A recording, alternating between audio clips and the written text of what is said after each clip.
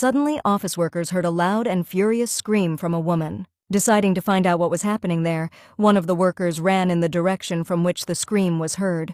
Having replayed in his head different versions of what could have happened, the hero did not expect at all what turned out to be in reality. Holding their boss by the front of her white shirt covered in red spots, the woman shouted at her in fury. The heroine's face and hair were also red, and she believed that God would certainly punish her. Some employees were horrified, thinking that the girl had bloodstains on her, and hurried to call the guards. However, those who saw what was happening from the very beginning knew that it was not blood, but kimchi cabbage.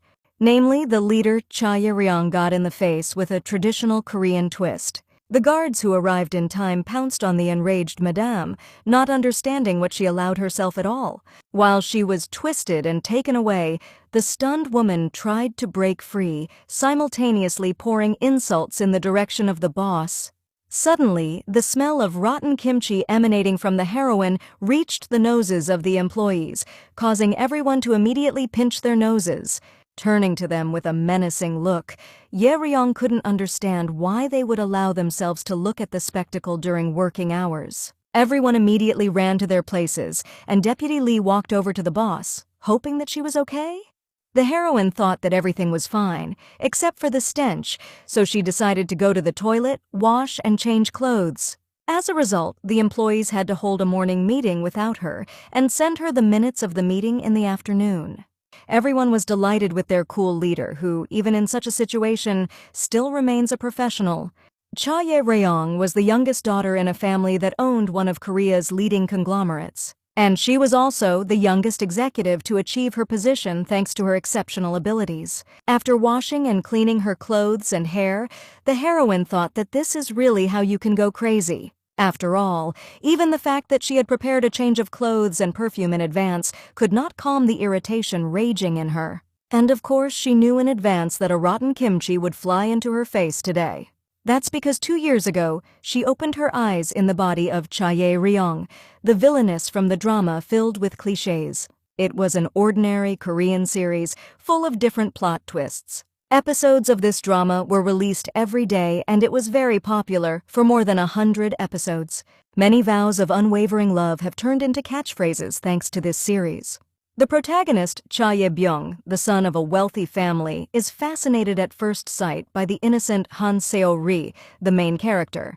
The love of these two withstands even the stubborn rejection of the family, which is especially demonstrated by Cha Ye-ryong, the sister of the main character.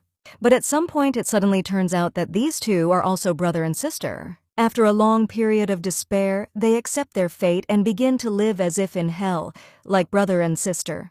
But then it turns out that Cha Ye-byung was an adopted child, which made him and the main character completely delighted. However, around this moment, the main character gets into an accident and completely loses his memory. He regains his memory despite Cha Ye-ryong's evil schemes, but suddenly falls ill with cancer. And when the lovers were already preparing for a tearful farewell, Park Yoon-woo suddenly appears, who becomes his donor. At the same time, while saving Cha Ye-byung, the hero dies from complications after the operation, along the way wanting them to name their child after him. In the long-awaited finale, the lovers stand on the beach, looking at the sky, and decide to be happy for the sake of their savior. This drama became a worldwide hit, although it received a lot of criticism, for example, that those who wrote the script should be fired. When the news about the remake of this series appeared, the heroine became one of the actresses who wanted to star in it. Of course, at that time, she did not suspect that she would be stuck in the world of this drama for 2 years. Back then, the girl was just an unknown actress, and did she really want to get the role of Cha Ye-ryong so desperately? Thinking about it, she was driving in the car, heading to her home, and seeing a red traffic light, the heroine pressed on the brake. Instead of reminiscing, she decided that it would be better to think about what to do next. Even if the drama ends, there are no guarantees that she will be able to return to reality. In any case, there is only one option left, and that is to watch the series to the end. Seeing the green signal, Ye-ryong slammed the gas pedal all the way down, rushing forward. At home, she was met by the housekeeper, Kim Sung-sun, who was shocked by the sight of the mistress, not understanding what had happened to her. The heroine pretended that she just accidentally turned over a plate of kimchi at lunch. In addition, she wanted the woman not to say anything about it to other family members.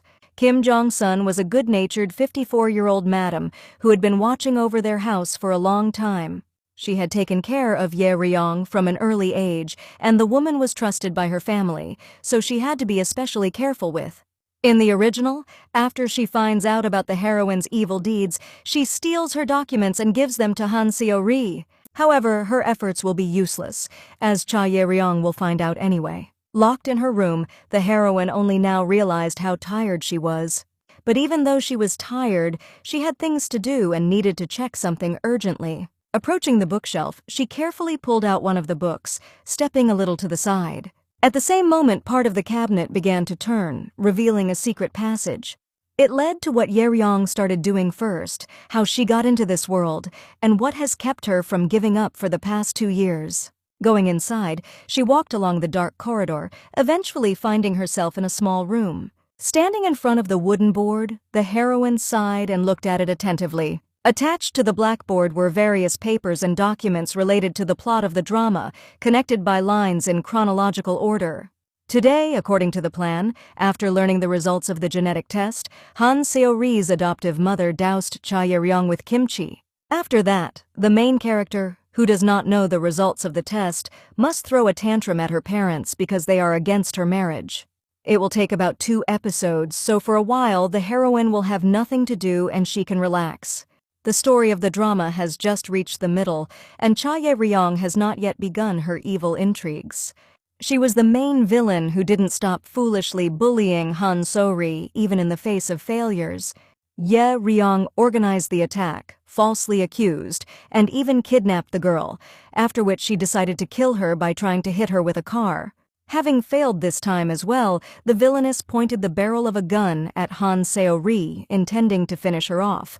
But suddenly the girl screamed, believing that there was guilt in the dream, but the person himself was not to blame for anything. Hearing this scream, Ye Ryong dropped the gun from her hands and fell to her knees in front of the main character. She was so impressed by these words that she immediately came to her senses and gave up. Abandoning her evil plans, the girl ended up in prison, where she spent the rest of her days. And now, knowing all this, the heroine, of course, was not going to follow this path. Next, Han Seo-ri will flee to Busan after listening to his parents' conversation, and Cha Ye-byung will realize that it was all his sister's plan. He will have to come to Seoul and come to Ye Ryong, after which the heroine decided to give him a phrase about the plot. Namely, she wanted to clarify that her brother would never be able to marry Han So-ri. However, the catch was that after this remark, the girl would again have to rest for a long time. This meant that she urgently needed to think of something to do alone. On the one hand, one might think that if Ye Ryong went to prison because of her atrocities, then maybe she just wouldn't be bullying the girl. But the heroine had one good reason why she could not do this, even if she wanted to.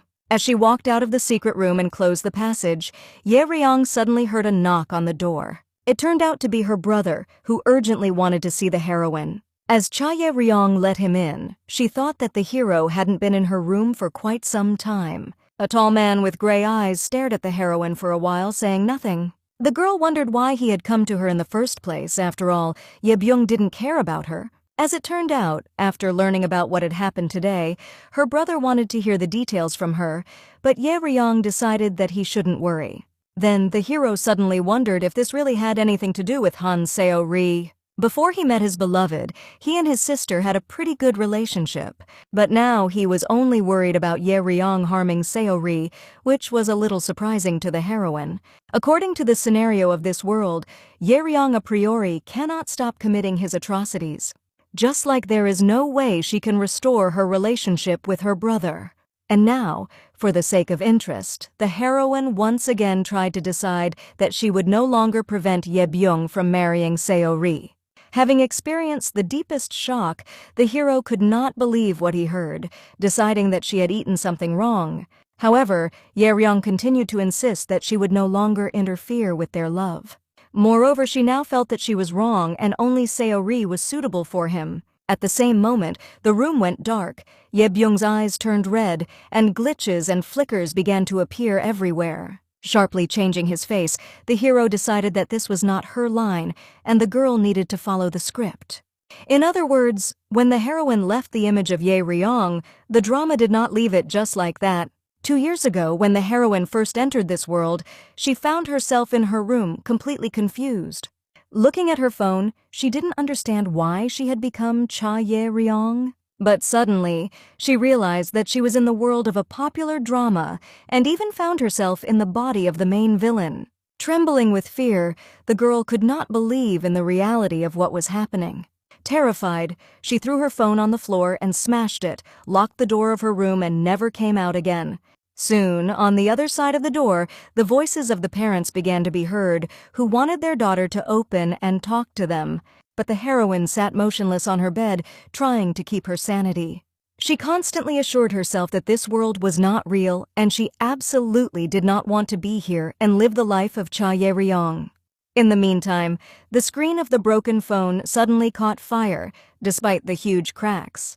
Noticing this, Ye Ryong was completely confused, not understanding what was happening and how was it possible. Suddenly, a voice came from the phone, calling the girl the head of the team and wanting to clarify where she was now. The voice began to repeat that she urgently needed to come to the engagement, and unable to bear it, the heroine covered her ears. But the voice turned to a shout, demanding that Ye Ryong immediately pack up and leave. Horrified and dismayed by what was happening, the girl decided that she had gone mad and closed her eyes. But at the same moment, noticing the red glow, she opened her eyes abruptly, numb with fear. The broken phone flew right in front of her face, studying the red light and demanding that the heroine immediately go to the exit. This happened several times, and she had no way to get rid of the role of Cha Ye Ryong. Therefore, even now, gazing intently into lifeless red eyes, she pretended to be joking.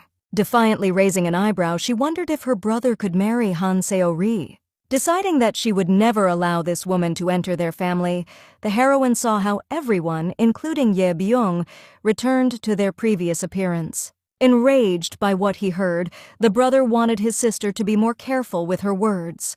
As he left, he decided that no matter how much Ye Ryong bothered them, the hero was never going to let the girl go. Of course, even so, the heroine did not intend to do everything as the drama would tell her. Instead, she wanted to play the role of Cha Ye Ryong so that the heroine would survive. The next day, when she came to the security department, she found out that they did not know at all how the woman was able to go up to their office. The cameras showed that Han Seo-ri's mother calmly walked through the fences, which shocked the guards. Not knowing how such a thing could have been taught, they took full responsibility on themselves, but Ye Ryong knew that it wasn't their fault. This world is made for a drama, and the things that have to happen for the plot happen regardless of common sense. So the guards must have been thinking of nothing when that woman came to them. Another problem is that the rest of the details are the same as in the real world. Continuing to repent of what had happened, the guards were ready to accept any punishment from the leader. Then she decided to accept an apology, believing that they had already thought enough about it, which caused the heroes to be stunned. At the same time, Ye Ryong sincerely hoped that since she did not punish them, then the drama would not do it in any other way. In any case, it is not their fault, so the heroine simply showed mercy to them. Later, as she was walking down the hallway, she was horrified to hear a familiar voice calling out to her from behind. Turning around, she saw Park Yun-woo, who decided that they had not seen each other for a long time, and he wondered if the heroine missed her. This character was Cha Ye Ryong's fiancé, as well as a minor character who was unrequitedly in love with Han Seo-ri. Having fallen in love with her at first sight, he has become a cold, handsome man who does not pay attention to other women. This means that he was clearly not the kind of man who should smile at the heroine as sweetly as he does now.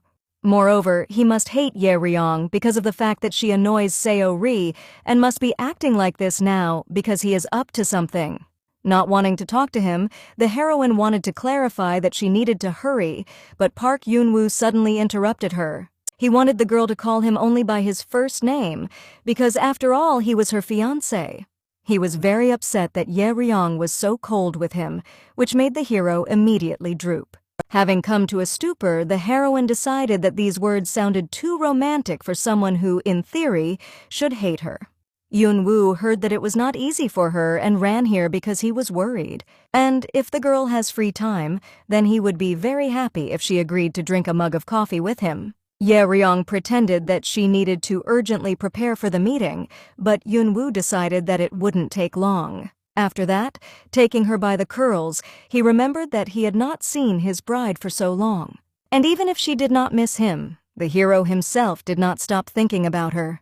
Now the hero was acting like he was a different person and Ye Ryong didn't understand what was going on. In addition, if the groom asks for it, then it will be strange if the bride simply refuses him. Therefore, the heroine agreed to drink coffee with him, specifying that it would not be for long. Eunwoo looked at her languidly, which made the girl blushing sharply and demanding to speed up immediately. Her behavior, like herself, seemed incredibly cute to the hero, which made him smile. As he followed her into the cafeteria, Yunwoo stared at her with Ye Ryong running thoughts in his head. Sitting down at the table, the hero hoped that the girl had no plans for the weekend because although they were engaged, they had never gone on dates. But the heroine decided that lately she has been so busy that she has no days off at all. In addition, she did not understand why Yunwoo, as an executive director, shamelessly skipped his work. She was also stunned by the fact that lately, the hero has been trying to seem like a real groom. According to the original plot, he should only worry about Han Seo-ri, so Ye Ryong wondered what he was up to. She decided to find out directly, wasn't Yunwoo supposed to go to Seo-ri today? Taken aback by the unexpected question, the hero looked at the bride in amazement. He did not understand why he should go to this girl at all, which puzzled the heroine very much. Ye Ryong decided that Yunwoo should go to see her, if only because her mother came to the company and made a scandal. Suddenly becoming serious, the hero did not understand why he should care. From his serious look, the heroine immediately became confused, being shocked by what was happening. Looking at Eunwoo carefully, she thought his reaction to Seo-ri was extremely strange. Shrugging his shoulders, he decided that, although he was worried about it, the condition of the bride was more important to him. After all, is it wrong that he first decided to get acquainted with a loved one? His words at the end puzzled the heroine, because although he is right, why doesn't the hero worry about the one he is in love with? Of course, Yunwoo hasn't changed otherwise, so maybe everything is fine. Perplexed by the girl's gaze and silent gaze, the hero decided to clarify maybe she wants to say something to him. And if she didn't, did she look at him that way just because she liked his face so much? Hiding her inner embarrassment and shock with a smile, Ye Ryong considered him extremely narcissistic. Jumping up from her seat, she pretended that it was time for her to run, which made Yunwoo taken aback.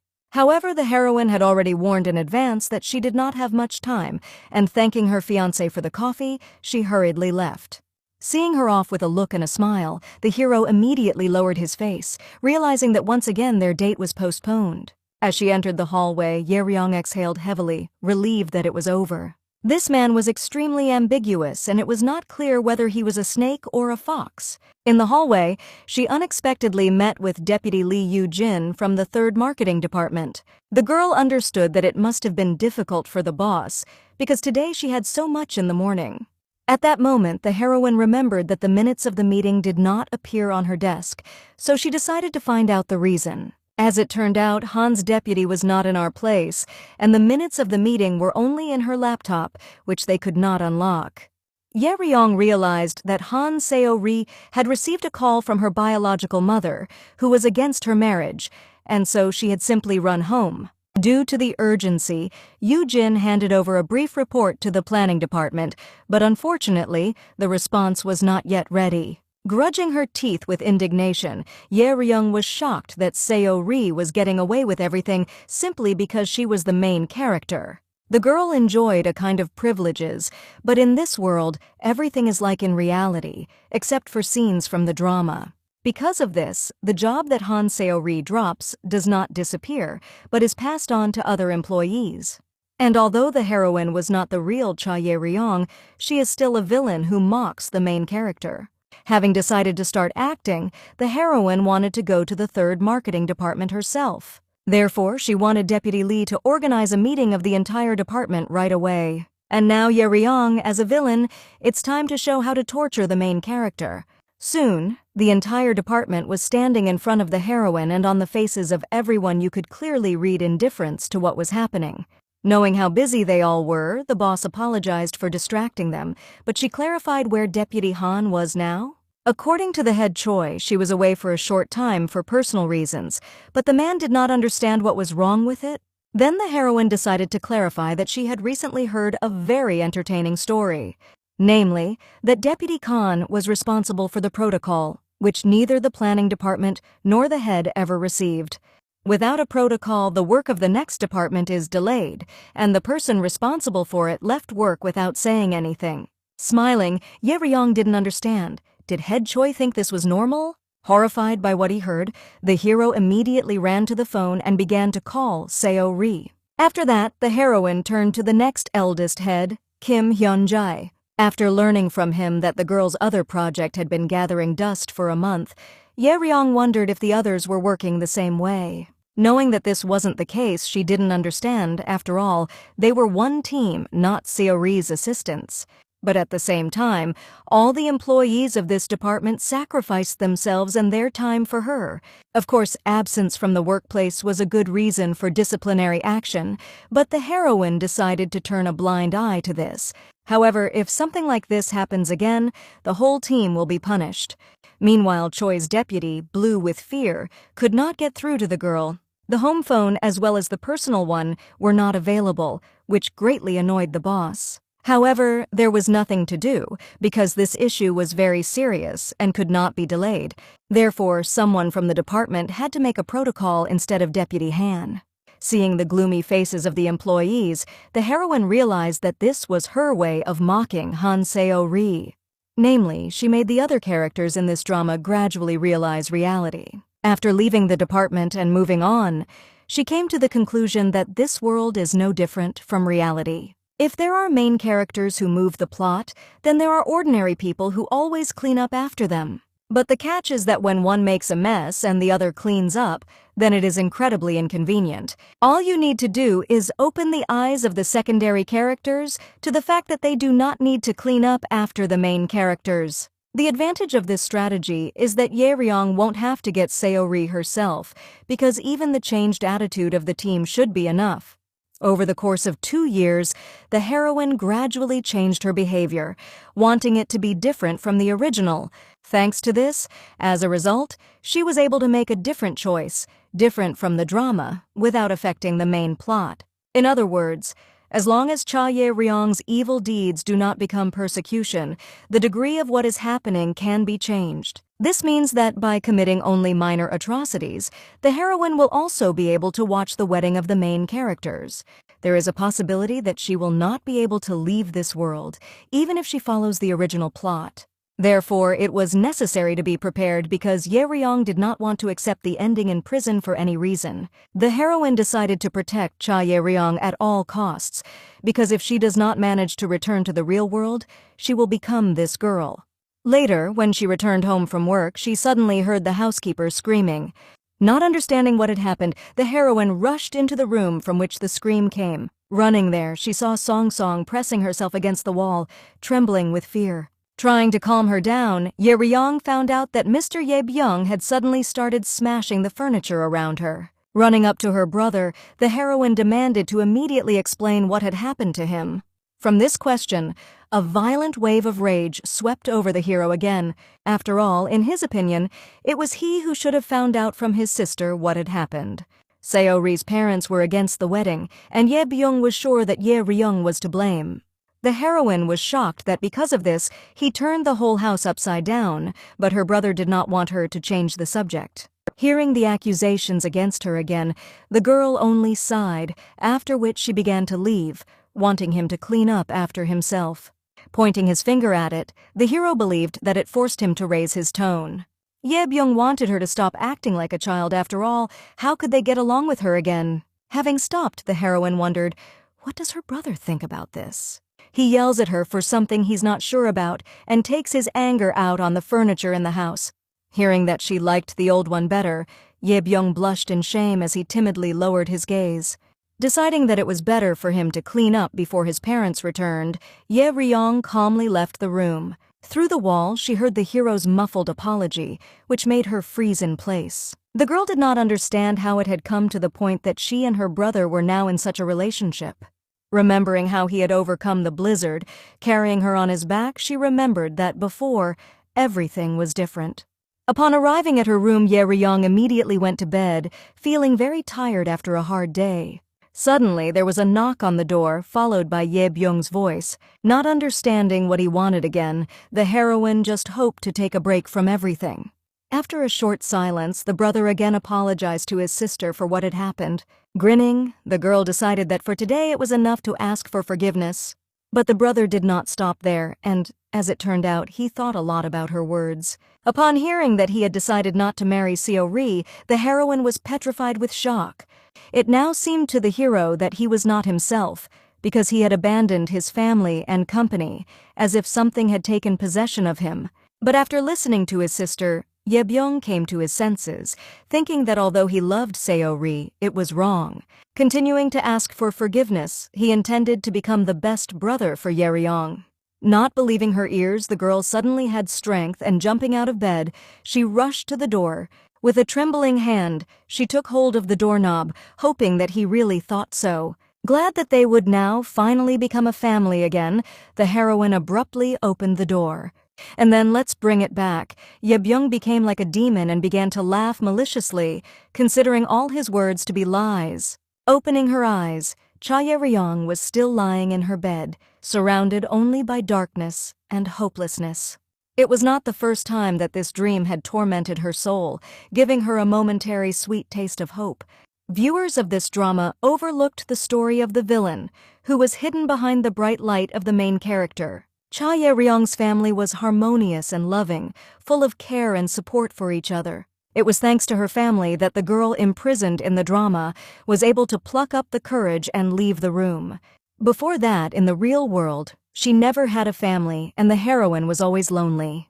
But here, for the first time, she felt the warmth of being treated like a daughter. However, with the appearance of Han So-ri, everything suddenly went awry and began to collapse. Because of the main character, Cha Ye Ryong's harmonious family fell apart very quickly. The son left his parents for Seo-ri, completely ruined relations with them. The parents themselves also quarreled with each other because of the appearance of an illegitimate child. And to top it all off, the daughter of the family was imprisoned for attempted murder. The heroine understood that this conflict with Ye Byung was nothing compared to what would happen next. She also knew for sure that she would never be able to forgive this ill-fated drama in her life. After all, in this world, everything was for the sake of the main character, and the pain and suffering of other people were taken for granted. This did not suit Ye Ryong at all, since these people also had their own lives, and everyone was important, not just the main character. The world of this drama was created so unfairly only for the sake of Han Seo-ri. Therefore, the heroine decided that she would gladly play the role of a villain and mock the girl. However, now it was time to gather these thoughts as well, Ye Ryong called her colleague. Later, when she arrived at the office, she greeted the employees, who for some reason decided that she had become even more harmful. The meeting was supposed to start at 3 o'clock, and after it was over, it would be necessary to immediately prepare for the next meeting. Being shocked by her busyness, the heroine did not understand why this place was so similar to reality. First of all, she decided to look at the minutes of the meeting of the third marketing department. Going to her office for this, she unexpectedly bumped into a certain person in the corridor, falling painfully to the floor. Stretching out his hand, the man wanted to help the girl get up, for which he received gratitude in return. Looking at him, Ye Ryong realized that he was not an employee of their organization and wondered who he was. Startled, the man hurriedly lowered the visor of his cap and began to leave, specifying that he was from the fast service. To his horror, the heroine tried to stop him, which caused the hero to become dismayed. But as it turned out, she just saw a hairpin dropped by a man on the floor and decided to return it to him. Ye Ryong thought that this jewelry belonged to his girlfriend, and after receiving it back, the hero thanked him and very quickly disappeared from sight. Exhaling for a long time, the heroine noticed that this big and clumsy guy was quite cute. Continuing to the office, she met Deputy Lee, who was just in a hurry to see the leader. As it turned out, she came to bring the long-awaited protocol to the boss. However, after noticing something in her office, Yoo-jin thought that the heroine was having a special day today. Not understanding anything, Ye Ryong was completely confused by these words. In her office was a large basket with beautiful flowers, as well as a love note from Yun-woo. The hero understood that his fiancée had been very busy lately, so he did not want her to overwork. These words made Ye Ryong even more alarmed, and she decided that she needed to be more careful with him. Yunwoo's actions were becoming more and more pretentious, so he would need to keep an eye on him. However, be that as it may, these beautiful flowers really improved the situation well. Suddenly, a lady burst into her office without knocking, who began to furiously shout the name of the heroine. Looking at her hands trembling with anger, the heroine was glad that she finally showed up. Furious that her parents were against the wedding, Han Seo-ri was sure that it was Ye Ryong's doing. The main character was the only person in this company who called her boss not by rank, but by name. This scene was a plot, and having decided to start playing the role, the heroine wanted Seo-ri to be more careful in her words and actions. After all, they were now in the company, which meant that the girl needed to observe subordination. Outraged by this answer, Seo-ri felt that Cha Ye Ryong herself was behaving inappropriately, but the heroine demanded proof. Hearing about this, the girl fell into a stupor, staring at the leader in bewilderment. Then Ye Ryong decided that she was behaving like this without proof, because she just wanted to take out her anger on someone. Moreover, the heroine hoped that Seo-ri had finished her morning chores before arguing with her, and also, she shouldn't be truant anymore. There was a limit to how much the girl's colleagues would cover for her, so Ye Ryong wanted her to focus on her work. Surprised at how cleverly the heroine veiled everything, Seo-ri decided that she was just threatening her. Ye Ryong herself understood that by and large, the girl's anger was justified because she was in the story of interfering with their wedding. However, even realizing this, it was very difficult to endure the endless stream of insults pouring from Seo-ri's mouth on the heroine. That was too much, especially considering that Ye Ryong didn't do it because she wanted to. Hearing that someone else came into her office, the heroine hoped that the guest would save her from this restless woman. The guest turned out to be Park Yun-woo, who was very surprised by Seo-ri's presence in his fiancé's office. At this moment, Ye Ryong felt relieved, as he was now supposed to rid her of the girl. Overjoyed at his appearance, Seo-ri Tu-ye threw herself into the arms of Yun-woo, who didn't understand what she was doing here. The heroine was also happy about his appearance for the first time, and, as it turned out, he wanted to know if she liked the flowers.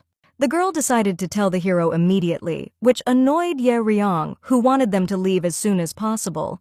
Suddenly, it dawned on her that according to the original plot, she and Seo-ri should be arguing now, and Yun-woo should appear much later.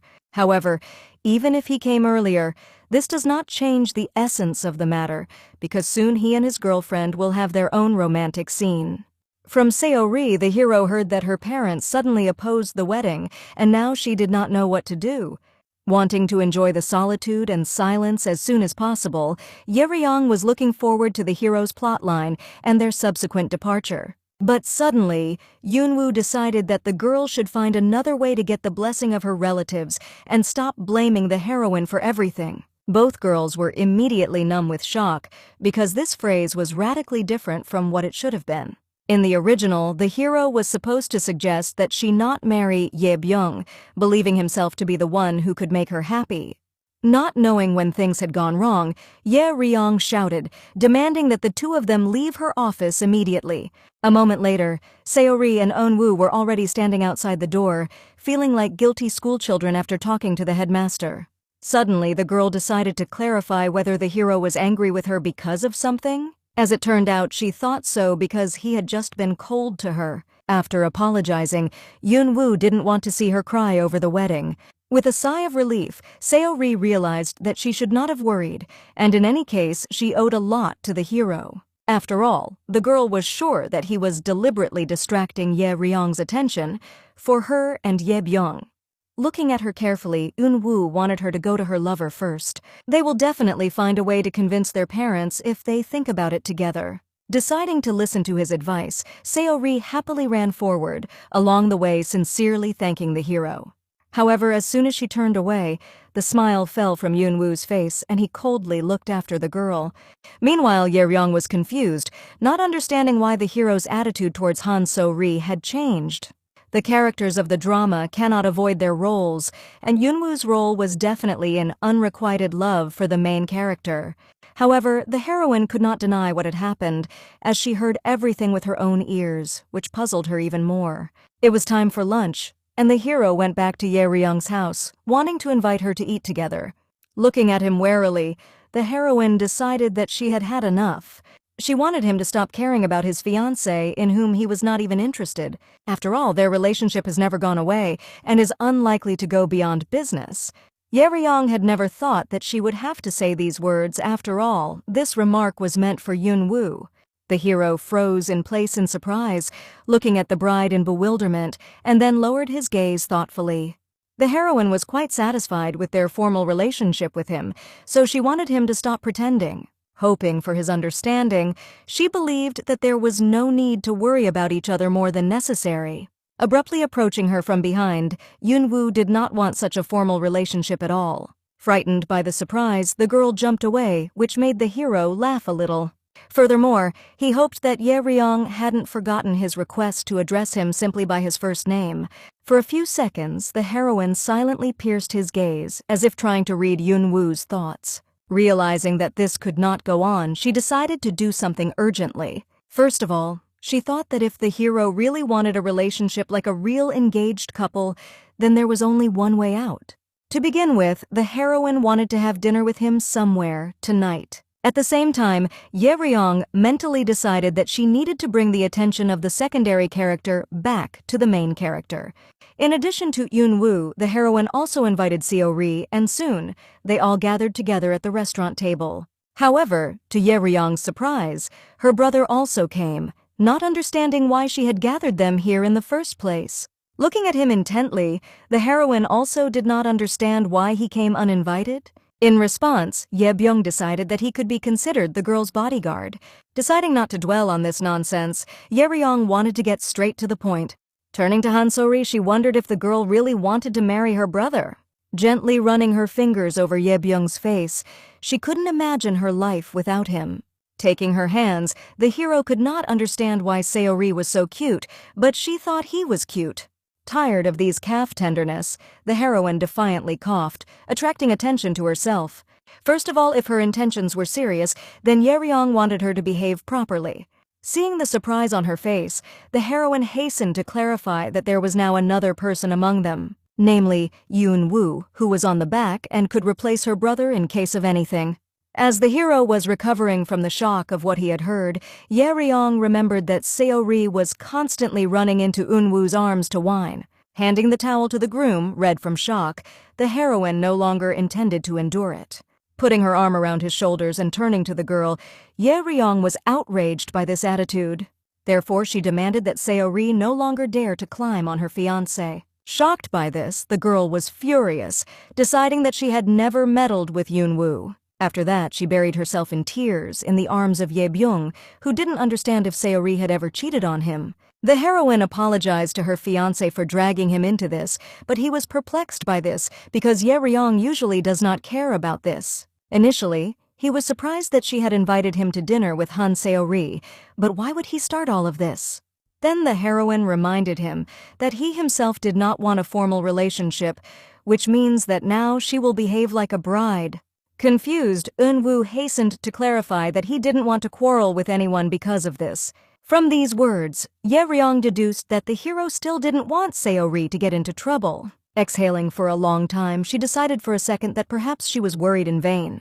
The heroine decided that he could now try to be a gentleman anymore. After all, she knew perfectly well that Yun-woo initially did not want to be engaged to her. Ye Ryung was sure that these words would be enough to cool the hero's ardor, and now there was no need to worry about him.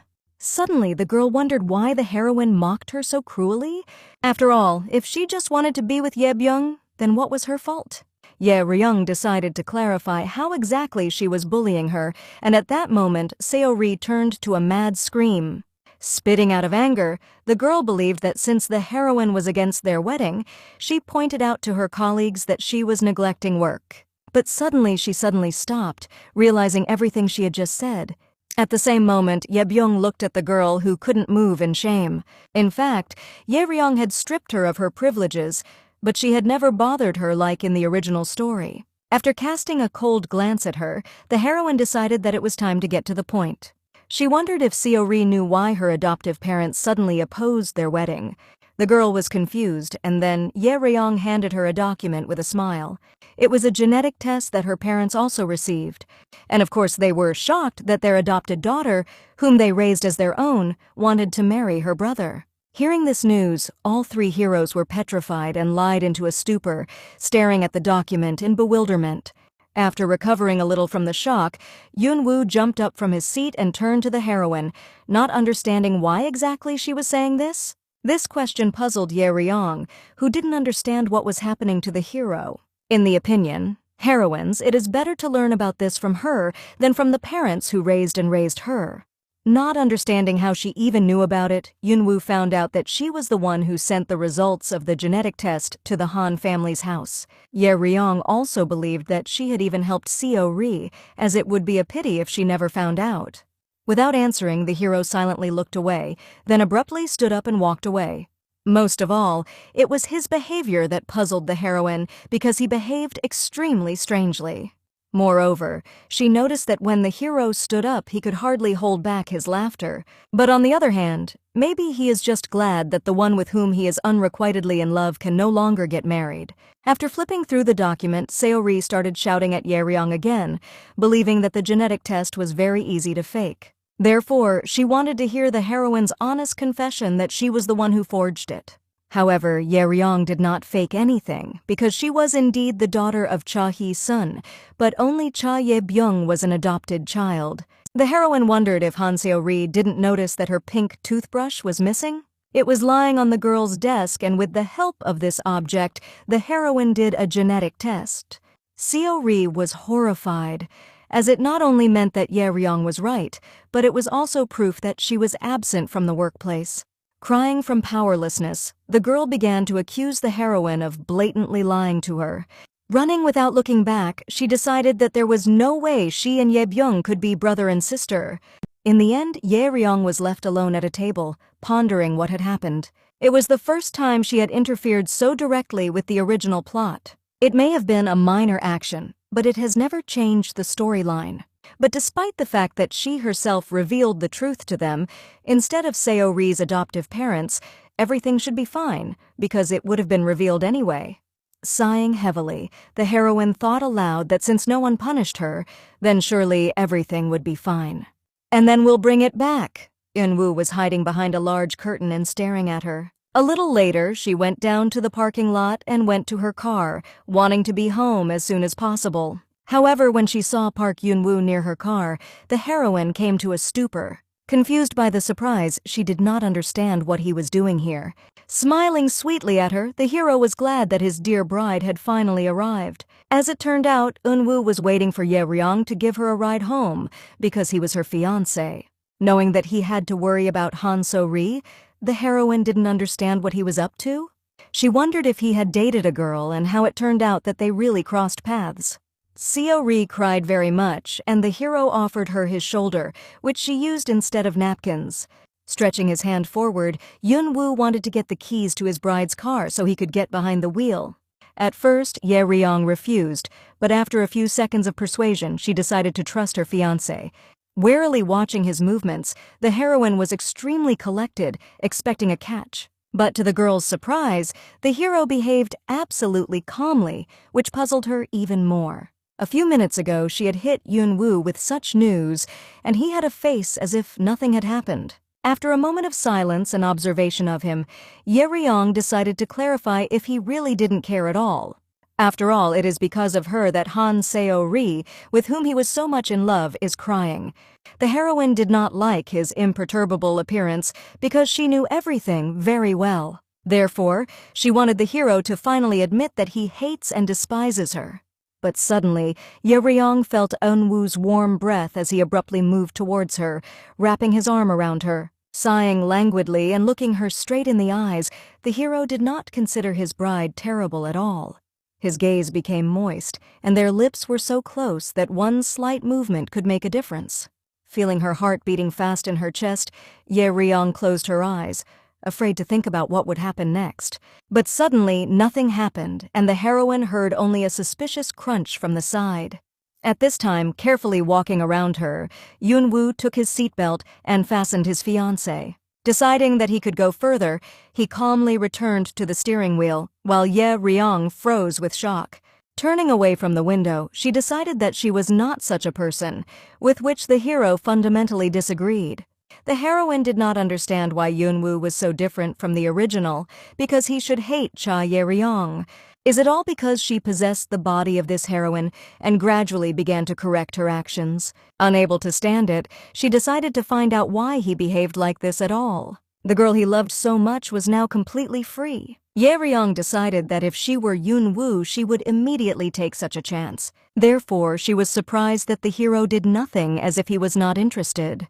Tired of such speeches, Yunwoo's face darkened for a second, which puzzled the heroine. Grinning, he did not understand what the heroine was talking about, because being her fiancé, the hero was not going to do anything like this. His answer sounded surprisingly sincere, and Ye Ryong realized that she couldn't get anything more out of him. Deciding that there was enough thought for today, she tiredly closed her eyes, resting after a hard day. Later, as soon as she opened the front door, her brother's desperate cry overtook Ye Ryong in a powerful wave. He wanted to hear from his sister, to tears, that all this nonsense about being related to Seori was just a mistake. Drinking one glass of whiskey after another, Ye Byung couldn't get over the recent news. Being shocked by what was happening, the heroine did not understand whether her brother could only drink non-stop. She wanted him to come to his senses as soon as possible. After all, it was the result of a genetic test from the hair and toothbrushes of Han Seori and his father. Furiously slamming the glass on the table, the hero had no idea what to do now. He could not look at the suffering of his beloved, and powerlessness tormented his soul. Looking at him sympathetically, Ye Ryong really felt sorry for her brother. But she also knew that there was nothing he could do about it now. Therefore, the heroine just went to another room, which caused Ye Byung to become completely confused. Looking desperately at his sister's trail, he hoped to hear that there was even the slightest chance of error in the genetic test. However, Ye Ryong didn't say anything, while keeping in mind that she should never relent. She couldn't tell him anything, and even if she tried, she couldn't go back to the old days. A picture of her brother heroically carrying her through a blizzard and a blizzard again appeared before the heroine's eyes. It was the winter of last year, and making his way through the snowdrifts in only his pajamas, the hero bravely walked towards the hospital. However, at that time, Ye Byung himself was also a completely different person. Later, Ye Ryong was lying unconscious on a hospital bed with an IV inserted into her arm. When she woke up and opened her eyes, she saw her brother, who had fallen asleep right on the chair, sitting next to her.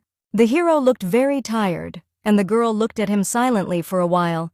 Suddenly, a doctor came into her room, glad that the patient had finally woken up.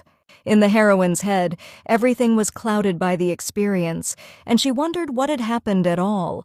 Smiling, the doctor remembered how the young man had brought the girl here, in only pajamas in such weather, while she was unconscious. The woman was delighted with her brother's heroism, because a little more and everything could have ended badly. Turning back to Ye Byung, Ye Ryong was shocked by what she had heard. After all, against the background of the history of the drama, it was extremely strange and incomprehensible. When did the hero manage to become a good brother? Deciding to wake him up, the heroine loudly called out to Ye Byung, causing him to jump on the spot. While he was trying to figure out what was going on, Ye Ryong decided to find out why he had done it. There was no need to risk his life for her, because it was not the first time she had fainted. In the past, the heroine lost consciousness due to the fact that she was locked in this crazy world. And now she did not understand why there was a main male character who did not know anything? Not wanting him to make such a fuss about her, Ye Ryong didn't think it was such a big deal, but Ye Byung compared her to a pig in response. Indignantly raising her eyebrows, the heroine turned around and unexpectedly received a finger poke on the cheek. Looking into her eyes, her brother did not understand what kind of nonsense she was talking about. While Ye Ryong was shocked by what was happening, her brother was indignant that she didn't even thank him, but still decided to forgive his sister. The hero could hardly believe that the girl really wanted him not to pay attention, even if she fainted. Before that, if something didn't work out, she locked herself in her room and cried, and then asked her brother to amuse her like some kind of clown. And now Ye Byung wanted to hear this request again, which greatly discouraged the heroine. The hero hoped that just like it was in childhood, he would cheer up his sister if something happened to her. After all, in his opinion, he was her caring brother, which made Ye Ryong completely taken aback. Looking at her, Ye Byung wondered, isn't that what family is for? Therefore, the next time if she felt bad, the hero wanted her not to be silent. He also planned to eat properly when the heroine's treatment was over. He had hoped that she would keep him company, but at this moment, Ye Ryong was deeply confused by the surging emotions. Seeing that she was bursting into tears, Ye Byung was frightened in earnest. However, the girl could not answer, lost in trying to comprehend what had appeared inside her. Even more frightened, the hero decided to somehow calm his sister, but she just wanted him to sit quietly. Later, leaning on it, they reached home, and on the way, the heroine realized that she felt an extraordinary calm inside. Approaching the house, the parents immediately ran out to meet them, glad that everything was fine. Although Ye Ryong was pleased to feel this warmth inside, she didn't understand where it even came from in this drama world. However, for the first time in her life, she felt so vividly in the arms of a real family. Feeling the warmth of her mother's hand, she wanted this moment to never end. Soon, Ye Byung broke off his engagement to Oh Seonhee, the eldest daughter of a wealthy family, for the sake of Han Seo-ri, which shocked his parents. The father was horrified that she was also his subordinate, and the mother decided that perhaps something had happened to her son, or he had gone crazy. Rejoicing that the main plot of the drama had begun, the heroine decided to immediately bless her brother to marry and take his side. The hero looked at his sister in bewilderment, and the father of the family fell into a stupor from what he heard. After that, he and his mother left, and in the meantime, Ye Byung stood up and looked at the heroine seriously. At the same moment, his eyes turned red, glitches flickered around, and the hero was surprised that even his sister was against him. Confused by what she heard, Ye Ryong knew for sure that she had blessed their marriage. But the brother, lowering his eyes, thought that, of course, he doubted the reaction of his parents, but he did not expect this from his sister. As a result, for 2 whole hours, the girl tried to convey to him that she was not against the wedding, but Ye Byung did not seem to hear her, continuing to accuse her. But the fact that in addition to accusations, he also begged Ye Ryong to accept her relationship with Seo-ri, completely drove the heroine crazy. Unable to take it anymore and realizing that there was no other way out, she decided to act according to the original scenario. Grabbing her brother by the shirt, she pretended that she thought he was out of his mind. After that, laughing maliciously, she began to threaten him that she would destroy this girl and he would never marry her. At this moment, Ye Byung's eyes finally turned gray again, after which he calmly looked at his sister. Slapping her on the arm, he wanted her to let him go immediately, after which the hero slowly walked away. At this moment, the brother was more disappointed than ever in the heroine he trusted so much. He was sure that she would understand him, but now it looked like she wouldn't. Left alone, Ye Ryong froze in tears, not understanding what she was expecting, because all her lines were predetermined. Then she made a promise to herself that she would play the role of a villain and follow the rules of this crazy world. And now, the heroine silently listened to her brother's shouts that there could really be no mistake in the test, no matter how much she didn't want it if Ye Ryong couldn't tell him the truth. Because if she tries to do that, the drama will force her to play the role again. The heroine understood that she was just a coward who wanted this story to end faster. Therefore now, Ye Ryong pretended that there could be no probability of a mistake, which is why the hero immediately sank. Her parents didn't know anything yet, but she was going to tell them later. Ye Byung categorically did not want this, so as not to shock them, but the heroine understood that sooner or later they would find out anyway. Shaking in frantic anger and resentment, her brother did not understand why she was doing this at all. Suddenly, they were approached by the housekeeper Kim, who wanted to announce the arrival of an unexpected guest. Song Song tried to stop him, but the man didn't listen, insisting on meeting Ye Ryong despite the nighttime. Not understanding who it could be, the heroine was shocked to learn that it was her fiancé Park Yun-woo. When she went out with her brother into the street, the first thing she decided to find out was what brought the hero here at such a time. Yun-woo apologized for the late visit, but he needed to speak to his fiancé urgently. But before he could finish speaking, Ye Byung decided to intervene, gesturing for him to shut up. After all, it was already night outside, and even if they were engaged, it was extremely unacceptable to come here so late. Remembering that they had just had an argument with him, Ye Ryong didn't know if he had a sister complex again. Suddenly, Eunwoo became gloomy and happy that the hero was also there. Hearing that this also concerned him, Chae Byung was extremely puzzled, stupefied. To his horror, it turned out that Han Seo-ri had suddenly disappeared somewhere. The girl left a letter in which it was written that there was no need to look for her, after which she disappeared. While her brother was shocked by what he heard, the heroine immediately remembered this moment in the original plot. One way or another, after finding out about her kinship with Ye Byung, Seo-ri had to flee to Busan. Covering his face with his hand, the brother could not understand why everything was happening like this. In addition, she almost married him, but why was Eunwoo the first to find out about what happened? Taking Ye Byung by the shoulders, the hero considered it unimportant because if he did not go in search of her immediately, he could lose the girl forever. Because the only one who can find Seo-ri is her hero fiancé? From these words, the heroine's brother cheered up and decided that he should do so. After that, he instantly rushed to look for her, and Ye Ryong thought that Eunwoo would follow him. However, the hero remained standing still, and the heroine looked at him intently. After waiting a little, she decided to clarify why he didn't go either. Eunwoo smiled mysteriously in response, and as it turned out, he still wanted to talk to his fiancée. The heroine was surprised that he had another topic to talk about besides the disappearance of Seo-ri. Moreover, he wanted to talk to her in person, so he hoped that Ye Ryong would invite him to her place. Thinking that she must have missed something else in the original plot, the heroine agreed to take him into the house. Having met the housekeeper Kim on the way, the heroine hoped that she would not inform anyone about the arrival of a guest, so as not to cause a commotion. Obediently agreed, Song Song wanted to bring them something, but the girl refused. However, turning to the hero, Ye Ryong wanted to clarify if she needed to bring him something. After thanking them for their care, he politely refused. After which they proceeded to the heroine's room. As they passed by Kim's housekeeper, the woman glanced at the guy. Meeting his gaze, she froze in horror as she felt a chill run down her spine. His gaze was cold, and Eunwoo's aura made every cell of his body tremble in fear. Song Song only needed 1 second to experience shock, after which the hero safely turned away and continued to follow the bride. Looking at him, the woman didn't understand if Ye Ryong's fiancé had always had such an aura. Finding herself alone in the room, the heroine wanted to end this conversation as soon as possible. But suddenly, Eunwoo began to laugh convulsively, covering his face with his hand, which made Ye Ryong confused.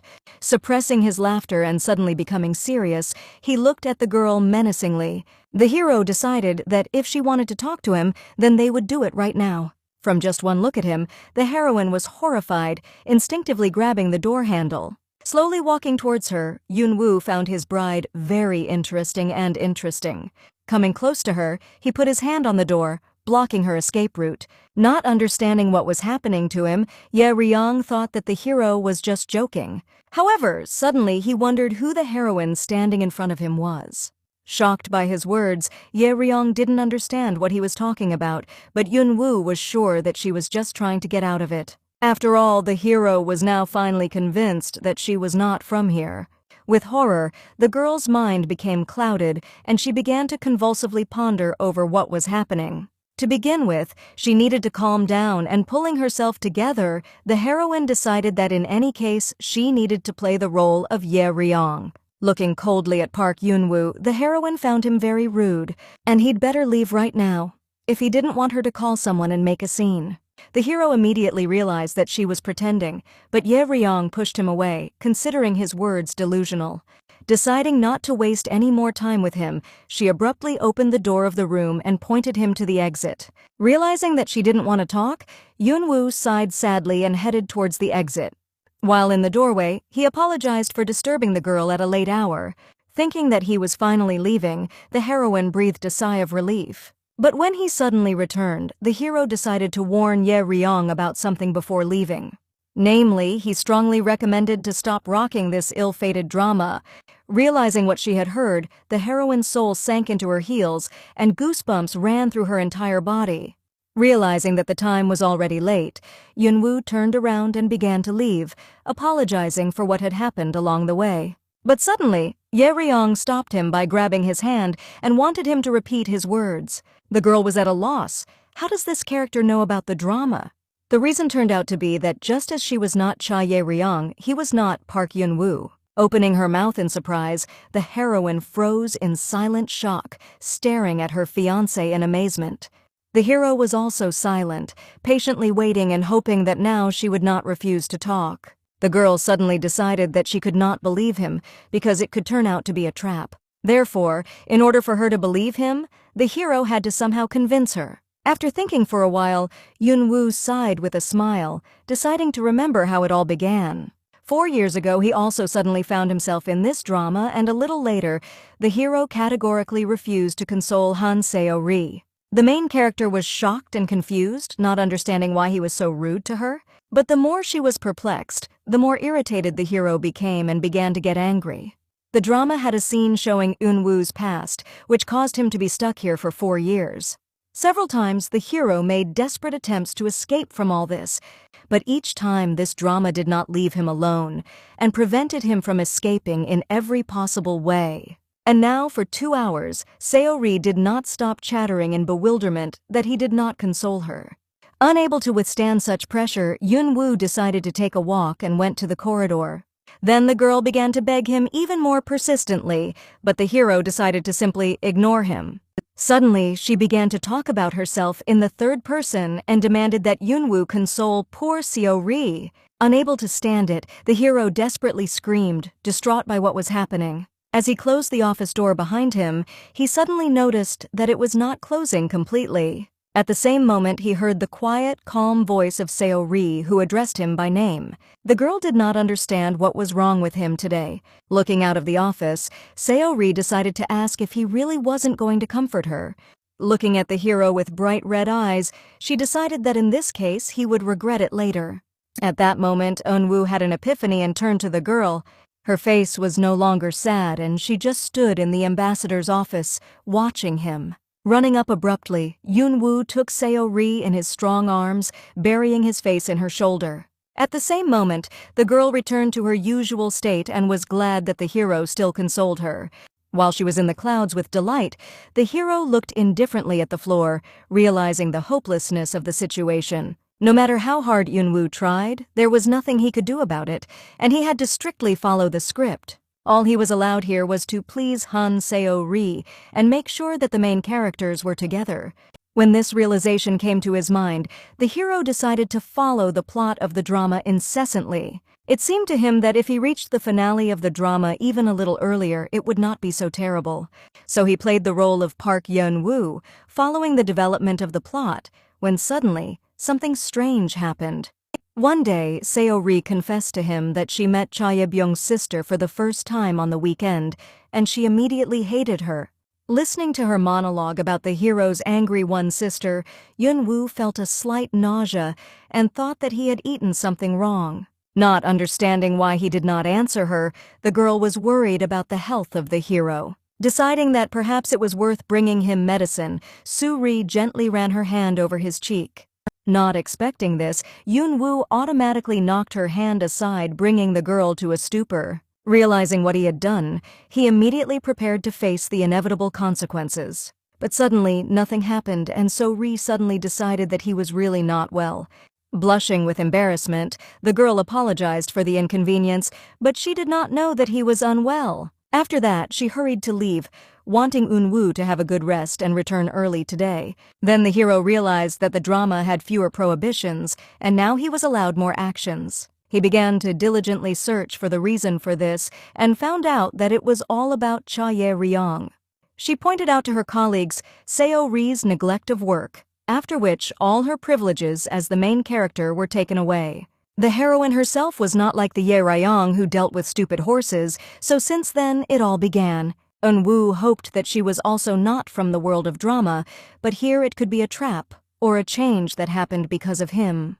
Therefore, the hero decided to follow her for a long time, and he had a lot of fun revealing her true nature. It was especially funny when Ye-ryong was embarrassed, but no matter what, Yun-woo wasn't sure of anything.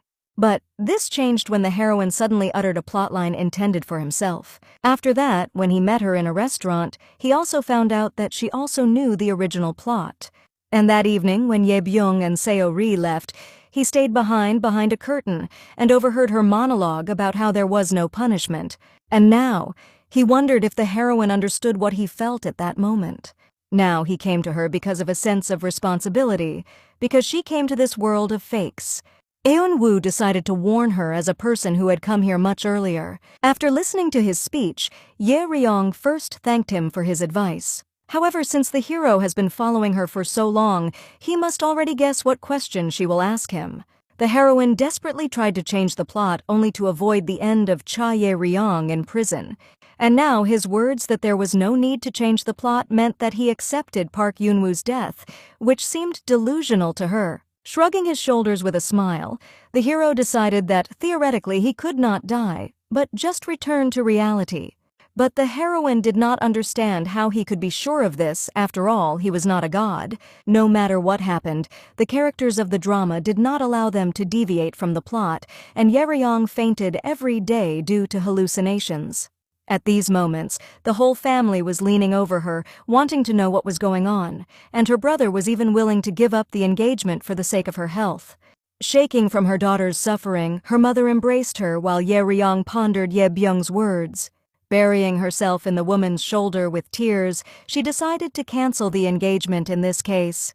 At the same moment, her mother put her hand on her shoulders and looked at the heroine carefully. Her eyes, like everyone else's, turned red, and they thought her words were wrong. They also decided that Ye Ryong should only do what she had to do. Every time she tried to get rid of this role, everything changed, and the girl had long been used to this world. And if she is trying to avoid the coming punishment, and Yoon-woo is talking about the possibility of returning to the past, then this may well be a trap. Suddenly, their conversation was interrupted by a phone, which, with a loud sound, notified of the arrival of a message. Taking the phone, Ye Ryong saw a message from her brother. 100 SEO Ri had left for Busan, and her sister was supposed to go to pick her up with him. The heroine knew that according to the original plot, only Park Yoon-woo had to go there. After showing the messages to the hero, Ye Ryong didn't understand how this could happen because she had stirred up the system. Taking the phone from her hands, Yoon-woo looked at it thoughtfully for a few seconds. It was clear that Cha Ye-byung had moved away from the plot and was now very angry, completely unsure of what to do. Having received the phone back, the heroine shuddered to understand that there had been a really big change in the plot. Originally, she wanted to just avoid the constraints of drama, but now it wasn't clear what she should do.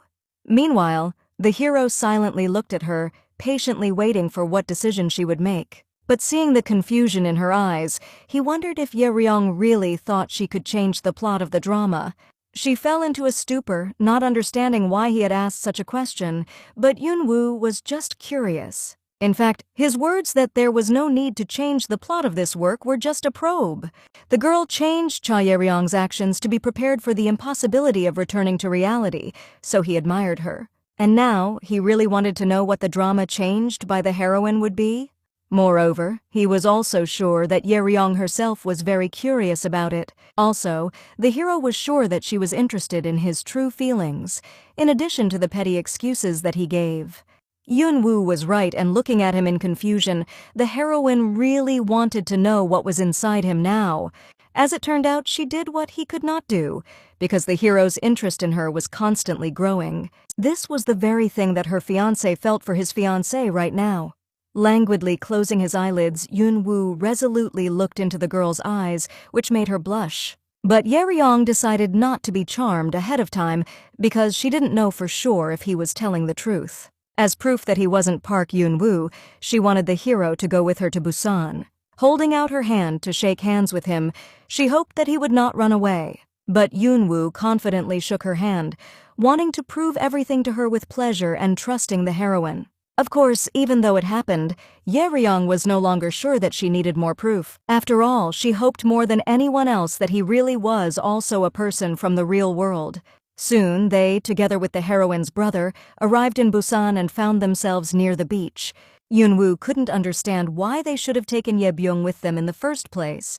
But as it turned out, the hero invited only his sister with him, considering her fiancé to be an uninvited guest. As a result, they quarreled, and from the outside it was clear that Eun-woo was deliberately teasing Ye Byung, affecting his factory settings. Tired of this, Yeryong decided that it was time for them to shut up and go find the girl. In addition, the brother drank and could not get behind the wheel, so he should at least be grateful. These words were a blow to the very heart of the hero, and Yunwoo, meanwhile, believed that the victory in the argument was his. The hero wanted to shake hands with his fiancée, who must have been so tired, but Yebyung demanded that he not meddle with his sister. But Yunwoo did not want to stop climbing on his fiancée, which made her brother very angry. But should Yunwoo hate her brother as much as Cha Yeryong hates Seo Ri? There is something that the heroine learned while experiencing the drama, and this is called the situation, namely, what she cannot give up. In her case, Cha Yeryong was definitely against her brother's wedding, interfered with their love, and hated his girlfriend, constantly mocking her. As long as the heroine followed these provisions, she could play with the plot of the drama at her own discretion. But did Park Yunwoo also have provisions that he was obliged to follow? And if he really was a human being like Yeryong, then what were his positions? After walking a little forward, the heroes very soon found Han Seo-ri, who was standing on the seashore looking into the distance. Running her hand through her hair, the girl reflected on the perishability of her existence and the inevitable love tragedy in her life. Looking at her with misty eyes, Ye Byung quietly whispered the name of his beloved, hoping that this nightmare would be resolved. At this moment, taking water from the bottle in his mouth, Yunwoo splashed a jet directly into the hero's head. Ye Byung started jumping in anger, which made him laugh a lot, and Ye Ryong wanted to get it over with as soon as possible. Gathering her thoughts, the heroine realized that here and now she had only two roles. She needed to convince her brother that Seo-ri was their sister and make sure that the girl came to their family, where she would have a real hell. Exhaling calmly, Yeryong resolutely walked towards her, confusing her brother. Approaching the girl, the heroine first of all greeted her, which made her shudder. Laughing, Yeryong no longer knew whether she should call Seo-ri by her first name or just call her sister. Looking at her with a lifeless look, the girl did not understand how the heroine found her. Pointing her hand at her brother, Yeryong decided that it was only thanks to him that she was able to do this. At that moment, Ye Byung and Eun-woo approached them together, but the heroine's brother took a step forward, leaving the hero behind. Approaching Seo-ri, he decided to find out why she disappeared without saying anything. After all, it was so dangerous. Suddenly, the girl drooped and looked at Ye Byung with a displeased look. She didn't understand why he had come here at all, because she had left without saying anything on purpose. With that, Seo-ri suddenly walked towards Yun-woo, simply bypassing the hero, causing him to be completely confused. Deciding to clarify why she had done this now, Ye Byung found out that it was just very difficult for her to see his face. Crying non-stop, she really didn't know what to do now, and hoped that Yun-woo would help her. Yeryong's fiancé looked at her carefully, thinking about a plan for what to do next. Looking at his fiancée, he came up with a brilliant idea of how to prove that he was also a person from the real world. At the same time, his cunning look puzzled and at the same time alerted the heroine. He was supposed to comfort the girl now, but instead the hero suddenly smiled at Yeryong. Shocked by his actions, the heroine now did not understand at all what was happening. Shifting his gaze to Seo-ri, Eun-woo became serious again, greatly confusing the girl. Seeing that he had made a move, Seo-ri decided that the hero would finally embrace her. But instead, he simply ignored her, safely going to the envy vest and leaving the girl perplexed. Yeryong was also shocked by what she saw and didn't understand what Park Yun-woo was up to. Taking her by the shoulders, he wanted the heroine to calm down and just look at what would happen next. He pointed her at So-ri, whose eyes immediately turned red and glitches began to appear around her. Looking furiously at the hero, the girl could not understand what he was doing. Streams of scarlet energy began to emanate from Seo-ri, and the girl herself wanted Yun-woo to immediately come to comfort her. Seeing that he was still not coming towards her, Seo-ri lost her temper as her eyes studied the bright light. The mere sight of her made Yeryong terrified and trembled, making her shake with fear. Standing in front of her and covering Yeryong with his back, the hero wondered how she was doing all this. He hoped that this proof was convincing enough for the skeptical and incredulous heroine. Smiling at his fiancée, he turned around and walked towards the girl. Approaching her, he heard that he had to do what was said and nothing else. Therefore, the hero obediently hugged Seo-ri, apologizing to her for his behavior. At the same moment, the girl came to her senses and decided that she did not want to return home. After all, even the thought that Ye Byung was her brother was killing Seori from the inside, burning her soul. Following the original plot, Yunwoo began to calmly console her, holding her close. From all this, the heroine now knew for sure that the drama reacted to him in such a way. And it seems that the hero's position was the inability to ignore what Han Seori wants. After that, Ye Ryong and Yunyao safely returned to the car, waiting for the heroes there. The groom was glad that she finally believed him, because he gave such good proof. The heroine decided to clarify whether his position is to do everything that the girl wants. It was from her that he had first heard about this word, and besides, Ye Ryong believed that his second position was to hate Cha Ye Byung. However, as it turned out, the hero just hated him so much because he didn't like him. Laughing, Ye Ryong wondered when he found out that she was also from the real world. Smiling, the hero remembered that it had happened quite recently, since she played her role very well. In fact, the heroine was sincerely grateful to him for not only finding out this, but also being able to prove it. Smiling and shaking hands, they decided to work together, trusting each other. However, Ye Ryong was still bothered by one strange thing that she couldn't understand. It remained a mystery to her. Why did Yunwoo come to terms with his death so easily? Because there were no guarantees. Deciding to ask about it directly, the heroine suddenly heard a knock on the window and her brother's angry voice. Not understanding what Yunwoo was doing in the car, alone with his sister, Ye Byung wanted them to get out immediately. Opening the window, Ye Ryong couldn't understand that if the protagonist of Tragic Love had calmed down, why weren't they going home yet? Hearing in response that the girl had one condition for returning, the heroine was puzzled. Proudly folding her arms over her chest, Seori wanted to get into the car only if Ye Ryong sincerely apologized to her. A few minutes later, both girls were standing opposite each other while the guys were waiting for them at the car. First of all, it was worth remembering that after this part of the drama, Seori would move to Jecheon and act like their sister. Therefore now, the heroine had to make the girl decide to do it herself.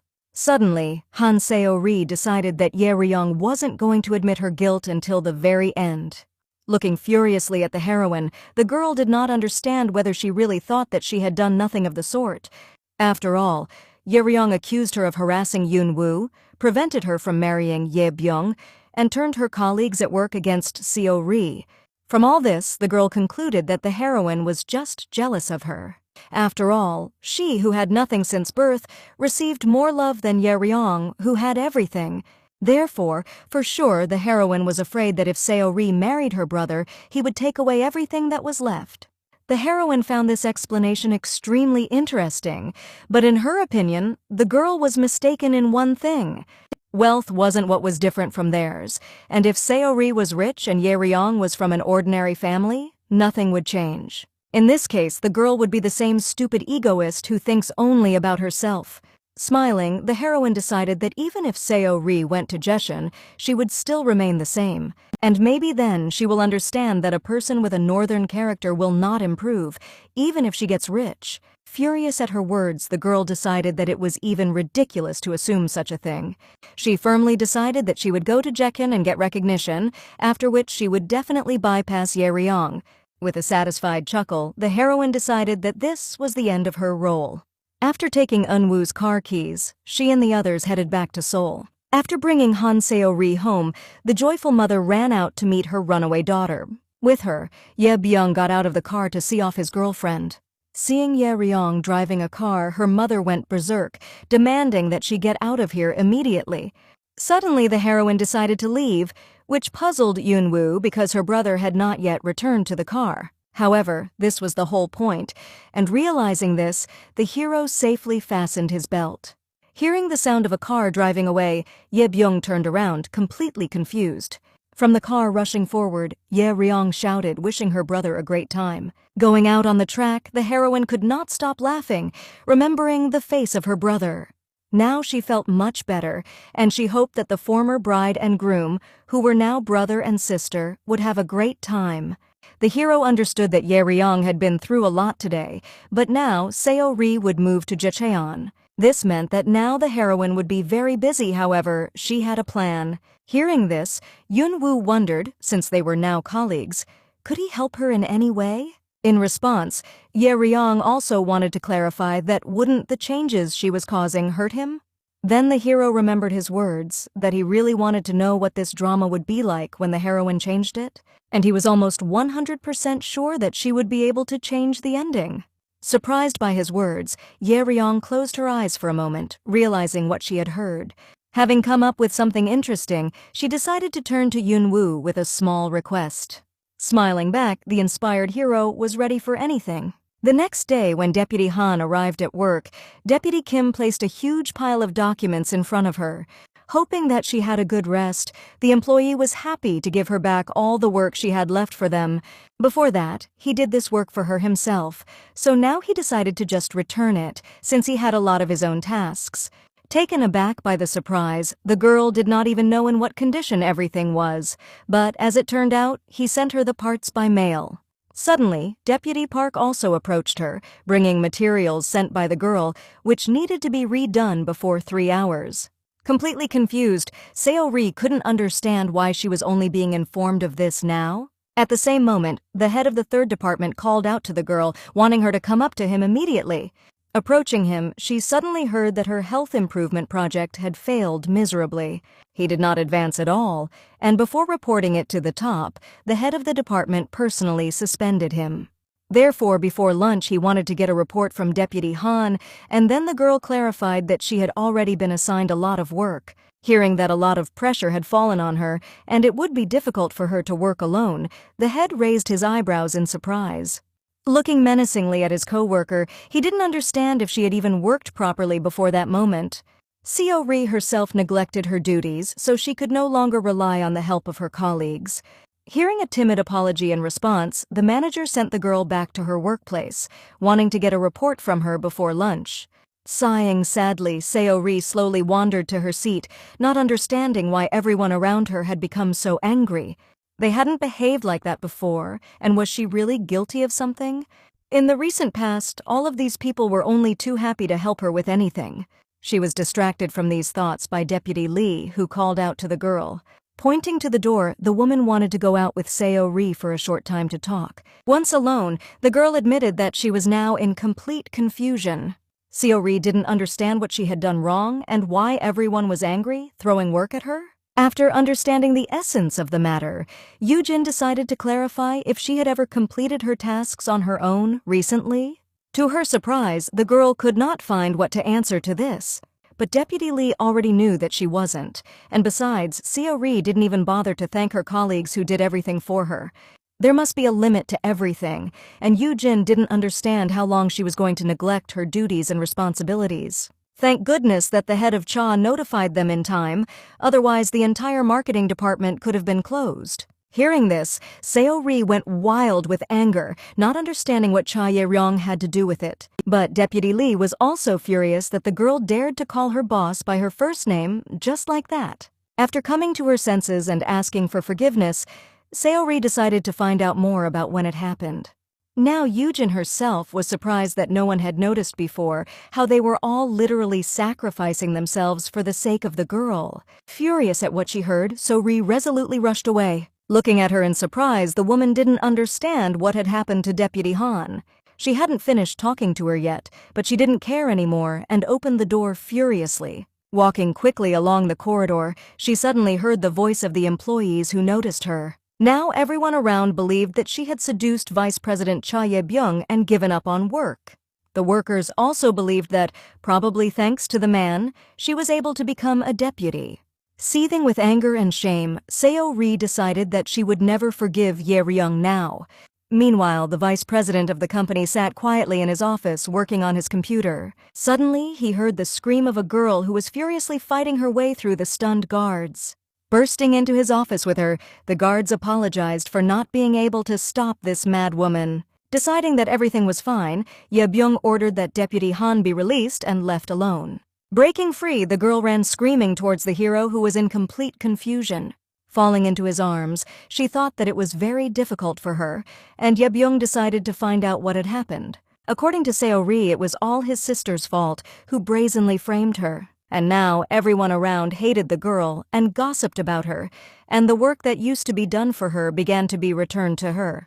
Because of Chaye Ryong, Seori was overwhelmed with work and her reputation was at the bottom, so she just wanted to die. After listening to her, the hero suddenly felt a strange feeling of awkwardness, which puzzled him a little. Recently, he really hadn't seen Seori at work, and could it be that this time, too, it was his sister's bullying? While Yebyung was immersed in these thoughts, she suddenly decided to make a request to him. Shaking with resentment and anger, the girl wanted the hero to help her restore justice.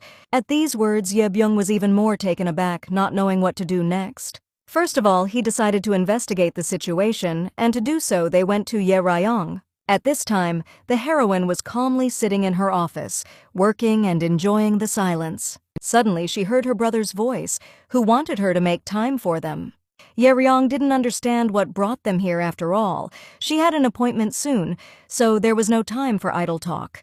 Thrusting Yebyung in the stomach with her elbow, Seori wanted him to hurry up and tell her everything. Scratching his head, the hero decided to clarify that did his colleagues really begin to hate the girl because his sister told them so? Exhaling in response, the heroine was ready for this, because it was expected. Getting up from her chair, she wanted to walk with them to the same place, which made both characters lie in a stupor. However, there was nothing to worry about, because Ye Ryong just wanted to show them what she had done. To do this, the three of them had to go to the third marketing department right now. Later, seeing the vice president of the organization and the head of Cha on the doorstep, the head of the third department was shocked. The heroine apologized for the unexpected visit, but one employee complained that she had been treated unfairly. Turning to Han Seori, Ye Ryong gave her word for everyone to hear her complaint. The heroine wondered what injustice had happened, that she even ran to her and the vice president. Shocked by her impudence, the girl began to scream heartbreakingly, accusing Cha Ye Ryong of turning her colleagues against her. She wondered if the heroine just talked to them or bribed them with a bribe, since they began to treat her so coldly. Seori didn't understand how everyone could listen to her words at all, since Ye Ryong was here purely through connections. Shocking everyone around her with her scream, the girl fell silent abruptly, continuing to breathe heavily and look furiously at the heroine. But suddenly, Seori noticed that everyone around her was looking at her strangely, which immediately drooped. Yebyung looked down at the floor and was sweating all over with shame, and the girl's colleagues couldn't believe their ears. After recovering from the shock, the head of the department bowed and apologized to the head of the department, Cha, for not being able to train the employee. Yujin also bowed and apologized for not being able to properly supervise her subordinate. Watching her superiors humbly bow their heads to Ye Ryong, Seori suddenly realized that she was really too turned on. Turning to her, the head of the department ordered the girl to immediately apologize to the head. Burning with shame, Seori also bowed his head to the heroine, deciding that she was really very worried. But Ye Ryong pretended that everything was fine, and besides, it was necessary to reveal what exactly she had told about the girl last time. However, the heroine wanted other employees of the department to remember her words themselves and voice them. Deputy Kim was the first to clarify that Leader Cha had never accused Deputy Han of anything. Seeing that the hero was looking at the vice president in fear, Ye Ryong hurried to clarify that everything was fine and he could state it openly. Now there was a situation in which employees did not need to be shy at all to speak in front of the vice president. After all, if anything, the heroine was ready to protect them herself in front of her brother. Deputy Kim recalled that recently, Deputy Han had been absent from her workplace due to bad events. Therefore, all her work was done by the team, staying late, but the girl took it for granted. Suddenly, Deputy Lee remembered that most of the employees couldn't even go to the bank for work. But why doesn't Han Seori use his vacation days and just leave work so freely when he wants? In addition, Deputy Han was very unserious about her work, and no one understood why she was the only one who received such privileges. The heroine did not slander her in any way, but only pointed out the problems of the department, so everyone had questions for the girl who even brought the head here. And also everyone did not understand how long Deputy Han planned to evade responsibility, while blaming the head Han. In shock and shame, Seori lost her mind and looked at Yebyung, hoping to get help. But the hero silently covered his mouth with his hand and closed his eyes, feeling a strong attack of Spanish shame. Ye Ryong knew that her brother must be upset. After all, in a way, he was to blame for this situation. The girl did not neglect her duties initially, but as soon as the drama began, the work faded into the background. In addition, because of the protagonist, who always helped her in everything, Han Seori began to lose her independence. Thus, she left everything behind because there was someone next to her who would decide everything for her.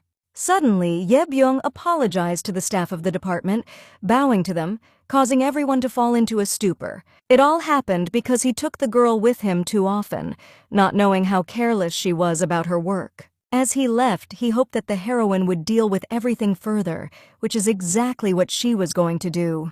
Looking happily at the departing hero, Seori expected to hear warm words of encouragement from him. But the hero did not even turn his head in her direction, with all his appearance showing rejection of what was happening. The girl was shocked that for the first time ever, he was even ashamed to look at her. Realizing that even Seori had suffered from him, Ye Ryong didn't know if she should deal with the situation first. First of all, she remembered the project about promoting style on social networks, which was developed by Kim Hyun-jae's deputy. As it turned out, the heroine received an interim report, which was excellent, and she believed that he had done an excellent job. Ye Ryong was also pleased with the work of Deputy Lee Yoo-jin, who had corrected the protocol template very well. Tormented by bitter resentment, Seori listened with hatred to the way Supervisor Cha praised the rest of the employees for their excellent work. At the same time, the girl herself was in such a state as if her soul was shackled in a vice, along with all the good things that she had. Having received flattering reviews from the heroine, the employees decided that they would never quit this department. Ye Ryong was completely confident that with such workers, this company was in good hands. The heroine also decided that Deputy Han simply misunderstood everything, so she hoped that the girl would become a little more serious. Even after she left, the employees of the third marketing department did not stop praising their boss. They literally thought she was perfect, and listening to this, Seori didn't understand where they got it from. According to the girl, Cha Ye Ryong was just lucky with her parents, and Seori could also behave like this if they were on equal terms. At that moment, the girl suddenly heard a whisper from the side about why she was still working here. Casting cold glances at Seori, Hyun-jae and Yoo-jin didn't understand how she could even get into this company. They decided that she had no shame or conscience since she had run to complain to the vice president, without even thinking about her mistakes. Unable to stand such an attitude, the girl abruptly got up from her seat and went to the exit. Walking along the corridor and going to the toilet, she locked herself in a cubicle, where she began to cry bitterly from resentment. Furious, she remembered that she was going to buy coffee for all her colleagues to show her gratitude for their help. And if it weren't for this Cha Ye Ryong, everything would be completely different now. The girl was angry that everyone believed the words of this selfish, without even looking at the situation through her eyes. After all, how could you blame Seori for neglecting her work, who got here because she studied hard? Unlike the heroine, who simply grew up in a family of rich people and knew nothing about real difficulties. At this moment, the thought flashed through the girl's mind that if she were Cha Ye Ryong, then everything would be different. If she had been born in the same conditions as the heroine, then what would have happened then? What if what Ye Ryong had originally belonged to her? Laughing at the sudden insight, the girl decided to take everything from the heroine. Distraught with anger, she decided that everything belonging to the heroine was originally supposed to belong to her. After a while, Ye Ryong was back at her computer doing work, when suddenly her work phone rang. Hastily picking up the phone, the heroine introduced herself without taking her eyes off the monitor in front of her. It turned out to be Secretary Kim, who in a trembling voice begged Cha Ye Ryong to proceed to the chairman's office. According to him, the head was now furious and was in the meeting room, from where a terrible rumble was heard. Therefore, the secretary wanted the heroine to come as soon as possible and stop her father. Cha Si-hoon was a charismatic and gentle man who established the principle of managing the corporation by family members. He was never angry, and even when Ye Byung broke off the engagement, his father's blood pressure just rose. Not realizing that such a thing could happen, Ye Ryong rushed to the meeting room. A frightened secretary was standing next to her, and when he saw the heroine running up, he was delighted. Trying to calm him down, Ye Ryong wanted to know, after which the chairman began to behave like this. But the hero himself did not know this. However, the head began to rage after meeting with Deputy Han. Surprised, the heroine thought that this could be the same scene in which Seo-ri shows the results of a genetic test. In the original, she realizes the love of her adoptive parents, who raised her as if she were her own. Therefore, even after joining the Cha family, being a member of it, she tries to prove her importance in order to repay her parents for taking care of her. At the same time, Cha Se-hoon feels guilty about his past and retires for a while, but soon returns and accepts Han Seo-ri. But in the original, there were no scenes where he was enraged, so after announcing her arrival in advance, Ye Ryong hesitantly walked into his room. The meeting room was a mess, and my father was standing across the room with a golf club on his shoulder. Breathing heavily, he turned around, and when he saw his daughter, he decided that she should not touch anything, as it was dangerous. Realizing that it was clearly not the first time he had done this, the heroine came to the conclusion that Ji-hoon still had that temperament in the old days. First of all, she turned on the light, not understanding why her father was there in complete darkness. She also wondered what they were talking about with Vice Han, but Ji-hoon pretended that there was nothing important about it. Nervously pushing the results of the genetic test away with his hand, he looked tired and wanted to go and rest for a while. However, Ye Ryong herself handed these documents to Seo-ri, so she immediately recognized them. Sighing, she decided to ask her father if the girl had confessed to him that they were related. Shocked by what he heard, Se-hoon didn't understand how Ye Ryong knew this. Lowering her eyes, the heroine remembered that she was the first to find out about it. Ye Ryong didn't want her brother to marry her, so she began to dig under Seo-ri and found out this information, passed it on to the girl. Sighing heavily, the father was extremely unpleasant that his daughter already knew about everything. When Ji-hoon was vice president, the secretary who worked for him had a younger sister. This woman was very greedy and longed to improve her status, and she was the one who became Han Seo-ri's mother. When he and his brother learned of Cha Se-hoon's engagement, the Tito invited him to their home under the pretext of congratulating him. They mixed sleeping pills into tea and took a few sips, which caused the hero to lose consciousness. Taking advantage of this, the woman became pregnant by him, and after that, Ji-hoon tried to take responsibility. But his grandfather, then chairman, conducted a secret investigation and found out about the dirty machinations of the woman and her brother. Therefore, threatening them with the evidence received, the old man sent both of them abroad and ordered the child to remain here. Seeing no other way out, the brother and sister said goodbye to the possibility of ever returning to Korea, and little Han Seo-ri ended up in an orphanage. Also, my grandfather made a very large donation to the orphanage for them to keep everything a secret. Upon learning about this, the heroine remembered that, to some extent, she expected such actions from the girl. However, that still didn't explain why Ji-hoon was so furious. She decided to ask her father directly what Seo-ri could say that made him so angry. When she learned that she wanted to gain power that only family members possessed, Ye Ryong was stunned. The heroine did not understand. Did she not want to get the opportunity to repay the debt to her adoptive parents? In Si-hoon's opinion, this would be a good thing, but instead she was brazenly blackmailing him. After becoming a copy of her mother, Seo-ri screamed, thinking that she also had their blood in her, which meant she had the right to get money and power. Her father, whatever it was, accepted the girl into the family, because although he was not happy with her, she was still not to blame for anything. Han Seo-ri herself hated her blood for being the sister of her beloved. But, for the sake of her parents, who raised her, she had to put up with it and do everything to repay them. The reason things changed so much was because Ye invaded this drama. Cha Se-hoon's past was not revealed in detail in the plot, so the heroine did not know that he was so tormented by it. But because she influenced the story so much, her father found himself in a more difficult situation than he should have been. Suddenly, Ji-hoon grabbed her by the shoulders and apologized, causing Ye Ryong to fall into a stupor. My father was very ashamed of his past, but he did not find the strength to tell about it himself. And now, he was sorry that he had hidden it, and that he had to involve Ye Ryong in it. The heroine did not understand whether she deserved these words, because she was not his real daughter, and did all this just to survive. If the media find out about Han Seo-ri's existence, the public will criticize Se-hoon as an irresponsible father. And of course no one will know the truth about what really happened. Therefore, seeing only one way out, Yeryong threw herself into her father's arms. She wanted him to accept the girl into their family, which made Ji-hoon confused. However, according to the heroine, Seori was now full of greed and no one knows what she can do. In the worst case, she can take advantage of the situation and distort the information as she pleases, and then spread it. Hearing this, the father was horrified, and he was grateful that he had such a prudent daughter. Ji-hoon decided to take care of everything, but Yeryong suddenly thought that she would do it herself. The father only needed to accept the girl and adhere to the minimum moral standards. And everything else, Yeryong intended to take into her own hands. If people suffered in a world that had changed because of her, then the heroine was going to become their shield.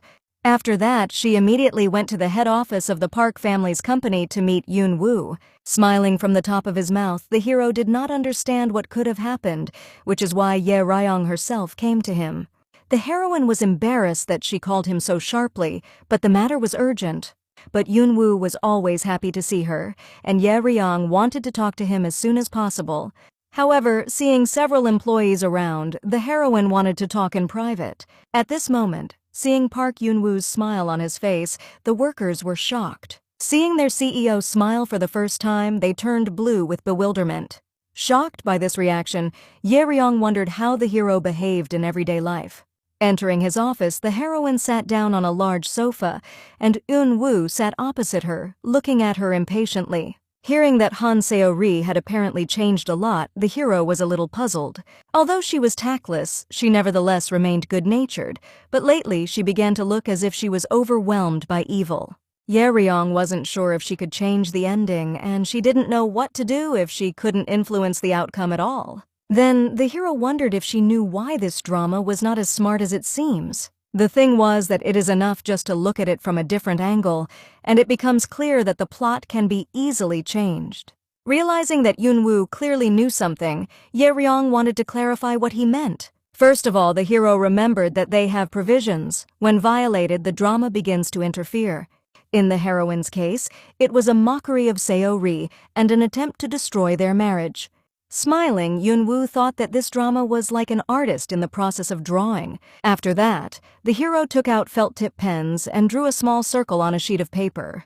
Starting to paint over it, he decided that in order to complete the sketch, the drama kind of paints him. And the paints or felt-tip pens in this metaphor directly denote him and Yeryong. However, if they, that is, the paints, go the wrong way, then they can go beyond the outline of the sketch. And in this case, the drama smears over these places until it achieves the desired result.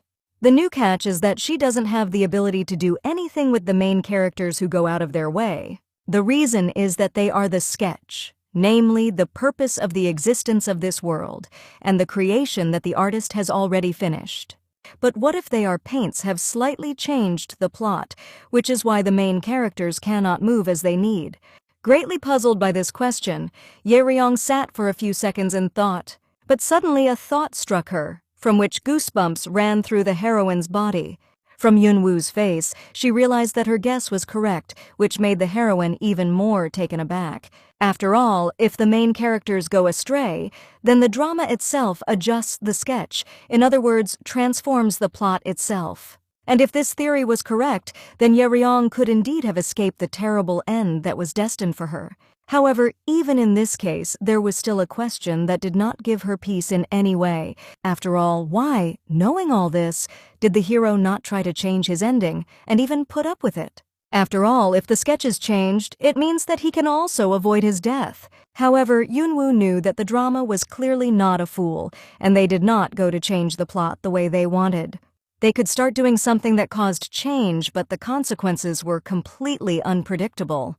There were only two options left for them, the first of which was hope and a happy ending. And the second option was despair, and no one knew what awaited them behind each plot twist. It is also possible that if the endings of Cha Ye-ryong and Park Yoon-woo change, then the heroes will no longer be able to leave here. And the heroine wondered, isn't he afraid to be stuck here forever? For a few seconds, the hero didn't answer this question, silently staring at Ye-ryong. Then, calmly exhaling, he decided that he was not afraid of it at all. The reason for this was that the heroine was next to him, which made her instantly blush. Laughing, she was surprised by such an unexpected and pleasant answer. Cheering up, Yeryong realized that since there was nothing she could do anyway, she should at least try. For the sake of a happy ending, she wanted to change the sketch together with Yoonwoo, inciting the main characters. Glowing with overflowing emotions, the hero gladly accepted this offer. After shaking hands, Yeryong decided that she needed to study Seori more first. After all, she needed to find out what exactly had changed. Grinning in response, the hero knew that there was no need to worry about it. Hearing that he had set up video surveillance of the girl, the heroine was stunned. In this, he was helped by certain friends whom he made as soon as he got into this world. Suddenly, Yeryong remembered that soon there would be a new brand launch party in their company. This event was a great opportunity that they had to take advantage of. This is a charity party where Han Seori will be officially presented.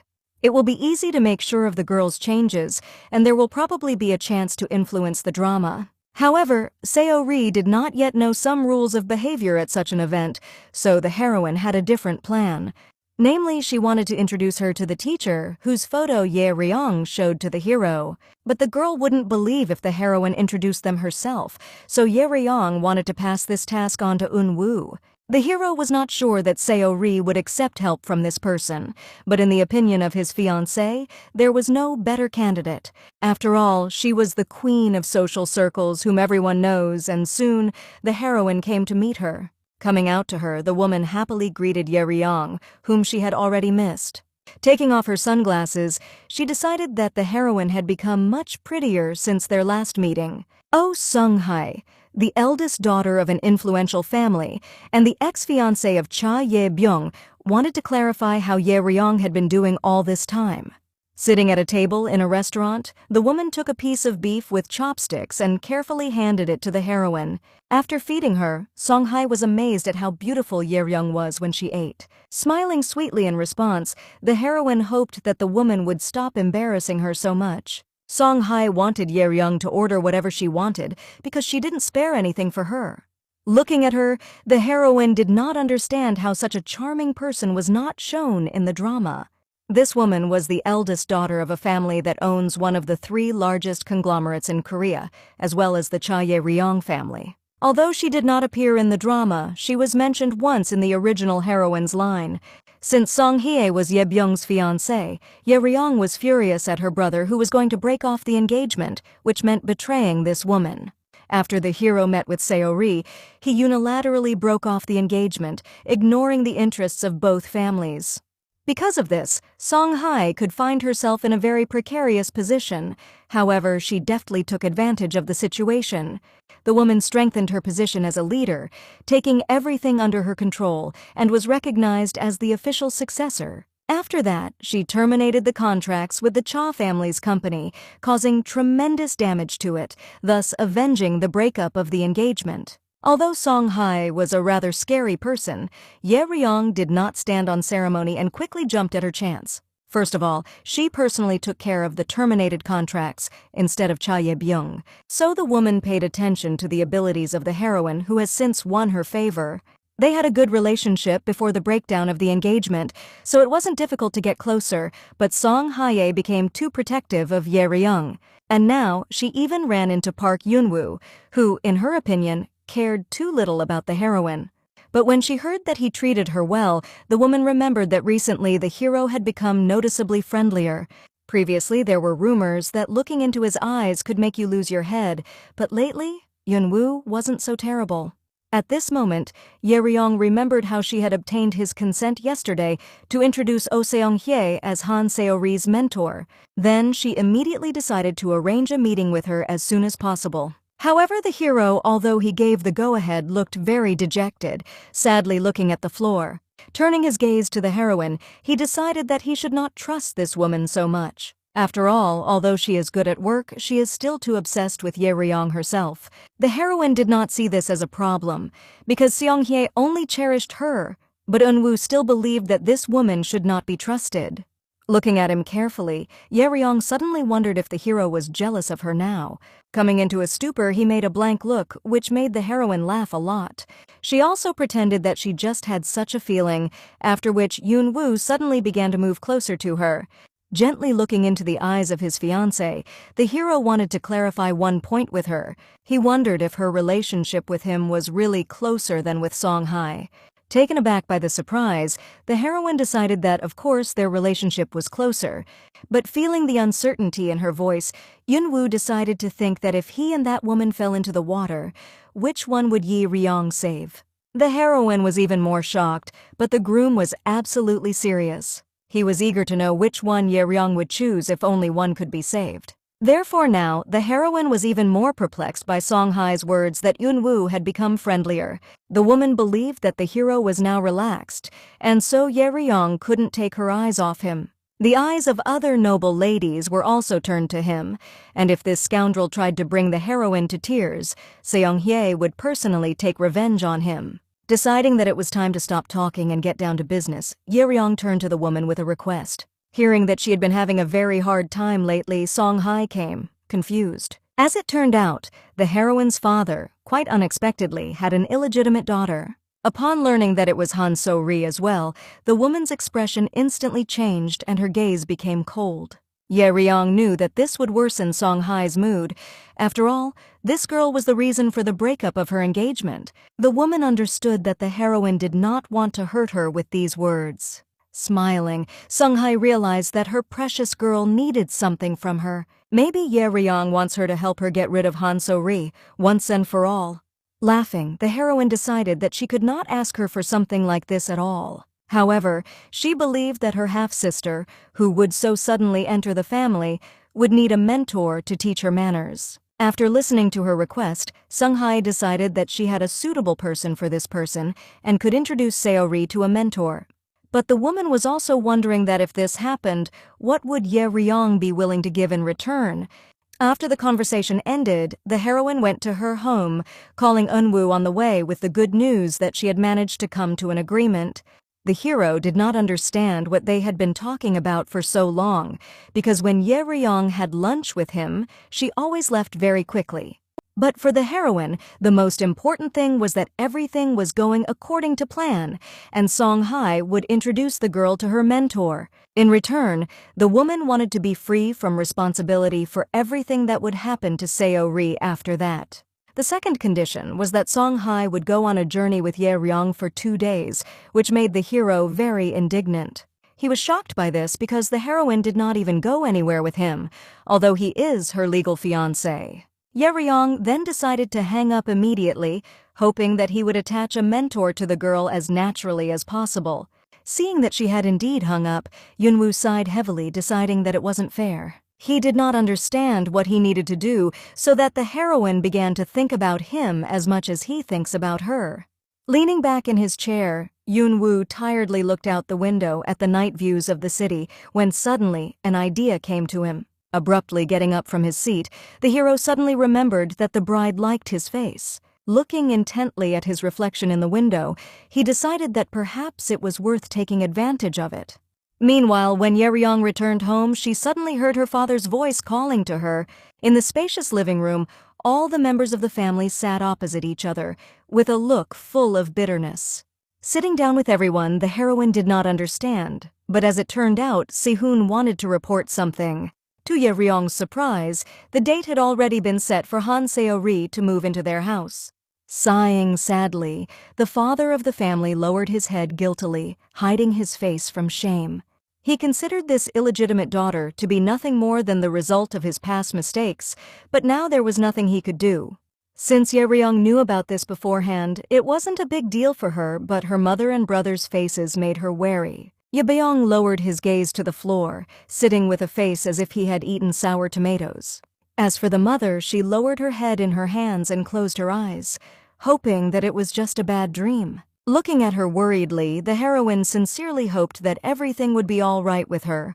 Suddenly opening her face, Mom screamed, not understanding why this girl should move into their house. The woman did not see such a great need for this at all and was categorically against it. She wanted Si-hoon to give Seori money and send him home, because it was probably all about money. The father blamed himself for everything, but the mother, on the contrary, considered him the victim of the crime. She would never forgive this woman and her illegitimate daughter, even if she did not know what her mother did. Moving closer to her mother, Ye Ryong gently took her hand, trying to calm her down. The heroine understood her feelings, but they still had to accept Han Seo-ri as a member of the family. The woman was even more shocked, but Ye Ryong knew that if they didn't, then there was no telling what the girl would do to spite them. Seo-ri can invent something and sell information to the media as provocative news. The heroine learned from Eun-woo that despite the fact that she had expressed a desire to enter their family, the girl was now full of anger. Seo-ri must still be unhappy that her existence is being hidden, and there is a possibility that she may go to the media. Therefore, they had to be the first to make a move before the girl could act. They will show that they accept her and take responsibility for the illegitimate child, officially admitting the mistakes of the past. Of course, this didn't make her mother's condition any easier, but Ye Ryong wanted her not to worry. The heroine decided to do everything possible so that their family did not suffer. Hearing these words, Ye Byung shifted his gaze to his sister, staring at the back of her head. After that, he suddenly wondered, maybe they were finally finished? Deciding to go upstairs, he wanted no one to disturb him for the time being. Looking after him, the heroine knew that her brother was now the hardest in this family. After all, he absolutely believes that the love of his life is actually his sister. Calling out to him, Ye Ryong suddenly apologized to the hero, which surprised him greatly. Ye Byung didn't understand what his sister was apologizing for, and as it turned out, she had decided to apologize in advance. After all, it is possible that something may happen in the future, and this will harm him, which the heroine did not want in any way. Turning away from her, the brother did not understand why he would ask for forgiveness for something that had not yet happened. Deciding that it didn't make sense, he continued to retreat to his room, followed by Ye Ryong's gaze. She decided that even though it hadn't happened yet, she had to apologize. After all, from that moment on, for the sake of a happy ending for her and Eun-woo, she was going to shake the life of the girl her brother loves. However, no matter what, the heroine could definitely promise Ye Byung one thing. Ye Ryong firmly decided that she would definitely make sure that he could smile again. The conversation was over, and the parents also went to bed, wishing their daughter good night. Having dealt with the situation, the heroine thought that, as in the original, Seo-ri would move to live with them, which means it was time to proceed to the next plan.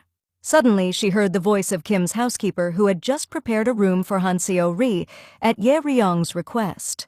The woman did everything as the heroine asked, but she did not understand why the girl's room would be completely empty. As it turned out, Ye Ryong didn't know her taste and wanted the room to be arranged the way Seo-ri wanted. Startled, the housekeeper wanted to clarify whether that illegitimate daughter would really come to their house. She did not know what the family had just discussed, but the hostess was furious, and the chairman did not seem to want it himself. The heroine was surprised that Song-sun was already so worried about this situation. In the original, after learning about Cha Ye-ryong's atrocities, Kim's housekeeper handed over all the evidence to the main character. But now everything is different, and the heroine herself has become different, so Ye Ryong did not want to make her worry. She pretended that she had already decided to accept Han Seo-ri, who had now become a member of their family. The heroine decided that although everyone would be confused for a while, at least she herself should try for the sake of their family. And she would have felt more confident if Song-sun had helped her, to which the housekeeper immediately agreed, moved to tears.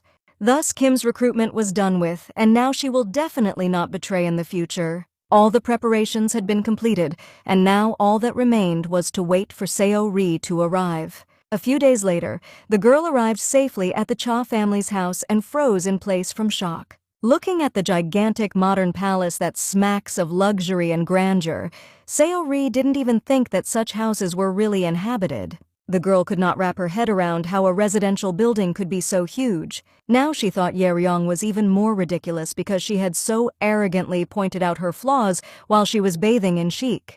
Seo-ri decided that if she grew up in the same place, she would surely become even more graceful than this. Suddenly, the heroine's voice rang out right behind her, from the intercom on the main gate.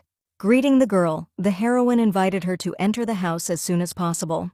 Stunned, Seo-ri froze in shock as she saw the huge gate begin to open by itself. But suddenly, the girl saw someone who immediately made her forget about everything except violent rage and bitter resentment. Slowly walking down the stairs towards her, Ye Ryong wondered if Han Seo-ri liked the limousine she had arrived in. Hoping that she was comfortable, the heroine was happy to invite the girl to the Cha family. Having led the girl inside, the heroine realized that she was probably already waiting. Entering the hallway, Seo-ri saw all the family members who came out to meet her at once. However, their faces were not at all joyful, but rather expressed complete aloofness, which left the girl in a stupor. Approaching her, the father of the family decided to clarify that her room was on the 3rd floor, and also that she did not have to change her surname. Besides, if Seo-ri had any questions, she could always turn to Ye Ryong, which puzzled her even more. So Ri had nothing to say to this, and deciding to end the conversation with that, Jae-hong indifferently turned around and began to leave. The rest of the family followed him, and looking after them, the girl felt cold in her address with every cell. Not understanding what she had done wrong, Seo-ri decided that she had every right to be here, and all these people were excessively rude to her. After passing her, Ye Ryong and Kim's housekeeper wanted to escort the girl to her room. Hearing Song-sun's request to hand over the suitcase, Seo-ri handed it to the woman in confusion. Going up to the 3rd floor, the housekeeper was happy to show the room for the new family members. Looking there, the girl saw a huge, empty space with bare walls and a high ceiling. Song-sun wanted to clarify that Miss Cha Ye-ryong had taken special care of this room, and Seo-ri could choose everything he needed. However, when she heard the heroine's name, the girl did not let the housekeeper finish, thinking that Ye Ryong had already begun to mock her. Screaming and puffing with anger, Seo-ri didn't understand. Wasn't she ashamed to act so childish? Sighing calmly, the heroine handed her her card, which the girl could use as she wanted. Hearing that Ye Ryong didn't have time to guess her tastes and could arrange the room herself, Seo-ri fell into a stupor. The housekeeper immediately supported her miss, who showed such care to the girl. Looking carefully at the map, Seo-ri suddenly realized that she was now also a member of the Cha family, and this thing was proof of that. Now it was possible to forget about poverty, and the girl decided to live henceforth, corresponding to her true status. While greed and madness blossomed in Seo-ri's heart, the heroine stood behind the wall and listened to her conversations with herself. Smirking, Ye Ryong was all in anticipation of the upcoming activity. On the same day, the girl took her adoptive mother to one of the largest shopping centers in Korea. The woman was shocked by the luxurious outfit bought by Seo-ri, who decided that they would no longer have to worry about money. The stepmother also did not understand how they could not buy furniture for the man who was moving in with them, but the girl decided that she was fine. First of all, they decided to start arranging the room with a bed and went to one of the pavilions. Seeing a huge bed next to the entrance, which would have enough room for 5 people, Seo-ri immediately plopped down in it. Suddenly, a store employee approached them, wanting the lady to take off her shoes, as it was important to them that their goods remained clean. Looking at her disgustedly, Seo-ri was shocked that this lady would dare to speak to her so arrogantly. She just lay down, and the worker is already reprimanding her, as if condemning her and her stepmother by appearance. The employee tried to explain that this was not what she meant, but the stepmother immediately began to shout at her in a rage. The noise attracted the attention of the crowd of customers in the store, who looked at the screaming madam with contempt. The stepmother did not understand how to treat customers like this because they were going to buy this bed anyway, so she demanded to call the manager. Soon, a tall young man walked up to them, smiling politely at the guests and wanting to know what had happened. Pointing her finger at the employee, Seo-ri decided that she judged people by their appearance because they were going to buy a bed anyway. Wanting the manager to teach his employees manners, the girl imperiously handed him the card she had received. Promising to fulfill her wish, the man took the card from Seo-ri's hands and looked at it, came to a stupor. At the same second, he began to introduce himself with a bow, apologizing for not recognizing the lady VIP client. As it turns out, half of 1% of their store's most important customers own such a card. Therefore, he almost on his knees begged for forgiveness that he did not recognize such an honored guest in the mistress. Seo-ri's bewildered look was replaced by a blissful smile because she really liked the way they began to treat her. Smiling, she decided to ask the manager one important question. The girl wanted to know why, if another person was guilty, he apologized. Horrified by her words, the man abruptly turned to Yong-hee's employee, demanding that she kneel down immediately. The worker's face turned blue with shock and she froze in place, unable to utter a word. The manager's face was distorted with rage, because it was because of her that the VIP client was now in such a situation. And if she values her work, she should immediately kneel down and apologize. Sobbing and shaking from such humiliation, Young-hee fell to her knees, begging the girl for forgiveness and believing that she simply did not understand the situation. Meanwhile, Seori looked at her with a haughty gaze, proudly folding her arms on her chest. People around considered this behavior too much and did not understand what was wrong with this girl. Everyone immediately began to take out their phones and film this moment to capture the arrogant rich. Seeing this, Seori was immediately frightened, thinking that there were too many onlookers around. After exchanging glances with their mother, they decided that there was no need for such an apology, otherwise they themselves even felt ashamed. However, the manager was sure that only he and the employee were to blame for everything, so he wanted to apologize sincerely. While he promised that he would personally serve the honored guests today, Young-hee blushed with shame and helplessness, bitterly shedding tears. Looking back, Seori saw the worker get up from her knees and rush away. Laughing, the girl didn't understand why Young-hee was looking down on her. Seori decided to live without envy of others, so luxurious that no one would dare to compare her with Cha Ye-ryong anymore. Meanwhile, the crowd of visitors felt very sorry for that employee, and they unanimously empathized with her. One of the crowd, whose face was hidden by a mask, successfully sent the footage, after which he safely left. Having received a detailed video overview of what happened in the store, the heroine was completely delighted. Soon, a press conference was held, at which dozens of leading journalists gathered to learn about the illegitimate daughter of the Cha family. 10 minutes before the start of the conference, the secretary hurried to inform the leader about the time. Entering the office, the hero saw Cha Ye-ryong, who was sitting in front of the mirror and preparing to leave. The heroine wondered if Kim's secretary had distributed the articles she had given him before. As it turned out, the hero successfully fulfilled the request, and the image of the Cha family, who adopted an illegitimate daughter, was approved by the public. However, he sent invitations to the after-party after the press conference of journalists, thinking that this was where Han Seo-ri would be provided. And the secretary did not expect that Cha Ye-ryong would decide to speak at the conference itself, instead of the chairman. It was a serious matter, and the hero understood that it was probably too heavy a burden for one heroine. Laughing, Ye-ryong decided that everything was fine, and besides, Dad and brother were having a hard time right now, so she should do it for them. If she ran away because it was too hard, then the name of the Cha family would be irreparably tarnished. Secretary Kim was touched by her words, considering the leader extremely kind. He also thought that she, like no one else, would be worthy of leading the Cha family's company. Now, the heroine wanted to make one more call before leaving, and for this, the hero needed to go out. After waiting for him to leave, Ye-ryong picked up the phone and called the man, who immediately greeted her with respect. Deciding that it was time to start, the heroine really hoped that he had fulfilled her order. Everything was done, and the photos were posted on the bulletin board of the company's website, which should soon cause a stir. Happy about this, Ye-ryong also wanted that video from the store to be immediately posted on social media. The hero was worried that this news would fade into the background after the press conference, but the heroine knew that it would pop up anyway. In addition, if you post it now, it will be easier to erase the traces, so it was necessary to post the video as soon as possible. After finishing her conversation, Ye-ryong sighed heavily as she prepared to leave for the conference. She was sure that today, in this world, the appearance of the Cha family's illegitimate daughter would make a splash. At this presentation, the family will take charge, and Seo-ri's name will become known to everyone as the Cinderella of the 21st century. And at the moment when the whole world would be fascinated by this girl, the heroine was going to tie her up.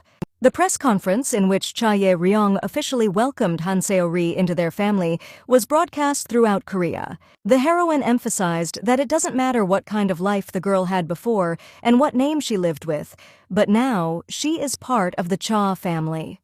Ye-ryong also felt that there was no sin in Han Seo-ri's birth, and they were willing to accept and overcome the dark past together. The whole country was on its ears from this news, and the questions of journalists fell on the heroine in a violent wave. Many people were shocked by the story of the new Cinderella, but some had already heard strange rumors about her. Some employees of the Cha family's company were shocked when they found out that this illegitimate daughter was the same girl. Meanwhile, Deputy Han was once again absent from her workplace, which greatly puzzled her colleagues. With Ri, she didn't say anything to anyone, and everyone was shocked that her truancy began again. However, suddenly, one of the employees found out that the girl had a pretty good reason for doing so. Upon hearing that Seo Ri was the illegitimate daughter, the workers were shocked. Many did not believe it even then. They all decided to go to the company's bulletin board and look there. When they opened the website, they saw rumors and photos of an employee of the company shopping in an elite store in the middle of the working day. The pictures clearly showed Han Seo-ri, and since she could buy such expensive things, then surely the rumors about her were true. At the same time, one of the employees of the third department decided to show his colleagues one strange video. In it, someone inhumanely mocked an employee of a store in a shopping center. Looking carefully at the enraged woman and the arrogant lady, the workers couldn't believe their eyes. The lady was wearing exactly the same clothes as Deputy Han in the pictures, so it was immediately clear that she was her. After the end of the conference, the heroine returned to her room and tiredly sprawled on the sofa. Although she was noticeably nervous, but apparently everything went quite well. The only surprise was the journalist, who decided to ask his question last. At the very end of the conference, Ye Ryong gave the go-ahead for open questions, which immediately rained down on her. But suddenly, a certain Choi Pan-hyuk from a well-known publishing house remembered the heroine's words that there is no sin in the birth of a girl. Everyone immediately fell silent, and looking at Cha Ye-ryong, the hero was curious to know the meaning of these words. Was it really about the fact that the birth of an illegitimate daughter was not just a mistake of the chairman? In addition, the heroine never mentioned the biological mother of her illegitimate daughter, which raises the question of whether she is alive. Looking closely at Cha Ye-ryong, Pan-hyuk could also assume that the heroine simply did not want or could not talk about her. Now, lying on the couch, she realized how dangerous it was because he was so focused on developing a topic for the article. Ye Ryong didn't specifically say a word about Seo-ri's mother, citing the importance of the chairman's safety. However, now it is quite possible that this journalist has guessed something and probably will dig further. The heroine was looking forward to this, seeing it as an opportunity to take advantage of the situation in her favor. Suddenly, a familiar male voice announced from behind the door about a special package for Ye Ryong. He also wanted to clarify that the package would explode in 10 seconds, so the heroine was leaked to accept it as soon as possible. Laughing, Ye Ryong wanted Yunwoo to stop his jokes and come to her as soon as possible. For the one who ended the press conference so coolly, the hero brought fragrant and invigorating coffee. The heroine was delighted with such an unexpected surprise and shocked by its insight, because she was really exhausted. But Yunwoo just saw how well she tried at the press conference, immediately making it clear that she was not to be trifled with. Looking at the phone, the hero decided that everything Ye Ryong had done for this had gone extremely smoothly. After showing her the screen of his smartphone, he decided to demonstrate an explosive reaction to Han Seo-ri on the internet. The video from the store spread quickly, and public opinion was convinced that the lady in the video was the illegitimate daughter of the Cha family.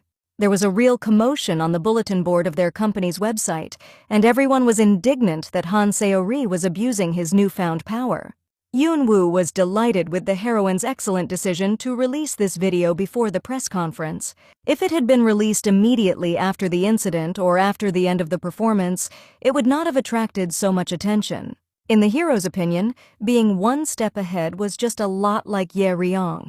The heroine decided that he was just sucking up, but Yunwoo was absolutely serious.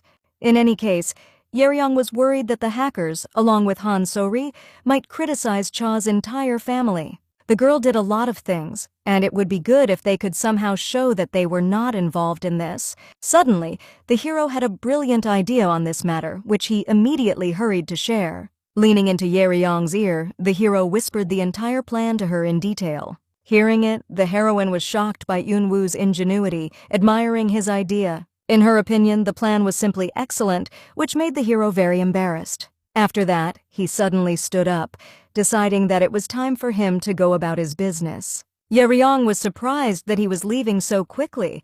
After all, it's usually the other way around. In turn, Yunwoo was also puzzled that she didn't want him to leave. With a smile covered with blush, the hero looked attentively at the heroine. After all, when she was so upset about him leaving, he just couldn't leave. Ye-ryong realized that he was joking, but in reality, Yoon-woo didn't want to bother her, knowing how tired she was and thinking that she should go home. In addition, he also wanted to make a request to the heroine before she left. Gently running his hand through her hair, the hero hoped that she would take care of herself. After all, as it seemed to him, Ye-ryong had a slight fever, which completely confused the heroine. As he left, he hoped that she would have a good rest and would no longer hurt. Closing the door behind him, he left the heroine completely alone in the room, shocked by his words. Breathing a sigh of relief, Ye-ryong realized that she was already bored with this because she was seriously frightened. Now it was really necessary to rest because the press conference was already over. Although they accepted Han Seo-ri into the Cha family, but in the future, the girl will face great difficulties. In the original, the heroine was a stupid villain, and Seo-ri withstood all her villains, against which she looked especially kind. However, now, Ye-ryong's demeanor had become much less vicious, and the moments in which the girl's kindness stood out simply disappeared. Therefore, Seo-ri's actions began to change, and she began to crave power and wealth. The girl was the key to changing the drama, and the heroine needed to continue to change the plot in the same vein. Thanks to Yoon-woo's idea, it will be possible to minimize the damage to the Cha family caused by Han Seo-ri's actions. Moreover, most likely it will even be possible to lure public opinion to itself. After calling Kim's secretary, Ye-ryong decided to make one request of him. She wanted to send monetary compensation to the injured store employee named Kim Young-hee on behalf of the Cha family.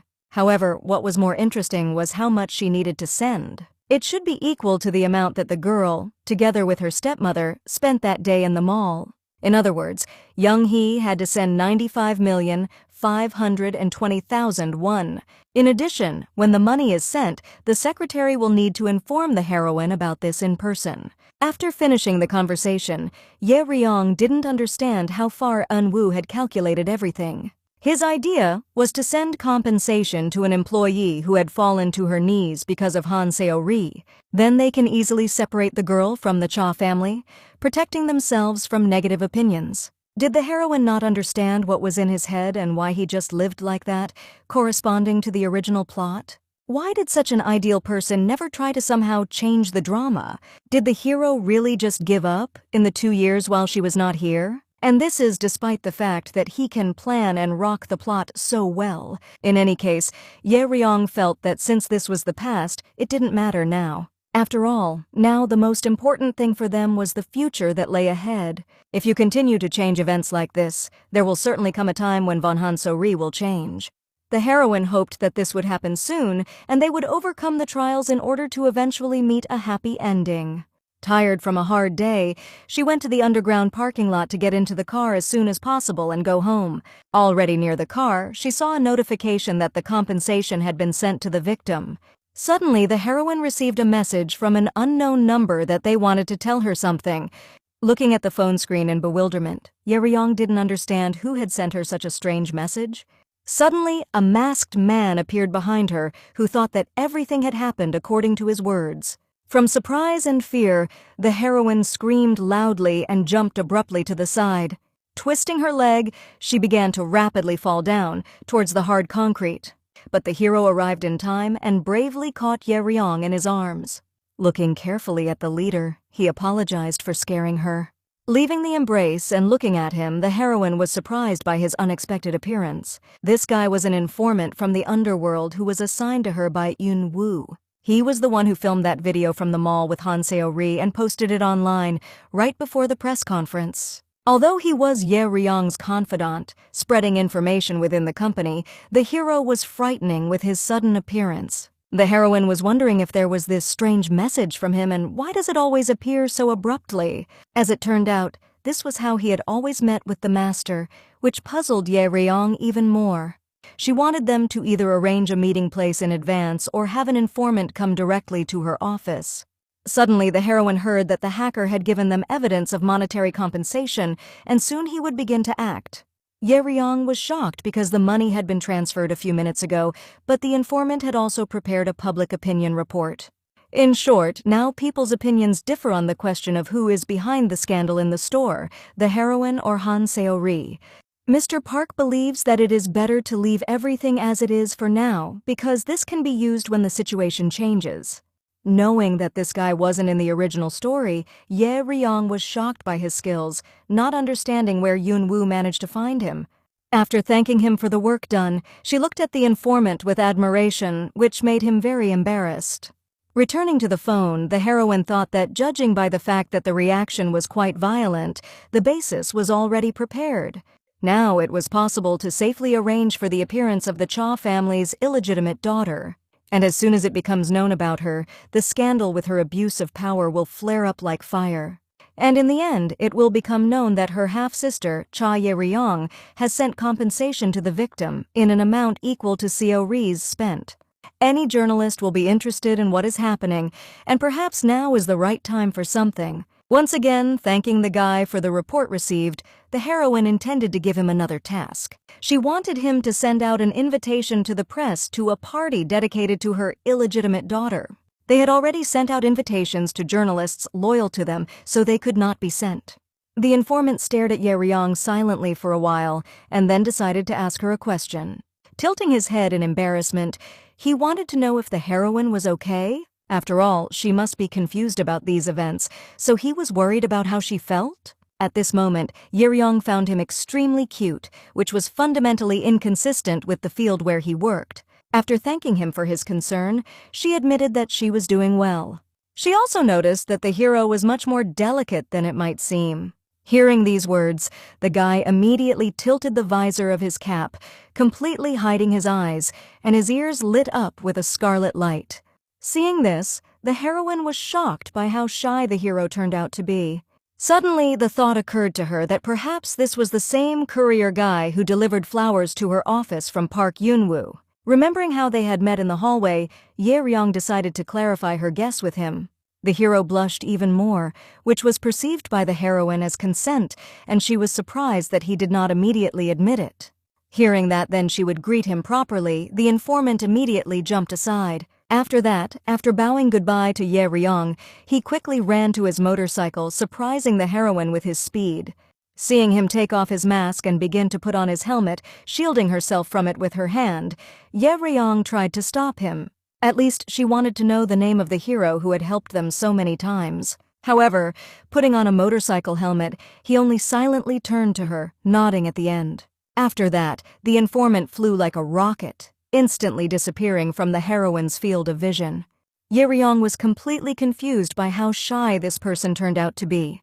Later, returning home, the heroine was met at the entrance by a housekeeper who joyfully greeted her. As it turned out, everyone was now in the living room, waiting only for her, which surprised Ye Ryong quite a bit. As she entered, she saw the smile of her mother and father, who came up to her to hug and greet her. He decided that his daughter was very tired since she was so late, but the heroine pretended that there was just a lot of work. Si-hoon immediately remembered today's press conference, thinking that Ye Ryong had done a very good job. My father wanted to apologize, believing that he should have done it. Smiling at him, the heroine thought that it was better for her to deal with this. Besides, she wondered why the whole family had gathered today. Ye Ryong was surprised that even a new member of the family was here, which Seo-ri took as an insult. She looked furiously at the heroine, who responded with a calm but cold look. According to the father, they are all here today to talk about something. Since they have accepted the girl into the family, she cannot continue to be a simple substitute. Therefore, Si-hoon was going to entrust her with a project which puzzled Ye Ryong quite much. At this time, Seo-ri looked at the heroine with a victorious grin, believing herself to be the queen and the victor. According to her father, since she has become a member of the family, Han Seo-ri needs to prove her abilities. Taken aback by the sudden news, Ye Ryong knew that it was most likely Ye Byung who came up with this unexpected idea. The heroine agreed with her father, but she was not sure that the girl would cope, because even the position of deputy was difficult for her. Therefore, Ye Ryong decided that it was worth giving her the position of team leader, with which the heroine herself once started. Xie Hong agreed, as Seo-ri's image was a bit tarnished in the company now. And it would be best to put her as the head of the team of the third marketing department, since she already has experience in this work. Horrified, the girl wanted to object, but the father of the family decided to end the conversation there. Hoping that Sayori would not let them down and would start working tomorrow, the others went to bed as well. The girl was left sitting alone, confused as everyone dispersed and unable to influence a pleasant decision. Inflamed with anger and resentment, she furiously rushed after Chae-ryong, who also went to her room. Seeing her in the hallway, Sayori demanded that the heroine stop immediately. She didn't understand why Ye-ryong was so cruel to her, and where did the heroine get such a grudge from? Sayori thought that Ye-ryong had sent her to the third department on purpose to rot and ruin her life. However, the heroine believed that they no longer had departments where a person with a crony could be sent. Besides, she wondered if Sayori really thought that she was the one ruining her life. After all, colleagues hated the girl because she shamelessly dumped her work on them. As she continued to speak, Ye-ryong raised her hand as if she was swinging for a punch, which frightened her quite much. Being sure that the heroine was about to hit her, the girl closed her eyes in fear and pressed herself against the wall. But Ye-ryong calmly put her palm on the wall, leaning on her arm and remembering that no one wanted to work with Han Sayori. Moreover, the girl turned out to be the daughter of her father and the sister of the heroine's brother, while not understanding the main thing, and namely that Ye-ryong herself was not involved in all of the above. Therefore, Sayori needed to stop blaming others, because the way she felt sorry for herself looked terribly disgusting. As she was leaving, the heroine decided to personally tell the HR department that the replacement of the team leader would begin next week. Suddenly, the girl's quiet voice came from behind, who was shocked at how much Ye-ryong hated her. After all, even if she was right about the rest, it was the heroine who revealed the fact that she and Ye-byung were related, ruining their relationship. Sayori didn't understand why Ye-ryong had done this to them, since they hadn't done anything bad to her. At this moment, the heroine fought the desire to tell the girl that she was just playing the role of a villain and could not do anything about it. But instead, she decided that Sayori could do what he wanted, because she and Ye-byung weren't brother and sister anyway. Suddenly, the meaning of her words pierced Ye-ryong's mind, along with the girl's puzzled gaze. Running up to her with shining red eyes, Sayori decided that the heroine should not say such a thing. After that, the girl began to laugh madly, thus terrifying Ye-ryong. Clutching her head, Sayori did not understand why the heroine was trying to free herself if she knew that she could not run away anyway. Instead, she must play the role of Chae-ryong until the very end, no matter what. After all, there is simply no other way out, and with these words, the girl continued to burst into laughter. Grabbing her head sharply, she immediately let go of it, coming to her senses and looking at Ye-ryong in surprise. Putting her hand on her forehead, Sayori felt a pain in her head and couldn't remember what she had said. The heroine was once again convinced that as soon as the narrative is interrupted, the drama immediately pops up. First of all, Ye-ryong decided to calm down and play the role that was meant for her in this scene. She remembered the girl's question about why she hated her. Grinning maliciously, the heroine pretended that she simply did not want to see her happy. Therefore, she hoped that Sayori would try hard, which made the girl very angry. But Ye-ryong didn't listen to her, deciding to put everything in Sayori's hands and have a good time. When the heroine finally found herself alone, she thought that she did not hate the girl at all. Instead, she hated this crazy world that was trying to control her for Han Sayori's happy ending. Therefore, Ye-ryong wanted the girl to go through all the trials, fighting for her future and thereby change the plot of the drama. After the heroine left, Sayori stood in the corridor for a while, realizing what she had heard. The girl was angry at Ye-ryong's question about whether she was really ruining her life, because how could it be otherwise? So-ri was sure that there was no way she could be to blame for this, because she was not that kind of person at all. However, even she found it difficult to deny the facts that said otherwise, which is why the girl could not stand it and screamed. She believed that Chae-ryong was the only one to blame for everything, ever since she took her place. So-ri decided that if the heroine did not exist, everything would certainly return to her. The next day, all the employees of the third department were informed about the appointment of a new team leader. With absolute indifference on his face, the head of the department introduced Sayori in his new position in front of all his colleagues. Smiling genuinely and hoping that they would work together, the girl saw cold eyes saturated with hatred in response. Without saying anything to her, the workers silently went to their places, and the manager invited Sayori to her new workplace.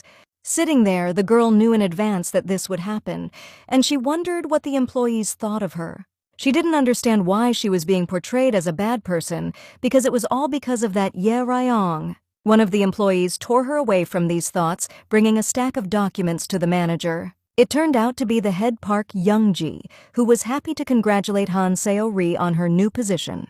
In addition, Youngji wanted to clarify one point, if, of course, the girl didn't mind, which puzzled Seo-ri a little.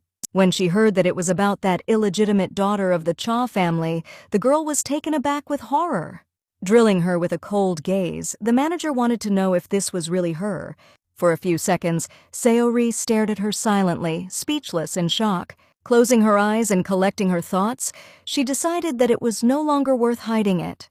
Hearing in response the confident agreement that she was the illegitimate daughter of the Cha family, Youngji fell into a stupor. She was amazed at how arrogant the girl turned out to be. Other employees considered her words too much, but the manager was sure that this could not be compared with what their new manager was doing.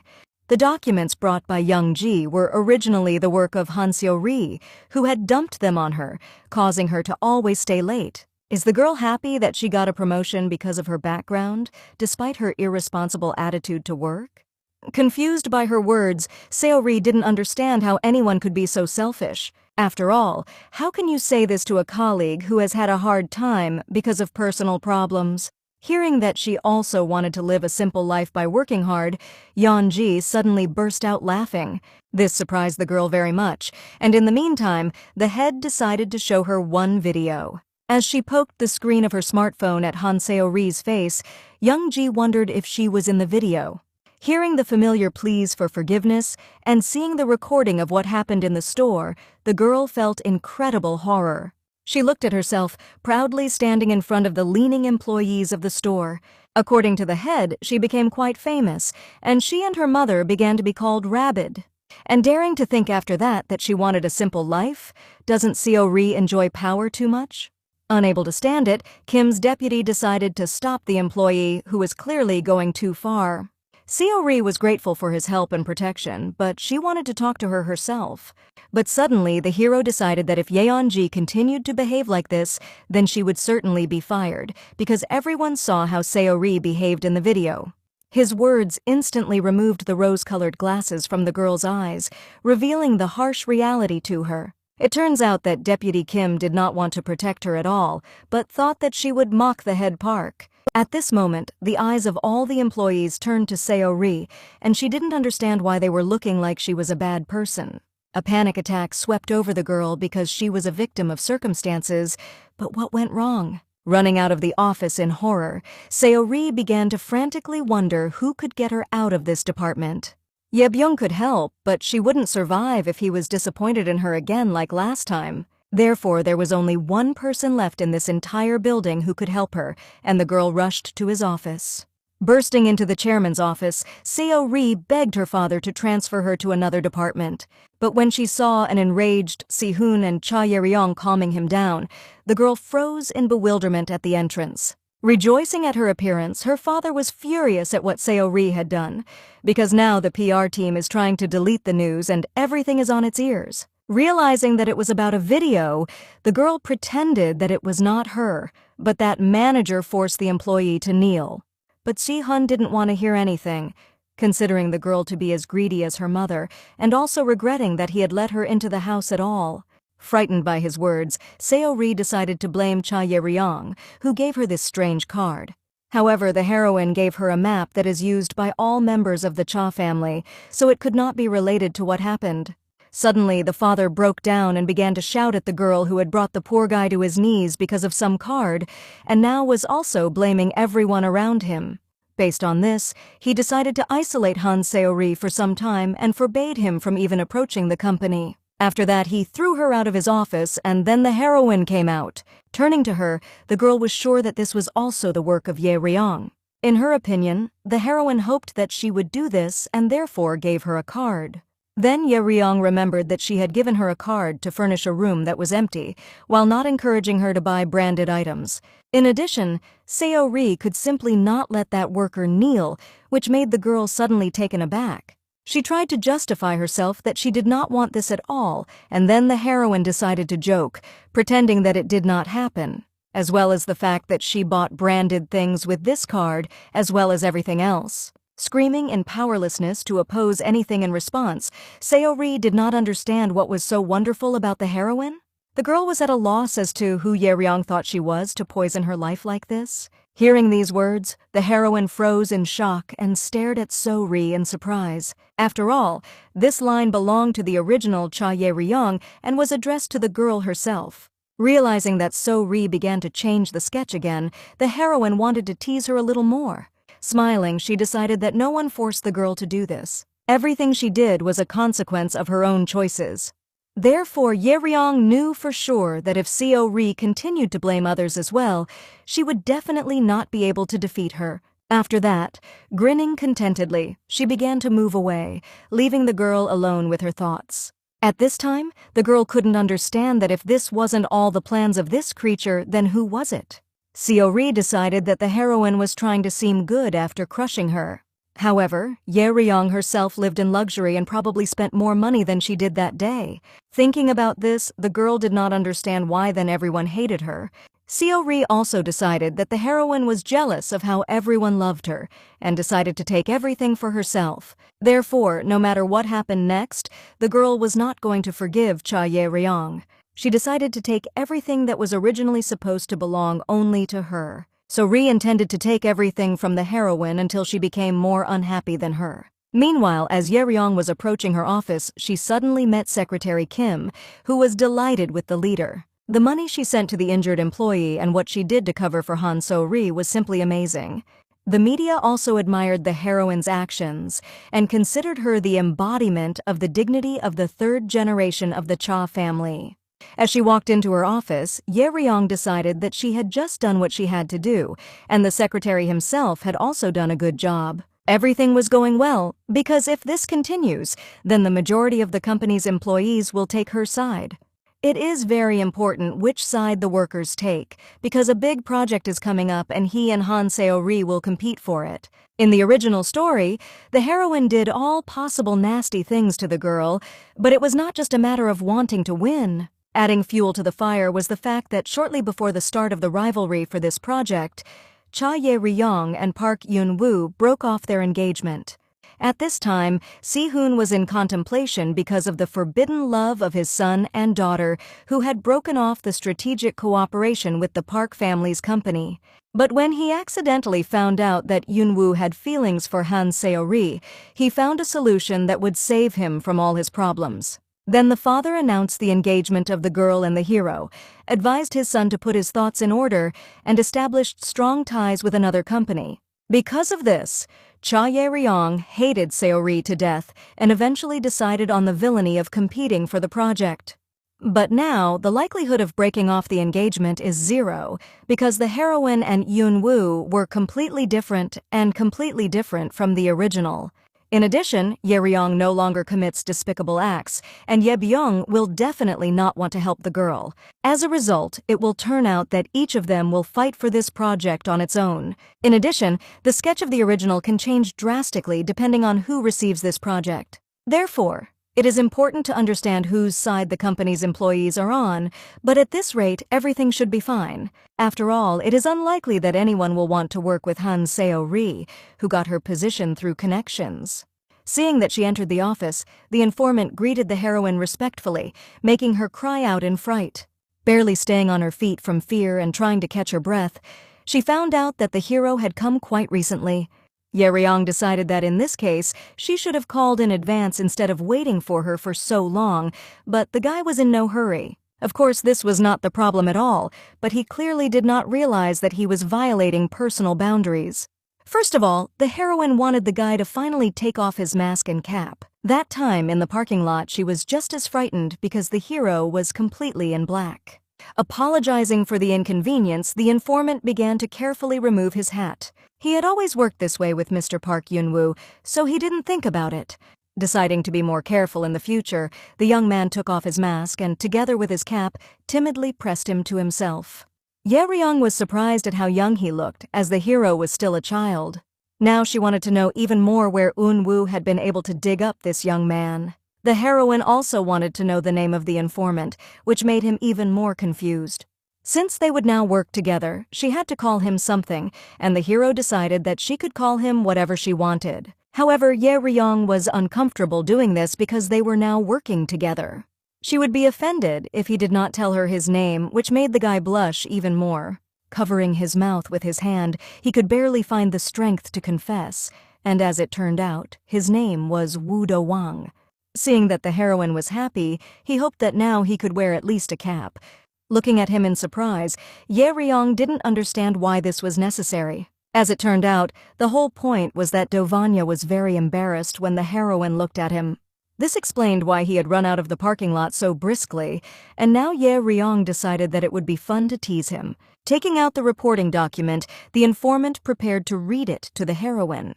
Articles about Han Seo-ri, which had been coming out continuously since the morning, stopped coming out faster than expected. Du Wan could only assume that Vice President Cha Ye-byung had taken care of this. In addition, contrary to their original plan, the first distributor of the demon article was a jaundiced journalist from the internet. Initially, it seemed that the major media would be responsible for this sensation, but it seems that they were afraid to get involved with Cha's company. However, Ye Ryong was puzzled that a certain jaundiced journalist was not afraid to publish an article. Upon learning that his name was Choi Bong-hyuk, the heroine remembered that he was the one at the press conference at the time. This is the man whose eyes lit up when she tried to avoid answering about Han Seo-ri's biological mother. It seems that he was buried by the major media with a large number of articles, which is why Bang Hyuk's article was read by few people. Now he is eager to get a sensation and gradually enters the girl.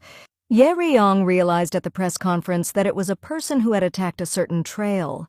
And coupled with all other circumstances, a very favorable situation was developing for them. Therefore, turning to Du Wang, the heroine wanted to make a request to him. For a successful hunt, it was necessary to properly prepare a suitable bait.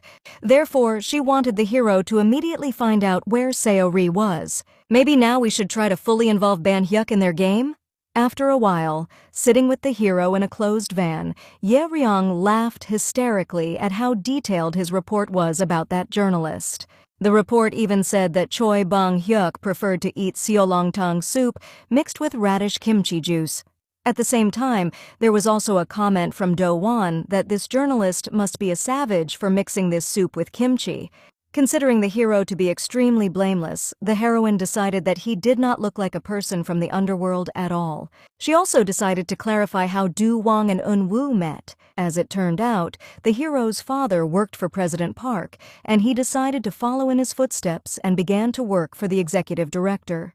Ye Ryong didn't understand that if he had followed in his father's footsteps, then shouldn't he also work for the president? The reason turned out to be simple, and the fact was that Do Wang considered Unwoo to be his role model. His planning and execution skills were excellent because no matter what the master undertook, he succeeded. He would surely be able to conquer the whole world if he decided to enter the underworld, and the hero understood that he could not be compared to Unwoo. Shocked by his words, Ye Ryong also saw this guy talk so much for the first time. However, from his words, she understood that Do Won liked his master very much. But the hero himself did not think so, because he rather respected his idol and saw him as an example. Suddenly, the heroine became interested in what Du Wang thought about herself. As she approached him, Ye Ryong was curious to know if the hero respected her. Being under the gaze of the heroine, the embarrassed informant could not immediately answer this question. However, in the end, Ye Ryong didn't expect to hear from him that she was a scary person. At first, she decided that it was about appearance, but the hero hastened to calm her down, because this was not what he meant at all. Du Wang simply considered the heroine to be very strong and cold-blooded, especially while working. In response, he heard that it was a joke, after which Ye Ryong laughed, and the hero himself decided that it was not so scary. Shifting his gaze to the monitor, he suddenly noticed that their target had appeared in the company of the Park family. At this moment, she was resolutely heading towards the executive director's office. Fortunately, thanks to the hacking of the cameras there, the heroes could follow what was happening. Not knowing for sure if there were cameras in Yunwoo's office, Ye-ryong decided to go there herself, but suddenly heard that there was no need to do so. As it turned out, with the permission of the master, Du Wang had set up one camera in his office, so now they could watch there as well. When they opened the right camera, they saw the hero sitting at a table, and a beautiful girl with pink hair was standing in front of him. Throwing atomic glances at Yunwoo, she knew that he didn't have a mate for the upcoming party yet and wanted to go with him. However, the hero calmly continued to read the documents, resolutely refusing the girl. From an informant, Ye-ryong learned that she was the youngest daughter of a family that owned a construction company. Then the heroine remembered that Song-hai had already talked about this lady, and she, including many other ladies, was now targeting Park Yun-woo. Meanwhile, the woman continued to insist and persuade the hero, openly considering his engagement to be an ordinary formality. After all, didn't the fact that he had not yet found a mate mean that the hero did not want to be bound by this engagement? But Yunwoo decided that even if Ye-ryong wasn't his fiancé, he still wouldn't agree. Hearing these words and the fact that he refused this woman, the heroine involuntarily laughed. She thought he was too blunt and irritable because that lady was trying so hard and he wasn't even looking at her. Meanwhile, Du Wang was very surprised to see a slight chuckle come out of Ye-ryong's mouth. Unable to stand it, he decided to ask the heroine if she was okay, which puzzled her very much. But the guy knew perfectly well that there were other women showing interest in Mr. Park. Therefore, he hoped that Ye-ryong was fine seeing such a scene firsthand. The heroine was surprised by this because it would be strange if, with such a face, Yunwoo did not have fans. Before Wang, it seemed strange because she was his fiancée, but Ye-ryong believed that although they were engaged, they were still not dating. Hearing also that their relationship was more like friendship between colleagues, the informant fell into a stupor. Jumping up from his seat, he could hardly believe his ears, staring at the heroine with puzzled eyes. At the same time, he jumped so sharply that he hit his head the roof of the van, causing sparks to fall from his eyes. But the hero, struggling to overcome the acute pain, decided to ask Ye-ryong an important question. Now he wanted to know what the heroine herself thought of Executive Director Park. Not understanding why he was so excited, she thought for a while and decided that Yunwoo was a special colleague to her. From these words, Du Wang realized that although the hero was special to her, he was still just a colleague, which made him very sad. Looking at him, Ye-ryong wondered if he had hit himself so hard. Suddenly, Seo-ri shouted from the monitor, who entered Yunwoo's office at that moment. Standing on the threshold in tears, she wanted to know from the hero what she should do now. In shock at her appearance, the lady did not understand where this woman came from and who she was anyway. However, completely ignoring her presence, the girl rushed into Yunwoo's arms. The hero immediately jumped up from his seat and buried herself in his chest. Seo-ri began to howl with indignation. Lowering his languid gaze at the girl, the hero wanted to know what had happened to her. Seo-ri didn't know what to do now and decided that she might go crazy from all this. Seeing how cutely they hugged and Yunwoo comforted her, the lady was furious. Her name was Choi Kyung, and shortly before the girl arrived, she clarified that she had already found out about everything from Oh Sung-hai. Namely, according to this woman, Executive Director Park was looking for a party partner and she hoped to become one. Despite the fact that she him off terribly, the hero understood that Kyunga was probably the messenger of Song-hai. Unlike her siblings, who took over the management of the company, she forged personal connections by attending parties and banquets. Eunwoo looking for a partner was a lie, but now he needed to play along with that lie in order to take advantage of Kyung. Surely Oh Sung-hai, who sent her, who did not like the hero, wanted to separate him from Ye-ryong in this way. He had to be especially careful with her, because even Eunwoo remembered how this woman behaved that time. After meeting him some time ago, Oh Sung-hee decided that the heroine was too good for him.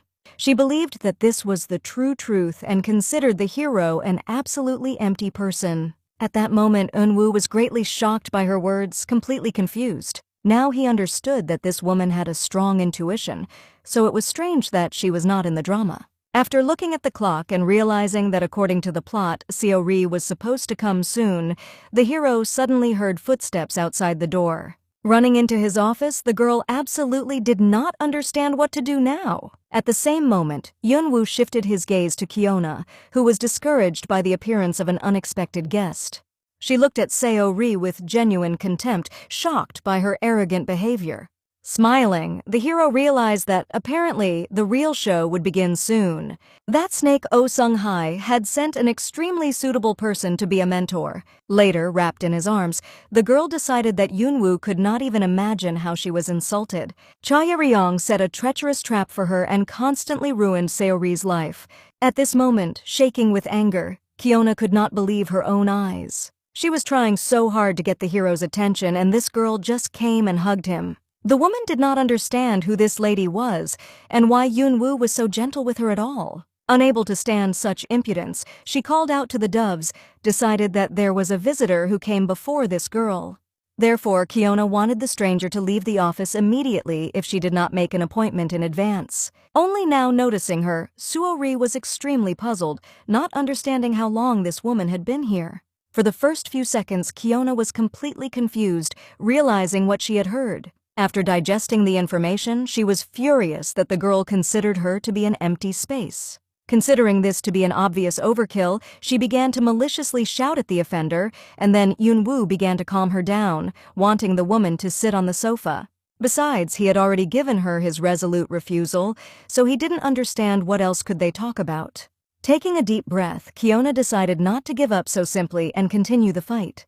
Puffing with anger, she sat down on the couch, and meanwhile, the hero wanted to know from Seori what had happened. The girl blamed Cha Ye-ryong for everything, who must have slipped her this card on purpose, because of which all the employees crawled at her feet. In addition, the heroine also sent money to that worker, as if confirming that it was Seori in that video, which especially angered her. After listening to Yunwoo and Yunwoo tell her story, Kiona grinned maliciously as she realized who was in front of her. Before that, the woman was crazy with envy that an illegitimate daughter appeared in the Cha family, but is this worthless girl really her? Smiling, Kiona remembered that no matter how hard the moth tried, it would not become a butterfly. Not knowing what Ye-ryong was thinking, the woman decided that she would not give Seori peace now. Getting up from the sofa, she slowly walked towards the girl, gently calling out to her, attracting attention. Looking sympathetic, Kiona decided that Seori had fallen into the terrible trap of her vault wall. However, she could help. Namely, the woman could tell her everything that she would never hear from the heroine. Rejoicing at this, Yunwoo casually remembered the upcoming party at which the girl would be introduced. Looking at Kiona gently, he decided that this was Seori's first party, and she had a lot to learn, and the lady could help her with that. Melting from the languid gaze of his penetrating eyes, the woman immediately gave the go-ahead. First of all, she decided to introduce herself to the girl, since she had not yet done so, and if Seori trusts her, then she will help the girl change so that even Cha Ye-ryong will not recognize her. Unspeakably happy about this, Seori's face immediately changed from anger, wanting to show the heroine that she was no match for her. Knowing that there was very little time left before the party, Kiona wanted to start training as soon as possible. Waving goodbye to them, the hero smiled at the woman, relying on her and inspired, she decided to do everything in her power. However, despite this, the woman did not want to help the one who was just lucky enough to be born out of wedlock with Chairman Cha. Now Kiona truly sympathized with her, because Seori would soon know real humiliation. Closing the door behind them, Yunwoo tiredly wiped the sweat from his forehead and sighed heavily. He was incredibly infuriated by this drama and Han Seori, who unshakably believed in her innocence. Realizing that he only needed her, the hero hurried to call Ye-ryong, wanting to please her with good news. When he heard the heroine's voice, his nerves, heated to the limit, began to slowly calm down. He was very happy to inform her that he had introduced the teacher sent by Song-hai to the girl. Believing that he had experienced terrible suffering, the hero hoped to hear words of praise addressed to him. But instead, he heard that Ye-ryong had seen everything, and his skills in dealing with women were simply incredible. Yunwoo didn't understand how this was possible, but as it turned out, she was with Do-won now. The informant had just boasted of a newly installed camera in his office, which they had successfully tested. The hero was outraged that despite how eager he was to her, the heroine flirted with another man. After a while, Do Wang humbly stood in his office looking down at the floor. Feeling the CEO's gaze on him, he wondered if he had done something wrong. Crossing his arms on his chest, Yunwoo pierced the hero with a stern gaze while being completely confused. The more he thought about what had happened, the more it began to infuriate him. Before that, it turned out that Ye Ryong had seen everything through the cameras installed in his office. When he also learned that she was alone with Do Wang at that time, the hero fell into a stupor. At this time, the informant had already begun to beg the manager to stop embarrassing him in front of the master, which made the heroine laugh very much. After calming him down and deciding that it was time to go back to work, Ye Ryong said goodbye to Yunwoo and hung up. At this moment, the hero was in a trance from what he heard, experiencing ambiguous feelings inside. And now, looking at his subordinate, Yunwoo didn't understand what this guy could even know about her. However, the hero had spent so much time getting close to Ye Ryong, so he didn't understand how Do Won managed to do it so quickly. First of all, he wanted to clarify with the informant how long he has been friends with the heroine. Yunwoo didn't understand how the hero could go over to her side if he hired him himself. Do Wang immediately tried to justify himself, deciding that he would never betray his master. Considering all this a misunderstanding, the hero has always been and will be on his side. Wanting his people to be close only to him, Yunwoo hoped that Do Wang wouldn't forget about it. Surely there was no need to be angry at all because such a loyal person would never betray and fall in love with Cha Ye Ryong. Suddenly, the informant wondered if the gentleman was not in a serious relationship with the heroine. The hero was completely taken aback by such a question, not understanding why he asked it. As it turned out, according to Ye Ryong herself, she did not believe that she and Yunwoo were dating and only perceived him as a colleague. Shocked by such information, the hero staggered on the spot, leaning his hands on the table. Do Wang was scared for him, but unexpectedly, Yunwoo let out a sharp chuckle. He knew that the heroine was cautious before, but who would have thought that she would erect such a wall between them? The hero felt disgraced because all this time she was really doing work. Meanwhile, Yunwoo could not find a place for himself because of the thoughts of her. So now he pretended that they were actually dating. It was just that Ye Ryong was embarrassed to talk about it. Do Won was confused by his words, and then the hero took his shoulders, wanting his subordinate to look at him. Smiling, the hero wanted to ask him if he was really handsome, but instead the hero accidentally thought out loud that his master must have been drunk. Shocked by himself, he hastened to agree that Park Yunwoo is really very handsome. Beaming with pride, his master decided that she simply couldn't help but think of him as a man. After that, Yunwoo hurriedly dressed, hurrying to get on urgent business and wanting the informant to report to him later. Do Wang didn't understand where the executive director had suddenly decided to go so quickly, but the hero decided that since the bride considers him her colleague, then he needs to make more efforts to attract her attention. Deciding to contact his subordinate later, Yunwoo began to leave, followed by Do Wang's gaze. Passing by the employees of his corporation, he shocked them with his facial expression. Considering it unnecessarily tragic, the officers decided that their master seemed to have decided to kill. In turn, Du Wang continued to stare at him, sincerely wishing the executive director good luck. Meanwhile, Ye Ryong was sitting in her office and talking on the phone with Kim's secretary. She found out that the chairman is already feeling much better, and he also had lunch today with the mistress. The heroine wanted the secretary to look after her father a little more, to which he gladly agreed. In addition, it was necessary to send out invitations to the people on the list, and for that, Ye Ryong was going to send him a file. Having done this, she wanted the secretary to add this file to the general file and send it to her. With that, the conversation ended, and as she hung up, Ye Ryong remembered Yunwoo, whom they had recently been watching through a video camera. Covered with blush, the heroine considered the hero incredibly handsome. He is beautiful even when he is not smiling, so it is not surprising that Kiona is interested in him. Remembering his pretty voice calling her by her name, Ye Ryong's soul instantly dissolved, becoming a cloud. From the realization of this, the heroine already shuddered, after which she quickly brought herself to her senses. Hearing a knock on the door at that moment, she decided that now was not the time to think about such a thing. A pale brother walked into Ye Ryong's office, barely shifting his legs and looking at his sister tiredly. She was shocked by the sight of him, not understanding what could have happened. Running up to him, Yeryong wanted to know if he was really sick. It wasn't long before he was diagnosed with cancer, so it wasn't clear why he was in this state now. Looking at her seriously, Ye Byung wanted to make a sincere request to his sister. First of all, he knew what she was up to at the upcoming party in honor of Han Seo-ri. Therefore, the brother wanted her to stop and leave this lonely and suffering man alone. Pretty taken aback by his question, the heroine decided to first clarify when she touched the girl. As it turned out, the hero understood that all these rumors could not appear just like that, and his sister was the first person he suspected. However, he wasn't 100% sure, but in any case, someone was behind this scandal in the store and the news of their relationship.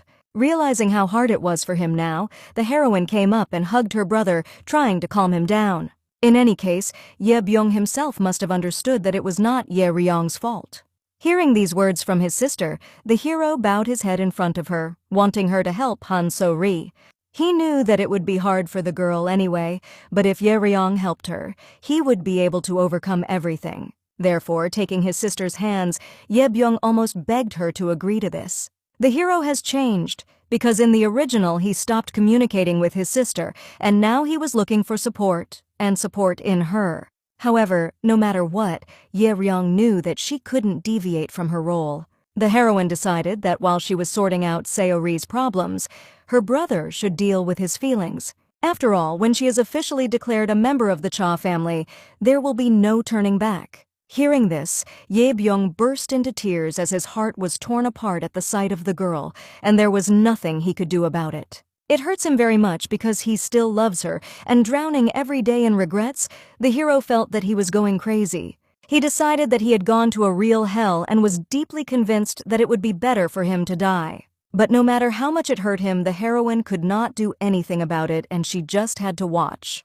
And the reason for all this was her role as a villain, who in every possible way was supposed to prevent them from being together. Unable to bear her brother's distressed image, Ye Ryong decided to help him change his mind. Looking furiously at the hero, she did not understand how much longer she should listen to his whining about a failed marriage. The heroine decided to admit that it was she who revealed his relationship with Seo-ri and stopped the wedding, because there was no other way out. And all because Ye Byung had damaged their family company with his engagement to a girl. And after that, does he really have the audacity to hope for his sister's help in looking after Seo-ri? Laughing, the heroine considered it unthinkable and decided that it was better for her brother to surrender now. Hearing also that the girl was already finished and he should find someone else, Ye Byung's face twisted with anger. Gritting his teeth furiously, he had already guessed that it was all his sister's doing, but now he was sure of it. He demanded to immediately leave Seo-ri, but the heroine only shrugged her shoulders in response, deciding that she had no other choice. Her brother began to shout angrily at her, and Ye Ryong thought that it was better for him to hate her. As he left, the hero decided that he would protect Seo-ri from the heroine's tricks at all costs. Meanwhile, Ye Ryong hoped that he would be able to overcome all the trials while keeping his grudge in his heart. Proudly crossing her arms over her chest, she smiled goodbye at him, deciding to look forward to his attempts to stop her. When Ye Byung left, the heroine sat exhausted on the couch, covering her face with her hands and feeling impossibly disgusting. Doubts about whether she would be able to return home or if she would really stay here filled her mind, leading to confusion and horror. After all, if she was stuck here forever, she would have to live with the consequences of her current actions. Plunging into the abyss of despair and tears, she suddenly heard a familiar voice, turning sharply to the door. Entering her office, Yun-woo was shocked to see tears on her face and hurried to the heroine. Pretending to just yawn too much, Ye Ryong wanted to know why the hero had come to see her. Instead of answering, Yun-woo smoothly lowered his hand to the heroine, in which he held wet wipes, after which he hugged her and sat down next to her. As it turned out, he came to seduce the bride, but it seems that he chose the wrong day. After laughing and wiping her eyes, Ye Ryong decided to remind her that she was the one who had offered to meet. She was curious to know if the hero could guess what she was doing in the real world. The question was very unexpected, and Eun-woo decided to answer whether there would be a prize for the correct answer. Raising her eyebrows, Ye Ryong smiled mysteriously, deciding that perhaps there would be a prize, but first he needed to guess. For a few seconds, Unwoo sat in deep thought, recalling some of the events. After that, he assumed that the heroine was an actress, which shocked Ye Ryong. As it turned out, the hero remembered that before entering the image of the villain, she takes a deep breath, which is typical for actors. The heroine herself has already begun to think that she has always been Ye Ryong, but this proves that there is something left of her old one, and Yun-woo noticed it. Having also learned that she was originally preparing for the role of this woman, the hero now understands why she is so good at it. However, Ye Ryong did not consider herself a good actress at all and was very happy to hear praise from Eun-woo. True, she was surprised because she was trying to change the course of events, but the hero was sure that it was not she who was changing him, but her desire to save herself. The heroine considered Yun-woo extremely fearless, but the hero decided that he was like that because she was next to him. He decided that Ye Ryong had nothing to worry about because they would change this drama and it would meet its happy ending. For this, he was ready for everything in his power. However, the heroine was confused by something in his words. Yun-woo had calmed her down in this way before, but now, for some reason, she felt uncomfortable. Was he not interested in his own life at all, since he had even mentioned a happy ending only in relation to Ye Ryong? Not wanting to be alone anymore, the heroine decided to talk to him and wanted to ask a question. She had long wanted to know why the hero did not want to change his ending. After all, thanks to their joint work, they have already managed to change the secondary characters. This means that it may well be possible to avoid Park Yun-woo's sacrificial death. Therefore, Ye Ryong couldn't understand why the hero was so indifferent to this. However, after her question, Yun-woo fell silent for a while, looking away, which greatly alarmed the heroine. Seeing the deep confusion on his face, she sincerely hoped that he would be able to give her an answer. But instead, scratching his head, the hero grinned, deciding that he himself did not know this. He decided to tell about it when she got out of here, but the heroine was not in the mood for jokes now. Ye Ryong didn't understand why Yun-woo didn't want to talk, and then he suddenly took her palm. At that moment, for the first time, she saw the hero's unusually serious gaze, which breathed cold. The heroine immediately stopped in mid-sentence, looking into his eyes in bewilderment. Eun-woo, who had just entered this world, and the current one were completely different people. At that time, the hero did not even feel alive and simply existed in this false world. No matter how funny it was, but this is the only way he managed to survive no matter what. However, the lack of understanding of whether he was alive or dead gradually killed him. It was at this time that Yun-woo met Woo Do-won and also created connections that were not present in the original story. Then he believed that he had nothing to fear, but looking back now, the hero realized what a coward he really was. At that time, he wanted to feel alive to death, and for this, he was even ready to go against the plot. And at this moment, he hoped for Ye Ryong's understanding, because there are things that are difficult to say out loud, and it takes time. Of course, she may not be able to fully understand him now, but Yun-woo wanted the heroine to remember one thing. Whatever he was before, now, the hero had absolutely nothing to fear. Because Ye Ryong was by his side, and he was willing to do anything to help her. Yun-woo hoped that the heroine would be able to give him some time, after which he would explain everything to her. Ye Ryong understood that the hero had never been so serious before, but there was sincerity in his calm voice. Besides, he got into that year 2 years earlier than her, and if he was scared to even think about escaping, then maybe it was really worth waiting. The heroine only wondered if Yun-woo would be able to understand her feelings as a person who came from the same reality as her. However, choosing not to ask the question, Ye Ryong agreed to wait until the hero could tell her everything. But in return, she made him promise that he would definitely do it one day. In addition, she was curious to know Eun-woo's opinion. Would she be able to pass the audition after she got out of this drama? The hero immediately enthusiastically agreed, deciding that he could not even imagine anyone else in the role of Cha Ye Ryong. Laughing, the heroine thought that he was overestimating her, but Yun-woo was absolutely honest and objective.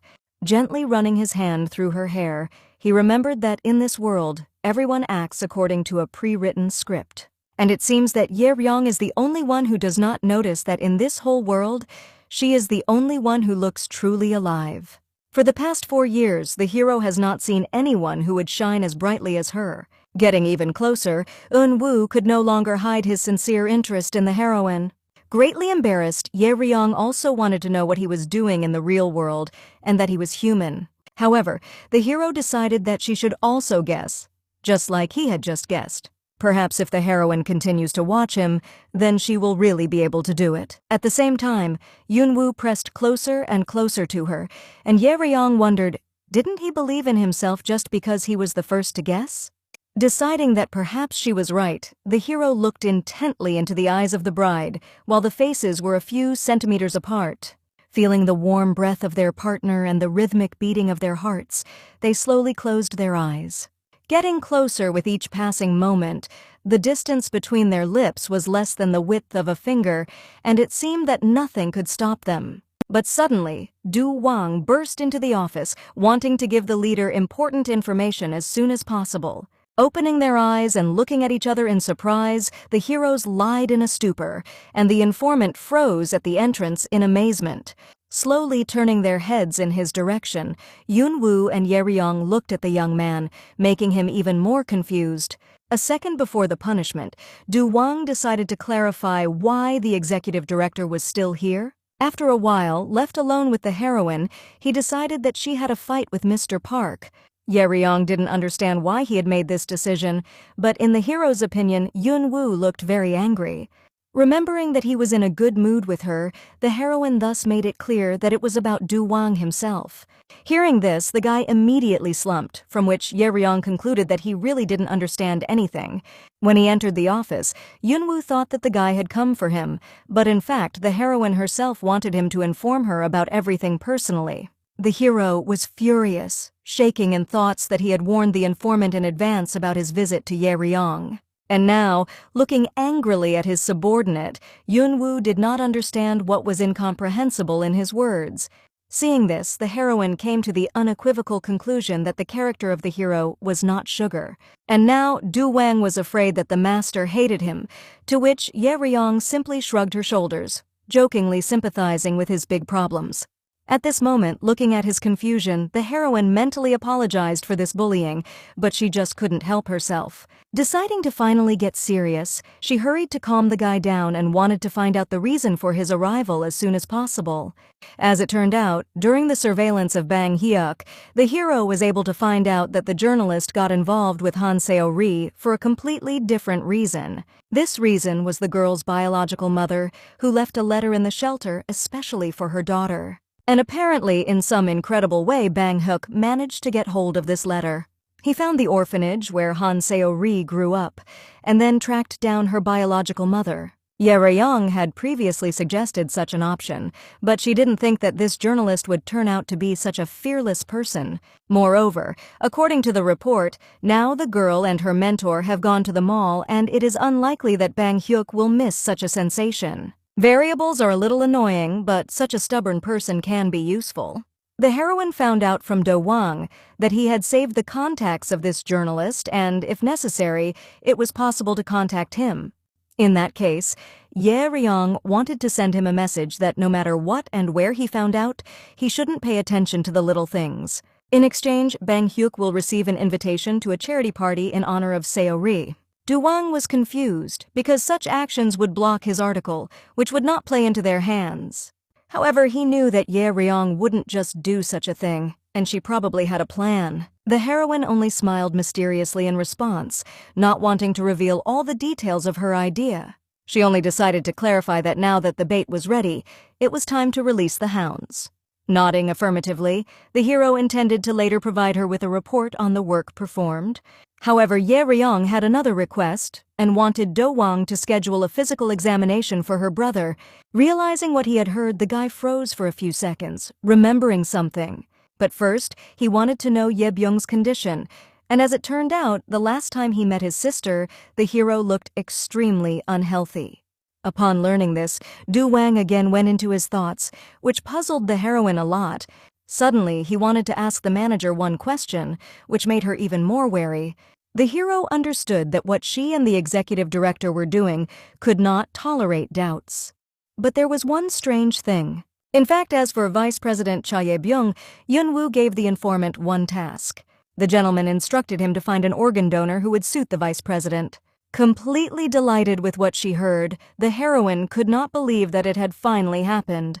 This means that the hero is still trying to change his ending, and if he manages to find a donor, he will be able to avoid his death. Du-wang was very worried, because Ye Byung looked healthy, and then there was such a task with his medical examination, and even that story with the donation.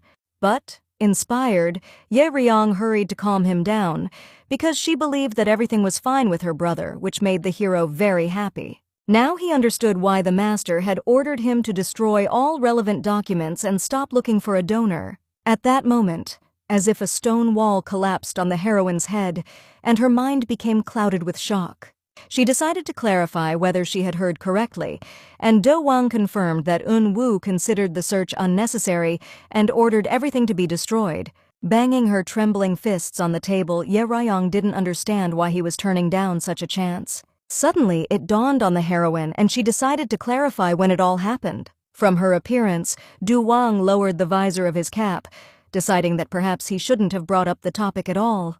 Looking at him intently, Ye Ryong thought that it was too late to retreat anyway, and that it was better for him to answer her question now. She wanted to know when exactly Wu began to worry about Cha Ye Byung's health and when he ordered everything to be destroyed. For a while, Du Wang stood with his eyes closed, trying to find a way out of the situation, but now there was only one option. Handing the heroine his phone, he wanted to show when exactly he received this order. The open file indicated the date, month and day of receipt of the order for organ donation.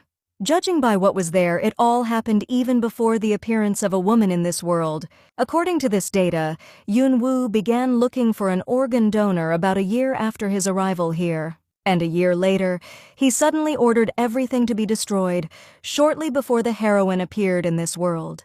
Completely taken aback, Ye Ryong didn't understand what he was thinking and what he was hiding from her. It seems that the heroine now can only wait patiently for the hero to tell everything himself. Looking at Wu Do-wan carefully, Ye Ryong decided that this information was very important. So much so that no matter how scary it sounds, she can even break off their engagement, since the heroine's trust in Wu has been lost. She herself had nothing to lose, because even if she broke off the engagement, she had many other contenders. With that, Ye Ryong stood up and slowly walked towards the informant, who froze in terror. After all, in the case of Do Wang, if the engagement of his lord and heroine is broken, everything will not be so rosy. Ye Ryong was curious to know the hero's opinion on what Wu would do to him when it became known that he was the one who caused it. At this moment, Du Wang's entire face was covered in beads of sweat, and the young man himself trembled from the surging wave of terror. Falling on his knees in front of the heroine, he began to frantically beg her not to break off the engagement. He was willing to deal with this matter himself if only Ye Ryong would have mercy. First of all, the heroine wanted him to raise his head and look at her. In addition, she was not at all going to break off the engagement, which caused the hero to fall into a stupor. Leaning over him, Ye Ryong decided that in return, Du Wang would have to do something for her. And his first thing would be to provide the results of Cha Ye Byung's medical examination. And his second task will be to carry out all the orders of the heroine, in secret from Park Wu. She decided at all costs to find out what the groom was hiding from her. Meanwhile, sitting in the cafe, Kiona decided that if Seo-ri wanted to outshine Ye Ryong, then she just needed to work on everything, starting with her style. The heroine was the fiancée of Wu, and with the current style of the girl, it was absurd to count on anything. However, at this moment, Han Seo-ri did not listen to her master at all, immersed in thoughts of the hero. She was perplexed by the fact that usually Wu was gentle only with her, and now he was also smiling at the heroine. Without knowing why, the girl was sure that the hero should worry about her more than about Ye Ryong. Noticing that Seo-ri was thinking and not listening to her, Kiona went berserk. She decided to buy new clothes first because the main character cannot appear at the party in such a pathetic form. The girl did not see the difference, believing that the main thing was the neatness of the clothes, which seemed very funny to the teacher. Kyunga believed that she should be wearing at least branded clothes, but Seo-ri did not like this idea. The girl was firmly convinced that the main thing in a person was his soul, and not expensive clothes. Hearing this, Kiona fell silent and looked at Seo-ri as if she were insane. After that, she abruptly shoved her fingers into the girl's purse on the table, confusing Seo-ri. Watching how the mentor shamelessly took out her wallet and was looking for something there, the girl did not understand what was happening. Taking out a black bank card, Kiona wanted to ask her what it was. Hearing the answer that it was a credit card, Kiona laughed, deciding that it wasn't that simple at all, and didn't Seori recognize her? It was the same card that Ye Ryong had given her that she had used to do a lot of things. Sighing ironically, the woman remembered Seori's words that the heroine had given her this card on purpose. However, if she really thought so, then why hadn't she returned it yet? Why was the girl still carrying a gift from the one who had so cruelly deceived her? For this reason, Seori's words that the main thing in a person is the soul seemed extremely funny and ridiculous to Kiona. Turning on the now popular video on her phone, she handed it to the girl, who had to stop whining and blaming Ye Ryong for everything. Instead, it was time for Seori to admit that she was the only one responsible for what she had done. Having done this, the girl will finally be able to start enjoying life. Confused by her master's words, Seori stared at the video and couldn't believe that she was seeing herself. Suddenly, everything around darkened, and all the surrounding sounds dissolved in impenetrable darkness. Someone stood and looked at her while the girl constantly told herself that she had always been kind and simple, so everyone loved her. At that moment, someone came up from behind and poked his index finger at the back of her head. Then, Seori decided that she simply could not be hated because it was simply impossible. At the same moment, the darkness disappeared and the cafe reappeared, and Kiona's voice was heard, who was shocked by the girl's action. Hearing this, Seori remembered that she had always treated everyone with warmth and was therefore loved. Clutching her head in confusion, the girl decided that her life had always been like this and always would be. At that moment, she accidentally knocked over a glass of drink, pouring it onto the floor. The mentor began to be indignant, but suddenly, time seemed to stand still and glitches began to flash everywhere. Han Seori was always right. The villainess Cha Ye-ryong was always wrong. The main character was always right. The main characters are always right because the main character is the winner, and the winner cannot be wrong. A sinister voice began to repeat such phrases incessantly, and a dark hand lay on the girl's back. Being in a trance and unaware of what was happening, Seori continued to waver in her thoughts. Anyway, she couldn't understand why things had changed so much, and she now looked bad in the eyes of others. But someone wanted Han Seori to simply accept as a fact that she was the winner, which meant that she was always right. In the thick darkness, where there was not a single sound, 2 sofas stood in front of a table on which 2 women were sprawled. The drink, which did not have time to completely pour out of the glass, froze right in the air as if frozen. But suddenly, time returned to normal and he fell to the floor in a trickle. Opening her eyes, Kiona found herself lying on the table, feeling a slight dizziness. Not understanding what had happened, the woman also couldn't remember what they were talking about. Waking up with her and also in confusion, Seori wanted to ask the same question. Deciding that there was no time to think now, Kiona began to hurry the girl. First, I had to go shopping and work hard with Seori's style. At this moment, the girl experienced a strange feeling of déjà vu, as if she had already heard it. But she was distracted from this thought by her mentor, who ordered her to follow her quickly, because time was running out. Jumping up from her seat, Han Seori ran after her, after which the girls headed outside. Later, when Seori saw Kiona taking her to the same mall where she was in the video, Seori was horrified that she might be recognized. This surprised the woman, because until recently she had been proving her innocence, and now she was suddenly saying this. The girl still did not want to go, especially since now the shopping center was already closed. Believing her to be a hillbilly, Kiona safely opened the front door, wanting to show Han Seori a new world. At the entrance, they were immediately greeted by many workers, bowing to the honored guests. As it turned out, it was a black credit card, for the owner of which the schedule of the shopping center is adjusted. Deciding to look at the new products, the mentor wanted to pick up a dress for Seori, but suddenly the girl stopped abruptly. Hearing from her that there was someone else here, Kiona was confused. Before that, she personally warned the workers that she would be here alone, in the company of a young girl. However, when she saw Oh Sung-hai near one of the display cases, the tutor was shocked. Happily greeting the company's vice president of the Oh family, Kiona immediately hurried to her. Not understanding what this lady was doing here so late, the woman just wanted to see her. Meanwhile, Sayori was carefully examining the stranger, deciding that she looked very elegant. Happy to find Songhae here, Kyunga hurried to introduce her to a girl from the Cha family, but to her surprise, the lady gestured for her to be quieter and then looked at the girl. Extending her hand to Sayori in greeting, Oh Sunghae politely introduced herself. Looking attentively at the girl with a smile, the lady was very happy to meet her. Han Seori was very surprised that Seonghye knew her, as this was their first meeting. This amused the lady, because the girl was now so famous that it was difficult not to recognize her. Seeing Seori immediately droop, Songhae found out from Kyunga that it was her first time at a party, and they had come to choose a dress for her. But the lady thought that it would be difficult for the two of them to choose an outfit, and for this, it was better to seek help from a professional. Just at that moment, the ones she had in mind were approaching them, and seeing them, Songhae pointed at them with her hand. Looking in that direction, Seori froze in shock and shame, looking at the workers in horror. The same manager who was kneeling in front of her was now happily greeting the guest, walking in the company of 2 employees.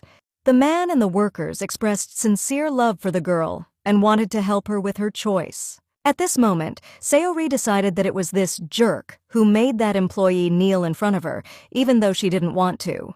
Pointing her finger at him, the girl began to shout indignantly, but suddenly the manager bowed to her, begging for forgiveness. He apologized for the trouble, realizing how much she had to go through because of his mistake. As he continued to pay deep respect to Seori, Songhye shifted her gaze to Kyungwoo.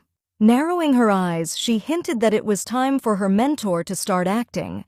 Not immediately realizing this, the woman jumped up and hurried to the girl. Carefully walking around, Kiona sneaked up on Seori from behind. After that, she put her hand on her shoulder, leaving the girl completely confused. Hearing the manager's apology, the mentor decided that her ward had already forgotten about everything. The man was completely delighted with this because they even worried about her employee. Turning to the workers accompanying him, he wanted to clarify whether anyone had any complaints about the mistress. With stony faces and forced smiles, the workers decided that Yongji was the first to make a mistake, and the guest was not to blame for anything. And in general, that worker should be grateful to the mistress who sent her such a large compensation. Kiona then decided that if they were so worried about this situation, then they could just apologize to her. But the manager didn't see the need to do so, showing them the scar on his forehead, which he shattered when he bowed to her floor. Seeing this, Seori was horrified and Kiona burst out laughing, impressed by the sincerity of the hero. After that, turning to the girl, the mentor decided to clarify whether she had seen everything. Why do people who, according to journalists, suffered from it, turn to it with such warmth? Looking at her in confusion, Seori decided that the reason for this was that she was not to blame, but that turned out not to be the case. The real reason was that she increased their sales and even sent compensation to that employee. The girl was shocked because she did not do it, but in Kiona's opinion, the main thing was that everything ended well. And if now she just spends money, then no one will even think of looking at her askance. The girls behind the manager immediately expressed a desire to help the mistress with the choice of purchases. So Ri watched in fascination as they even began to argue among themselves, deciding who would help her. Suddenly, bewilderment and confusion disappeared from the girl's face, and she smiled enthusiastically at the employees. After that, she, together with her mentor and employees, went to the store anticipating expensive purchases. Standing behind the wall, Seonghye watched with a smile as Seori took off her mask of humble innocence and put on a veil of greed and vanity. Very quickly I bought expensive things. A satisfied girl walked along the corridor in the company of others, enjoying luxury. Carrying a mountain of boxes with purchased goods after them, the manager thought that if suddenly the mistress was thirsty, he would instantly solve this issue. Turning to him with a haughty laugh, Seori decided that he should have worried about it a long time ago. She did not suspect that all this time and even right now, the lens of a video camera was pointed at her. Conducting secret filming from his car, the journalist carefully followed the sensational girl recently. Thanks to the glass finish of the shopping center, even being on the street, in the car, he could safely record the entire shopping process. Therefore, armed with a professional camera with a powerful lens, he was happy to take advantage of this opportunity. Along the way, downloading one footage after another to his laptop, he rejoiced like a child. Chuckling contentedly, Bang Hyuk was sure that this report would be worthy of the front page. He dreamed of wiping the nose of everyone who mocked him and saying goodbye to the sad life of a yellow newspaper reporter. Going to send the footage to the publishing house, the hero understood that in a few minutes he would become a celebrity. However, suddenly, the laptop screen went dark, after which colored bars began to appear on it, which confused the journalist. Not understanding anything, he frantically began to shake the device, hoping that it would work and all the materials would be saved. But suddenly, an image from a video camera appeared on the screen, which was now aimed directly at his car. Seeing that this was a live broadcast, Bang Hyuk was completely confused as he felt a chill run down his spine. Wondering who might be behind it, he suddenly saw a video of Cha Ye-ryong on the screen. Wishing him good night, the heroine made Bang Hyuk even more confused. This is an informal conversation, so she will deny any connection to him, and if someone does find out about their conversation, the hero will be in danger. At this time, the journalist saw a lot of lasers from the sight on him, which horrified him, but Ye-ryong didn't want him to be so worried. If he pretended not to see anything, then the heroine was ready to invite him to the upcoming charity party of the Cha family. At it, they will officially provide an illegitimate child, and for sure this material will be enough for several articles. Ye-ryong knew that Bang Hyuk might be wondering what exactly his role was. Everything was simple, and gradually bringing him up to speed, the heroine saw how the hero's face slowly distorted from shock. Looking at Cha Ye-ryong with horror, the journalist understood her. Is she really serious? Unfortunately, she could not devote more time to him, and at that moment, an invitation to a charity party appeared on the screen. The hero had 1 minute to make a decision, after which this video message will be automatically deleted. And since Bang Hyuk didn't want to take any more time to think, the timer began to count down 1 minute. Furious that the heroine did not even listen to him, the journalist did not understand who was making such proposals. First of all, he had to calm down and think about what Cha Ye-ryong wanted. This is clearly not for the sake of protecting Han Seo-ri, because the heroine did not order him to delete the footage. And since his opponent was Cha Ye-ryong, Bang Hyuk wasn't sure if he had a choice. After sitting for a few more seconds in thought, the journalist followed the decreasing numbers on the screen. Suddenly, he realized that this report was nothing compared to what he had been doing with the abuse of power. Sneering, he decided that there was no way he could miss this chance. This time, the hero was determined not to let anyone take it away from him. After a while, Ye-ryong received a report from Do-won that the preparations for the party and the rest of her errands were going exactly according to plan. According to the report, Ye-byung and Bang Hyuk were moving within the expected range, and Han Seo-ri was once again under the influence of money.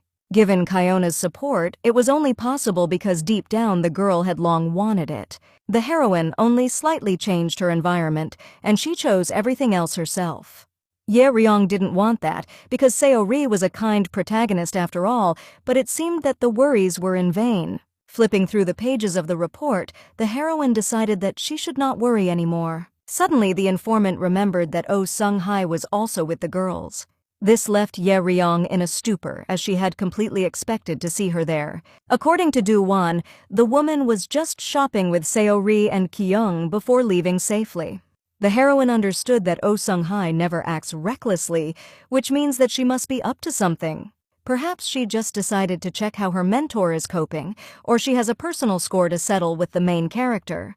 Knowing what a dangerous woman she was, Ye agreed with Yoonwoo that Oh Sung-hae couldn't be trusted too much. However, it is extremely unlikely that she will harm the heroine, so there was no need to worry too much either.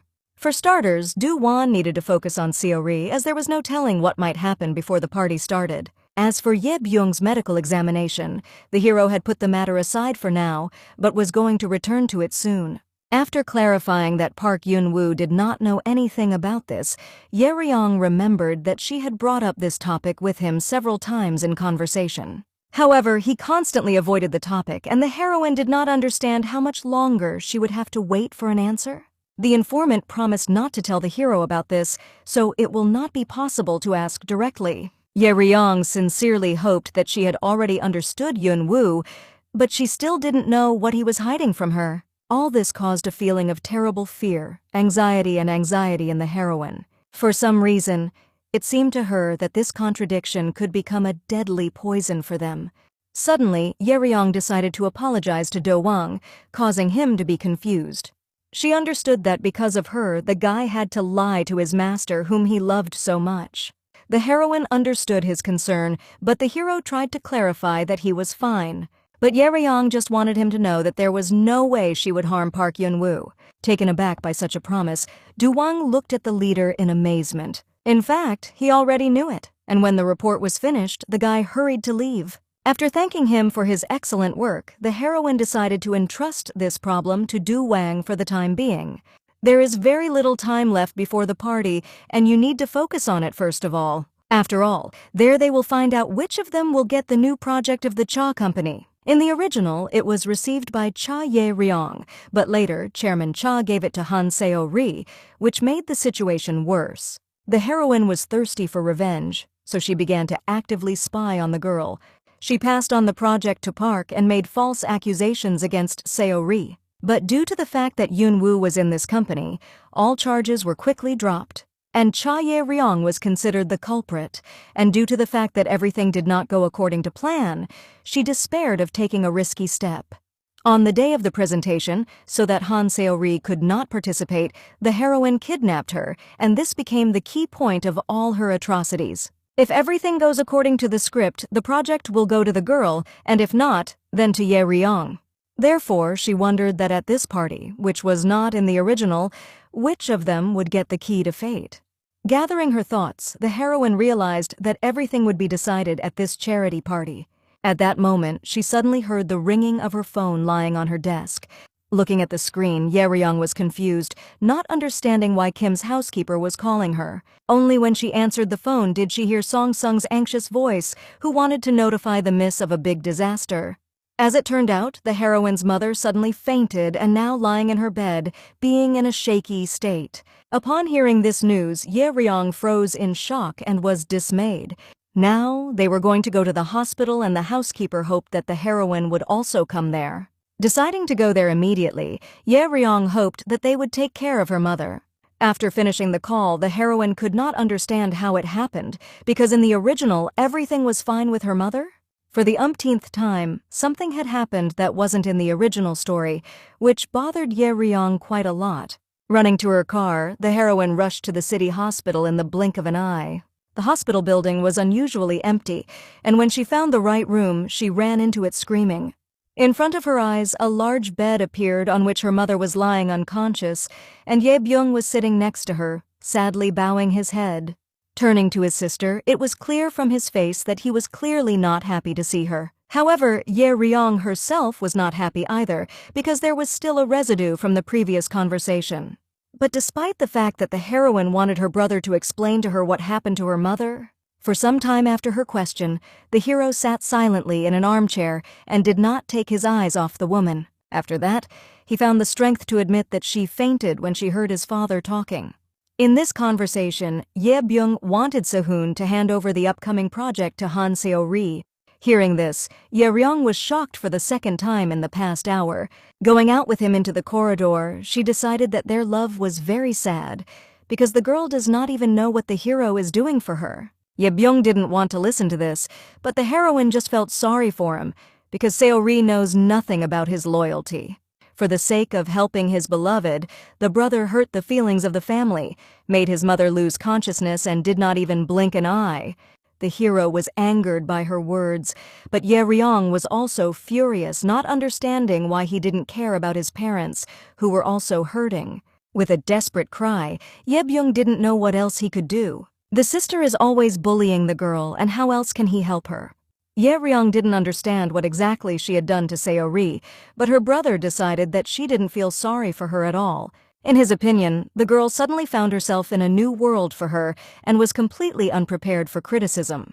However, instead of supporting her, the heroine, who did not feel sorry for Seo-ri at all, constantly mocked her. Hearing these words, Ye Ryong's furious scream immediately subsided, and at this moment, she wanted to cry and laugh at the same time. Cry from injustice and laugh at the narrow thinking of a brother who has completely forgotten that he has a sister. After all, when he said that he should feel sorry for Seori, Ye Byung didn't feel sorry for Ye Ryong at all? The heroine is so busy working in the company because of these two, and in response she only hears about how bad she is and why no one feels sorry for her. Instead of handing over the project to an inexperienced girl, the hero needs to think about how her greed does not become an even bigger problem.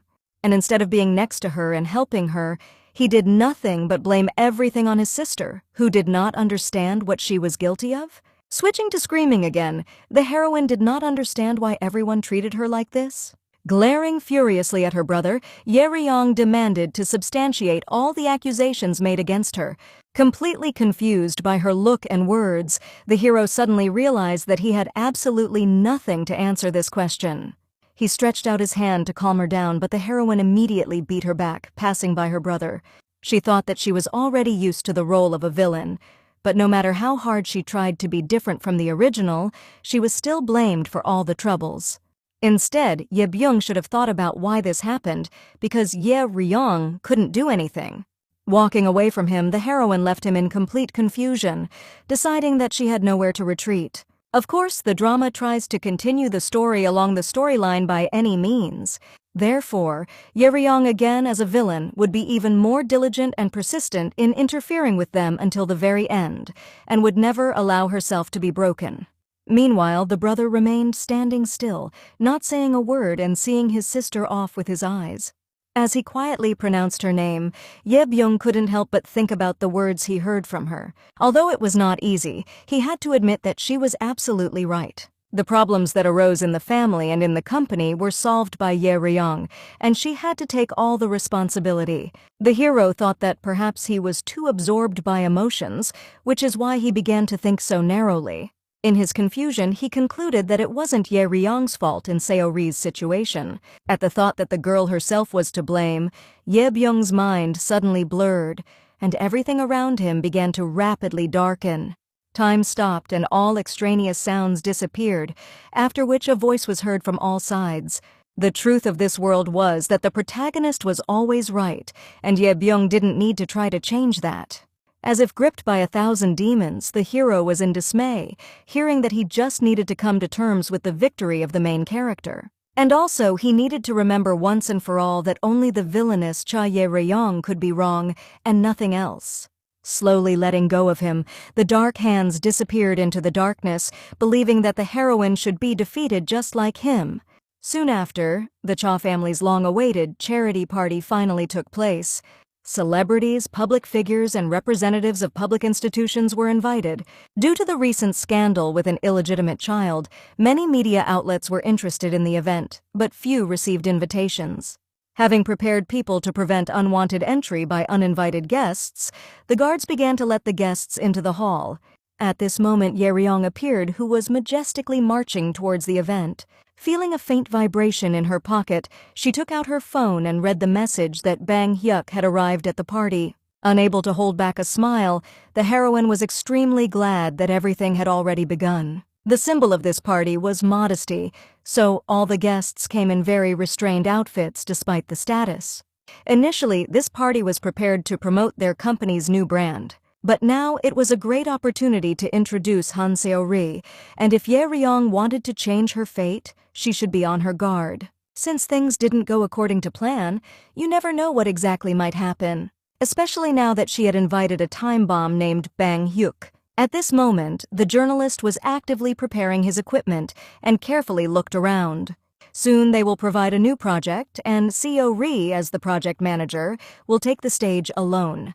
The heroine wanted Bang Hyuk to ask the girl a question that was not provided for in the script. The task was to make Seori hesitate, even if only for a minute. And then, Ji-hoon would decide that she was not capable of leading the project, after which she would hand over the leadership position to Ye Ryong.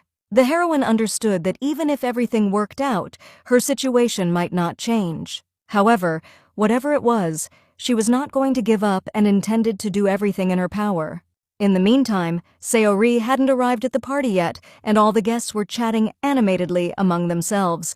Yeryong was also surrounded by many people. Almost every guest wanted to talk to her at least briefly, and the heroine heard compliments from everywhere. One woman from the crowd looked at her lustfully, dreaming of becoming friends. To her, Yeryong was a role model and a person worthy of respect. Everyone present knew that no matter what, it was the heroine who was the main force of Cha's company.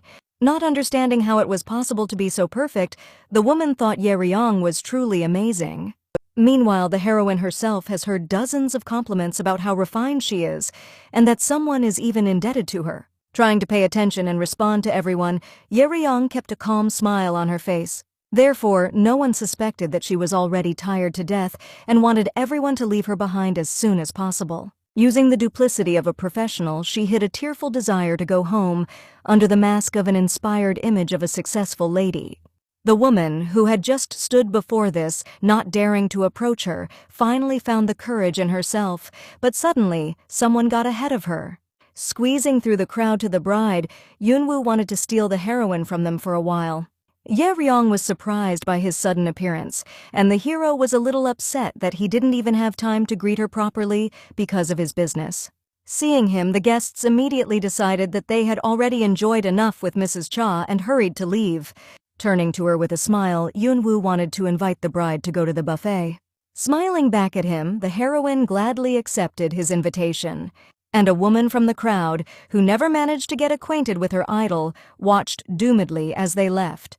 The buffet meant a large, festive table, which was bursting with an incredible abundance of culinary delights. Emptying her glass of champagne in one gulp, Yeryong exhaled heavily as she caught her breath. Being grateful to the hero for his help, she was shocked by how much energy it took to hide her fatigue.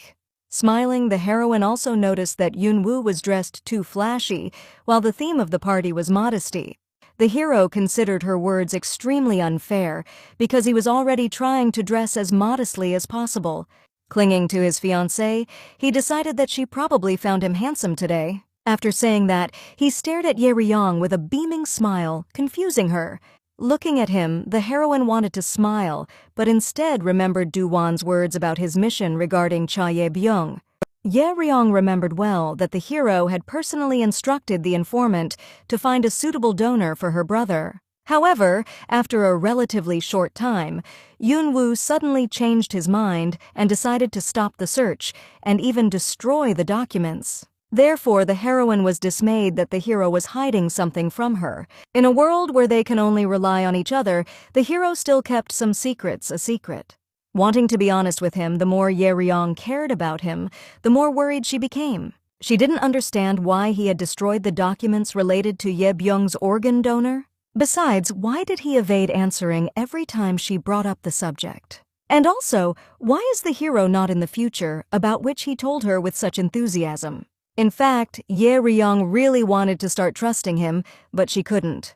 And now, thinking about it, she slowly stretched out her hands to his face.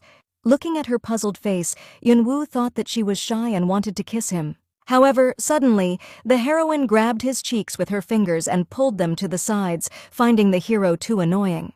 At the same time, they heard a strange noise behind them and looked around to see what was going on. Walking with the gait of a queen, Sayori proudly walked into the hall, wearing a revealing and bright outfit, which was complemented by gold jewelry. Blurred by thoughts of her own irresistibility, she did not notice the bewildered looks of those around her, who were in shock.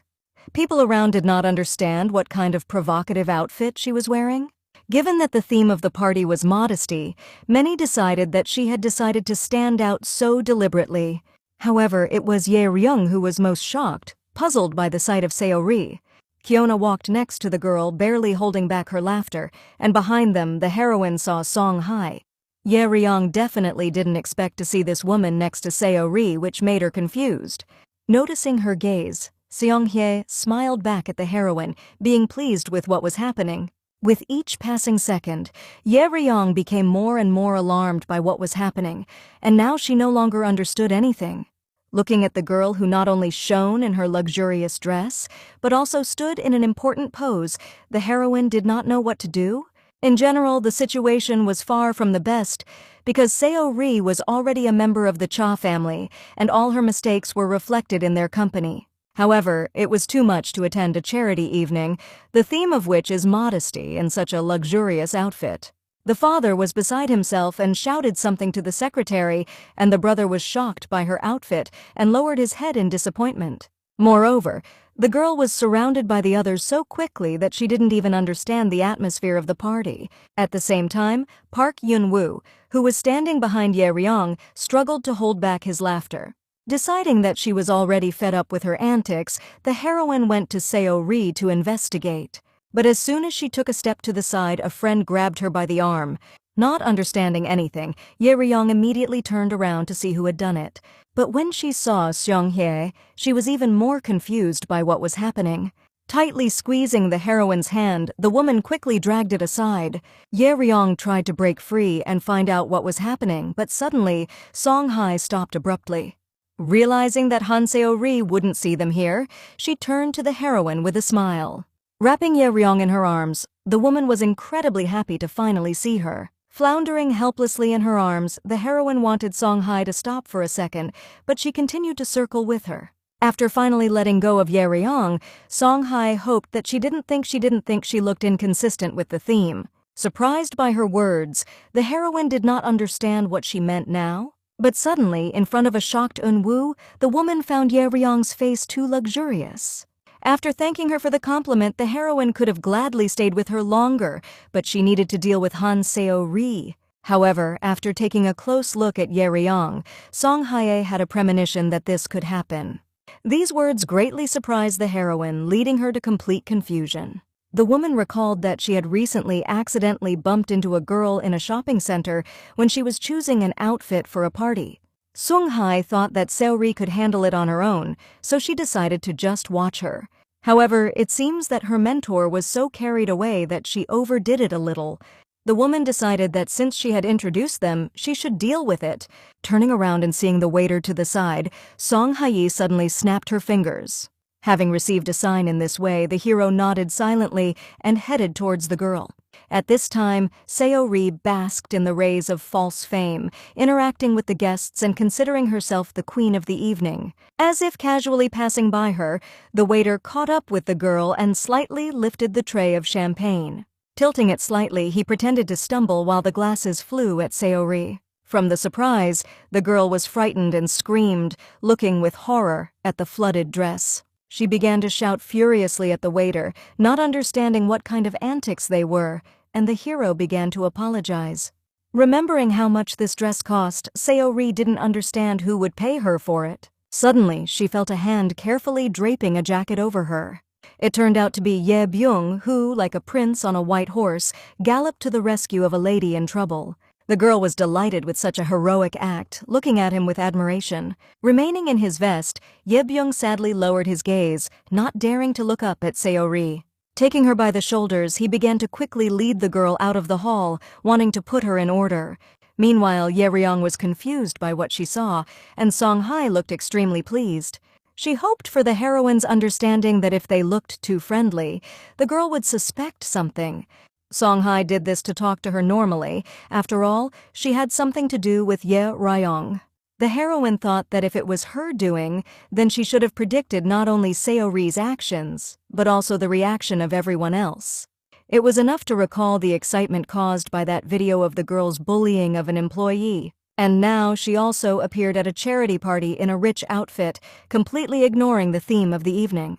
All of this had unequivocally led to the fact that Han Seori's reputation had now been completely ruined, and the only person in the world who wouldn't turn away from her even in such a situation was Cha Ye Byung. And now, when he began to act in the interests of the girl, those around him began to take an interest in them. If someone suddenly notices a strange tension between them, it will only add fuel to the fire. After the previous scandal between the half-siblings, this will become a real sensation. Song-hye's courage and diligence certainly impressed the heroine, but she understood that something was wrong here. After hearing about a certain case against her, Ye Ryong was curious to know what the woman was going to do next. Suddenly, Yunwoo approached them, who was happy to announce that the chairman was looking for a heroine and they could go to him together. Sneering, Songhai thought the proposal was too hasty since they had just gotten engaged. However, the hero remembered that Chairman Cha already considered him his son-in-law, so he was simply responding to his father-in-law's attention. Despite the kind smiles on the faces of the characters, it seemed that if you stood between them, you would be electrocuted. At this point, the heroine decided that it was better for her to leave and hurriedly left them.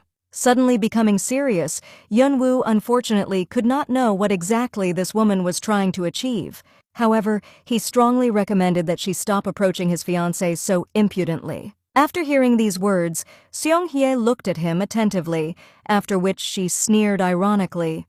She decided that instead of answering, she would simply return the words he said to the hero. Squinting his gaze, Yunwoo stared at the woman with a hawk's gaze. After that, he calmly turned around and began to leave, causing Songhai to feel irritated. Turning around and smiling at her, he decided to see which one Ye Ryong would eventually choose. A little later, sitting with his daughter in a separate room, Ji-hoon was in disarray over his only son. This useless fool couldn't even take care of himself, but all day long he did nothing but run after this girl. And because of the recent antics, her father was completely ashamed to raise his head, but Ye Ryong tried to calm him down, thinking that it was not worth worrying. When he heard that she would personally make sure that nothing serious happened, his father cheered up a little. Soon, the presentation of the project was supposed to begin, and the heroine needed to warn Seori to follow the script. All the journalists had been selected in advance, so there shouldn't have been any problems, but Ji-hoon couldn't shake his feelings of anxiety. Smiling mysteriously, the heroine decided to talk to the girl. At this time, she remembered Bang Hyuk, who was among the guests and was looking forward to the presentation. As Ye Ryong got up to go to her, her father looked at her with a sad look. He wanted to apologize to his daughter because this project was originally supposed to belong to her. However, the heroine decided that everything was fine because he had already explained it to her. Some time ago, Sehun admitted that Ye Byung begged him, insisting that they should at least give the girl something. Although her father could not accept Han Seo-ri in his heart, she had now become a member of the family and should receive the appropriate respect. At this time stopped and a certain voice decided that giving the project to the girl would be the right and correct decision. Ye Ryong was well aware that a drama was involved in this, which was probably trying to follow the original plot. Of course, this will not be easy to change, but it's okay because the heroine will have many more opportunities for this. Hearing the front door of the room begin to open, Ji-hoon turned his head in that direction. Seeing Park Yun-woo in the doorway, the chairman was genuinely delighted. Smiling back at him, the hero was glad to finally see the father of his bride. Ye Ryong didn't understand where Songhai had gone, and as it turned out, she had gone to help Seo-ri change her clothes. Yunwoo hoped with all his heart not to hear this woman's name from the heroine's lips, and was a little sad when it happened. Some time ago, he had been standing in front of Songhai and had decided to see which one Ye Ryong would choose. In response, she looked at him as if he were a dumb child who had uttered a stupid thing. The woman decided to clarify that if she were the hero, she would not be so self-confident. As she left, she also wanted to see in time which of them would have the last laugh. Songhai annoyed Eunwoo a lot, but he knew that she wasn't the main problem right now. To begin with, he decided to do something more important, and instantly finding himself next to Sehun, the hero wanted to know how his father-in-law was doing. Hearing this word, accompanied by a few more compliments, the chairman was shocked. He immediately decided that thanks to his son-in-law, he felt great, simultaneously shifting his daughter's attention to her husband. Since Yunwoo had come to the party, Sehun wanted him and Ye Ryong to spend as much time as possible. Deciding that later he would go to his father-in-law again, the hero found himself outside the door, together with the woman who was taken aback by what had happened. Looking at the groom, she decided that his acting skills were at their best.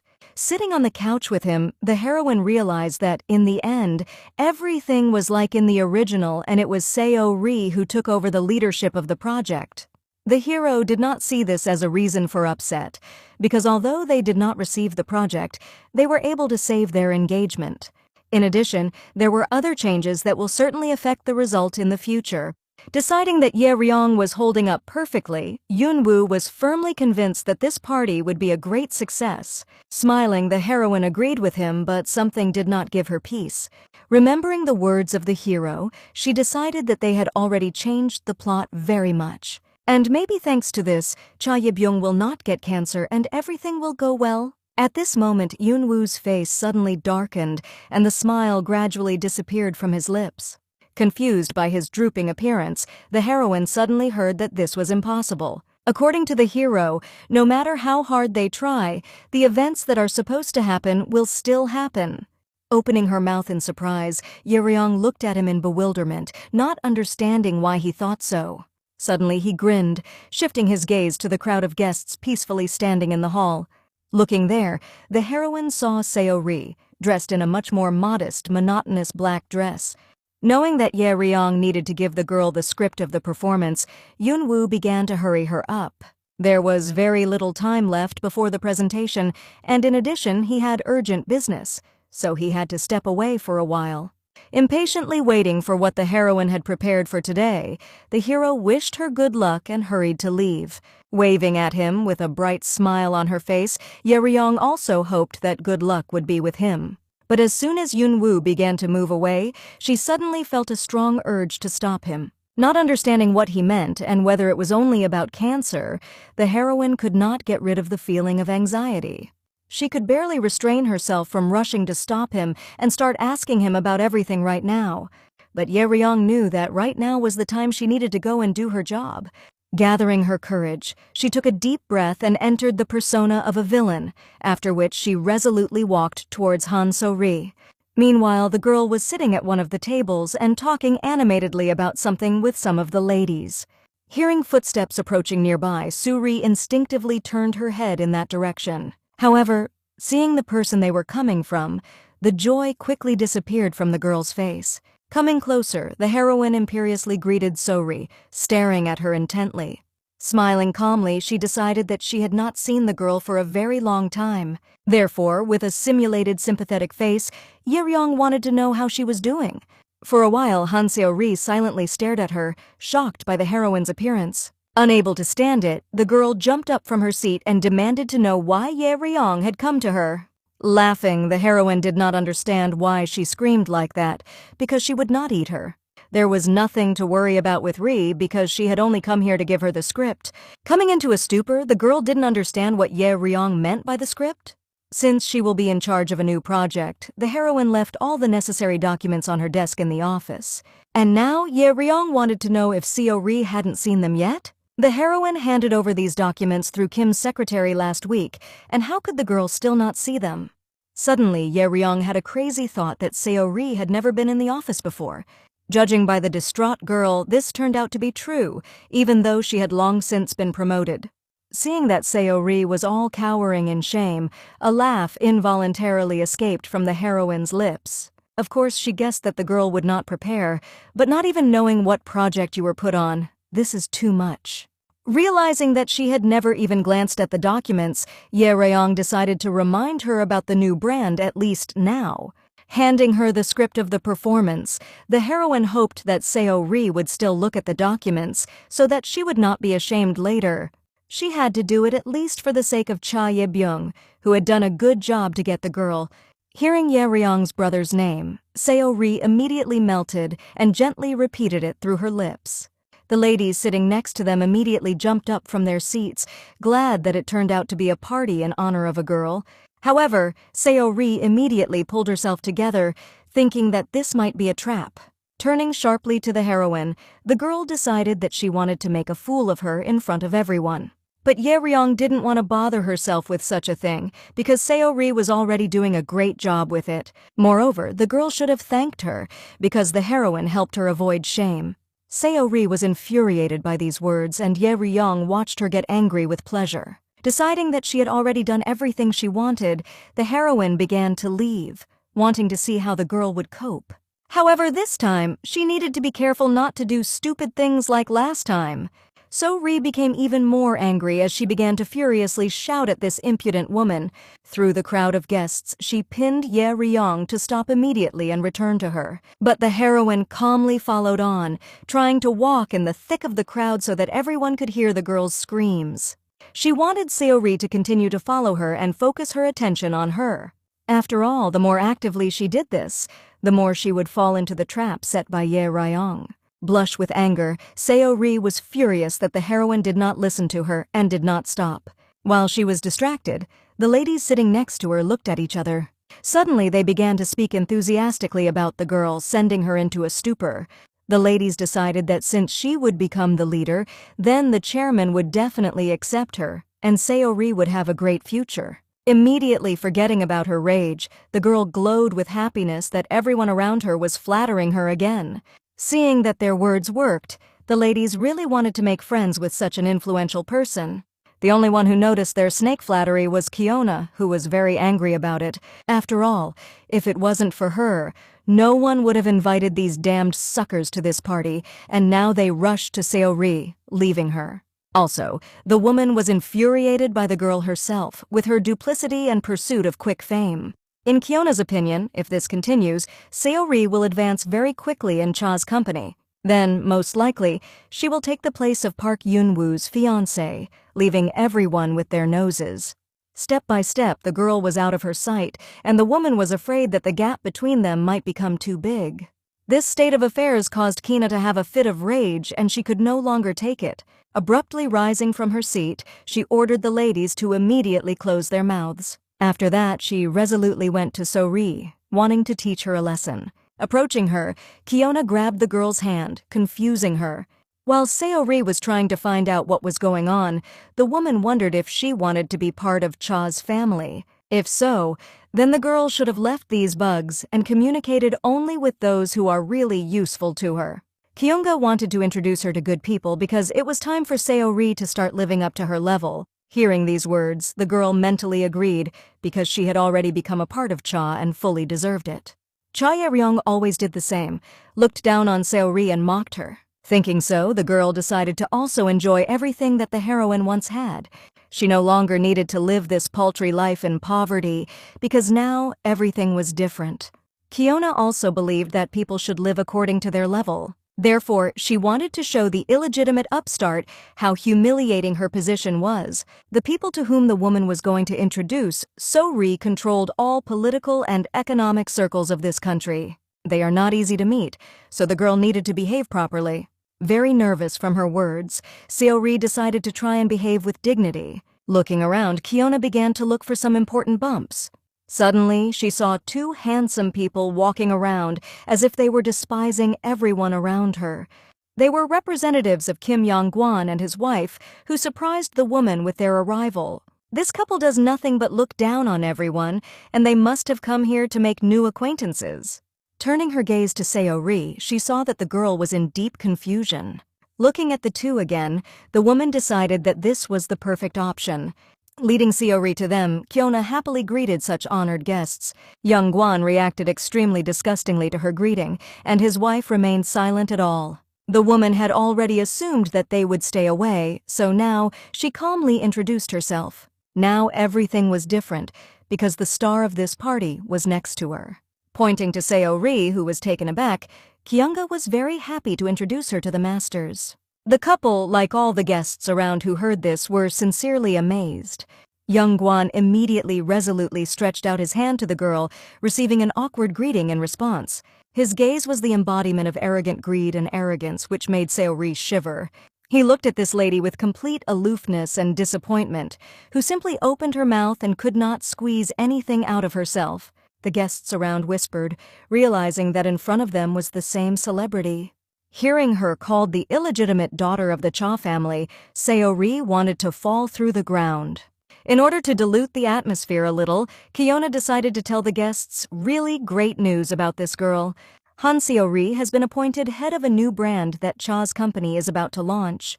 Young-gwan once again looked at the girl with disgust, considering these words a joke, and all the guests began to discuss her even more actively. Rushing to the girl, people began to congratulate her on her appointment to a new position. No one expected to meet such a famous person like this. Some were impressed that she had already been appointed as the head of the new project, although this is not surprising if she is already the daughter of Chairman Che. However, seeing the horrors on the girl's face, opinions were divided and someone did not understand how she could be trusted with the project. It must be nice to be the child of rich parents and get a good job just like that. But some were inclined to believe that an illegitimate daughter would always remain hers. Sweating in shame and horror, Sayori didn't understand why she was being looked at as if she were an animal in a zoo. What is wrong with these people, and what can they even know about her? Was it the girl's fault that she was born out of wedlock? After all, Ji Hong was definitely the culprit. But people continued to wonder how the post of head could go to Han Sayori, and many believed that Cha Ye-ryong was much more worthy. Standing in the middle of the crowd, Bang Hyuk wondered if the girl was born before Cha Ye-byung, then how could she be an illegitimate daughter? Isn't it strange why the respected chairman took and left his daughter? Hearing these words clearly, they became like a thunderbolt in the middle of a clear sky to So-ri. Turning sharply to the crowd, she demanded to know who had just said that. However, all the guests immediately fell silent, staring at her with displeased glances. Feeling a mixture of shame and anger, the girl froze in place, realizing what she had heard. She hadn't even thought about the fact that she was older than Cha Ye-ryong before, because she was born before her. And that meant that the only victim who lost everything was Sayori, and so everyone had to love her. If Chairman Cha married her mother, they could switch places with the heroine. It turns out that all the suffering was because of Si-hoon, who shamelessly ruined her life. It was because of him that Ye-ryong looked down on her and didn't care about her. Realizing all this, Sayori decided that only her father was to blame for all her troubles. At this moment, she stopped hearing the discussions of those around her, filling her mind with pure rage. Meanwhile, Kiona calmly stood aside and chatted with some of the guests. Hearing footsteps behind her, she turned around and, to her horror, saw the girl begin to walk away rapidly. Not understanding anything, the woman rushed after her with lightning speed, making her way through the crowd. However, there were too many people around and Kiona immediately crashed into one of them. Stretching out her hand, she wanted to stop So-ri, but the girl couldn't hear her anymore. At this time, Ji-hoon, Ye-ryong, and Ye-byung were standing at one of the tables and talking about something. Hearing footsteps approaching, the father of the family turned around and saw Sayori, to his surprise. The girl stood with a furious look, looking down at the floor, which greatly puzzled him. Taken aback by her belligerent attitude, the heroine's brother did not understand what was happening. Ye-ryong herself was also confused, hoping that Sayori wouldn't surprise them now. Looking intently at her father, the girl once again convinced herself that it was all his fault. She wanted an immediate answer from the chairman. Who was her real mother? Not expecting such a question at all, Ji-hoon was shocked by what he heard.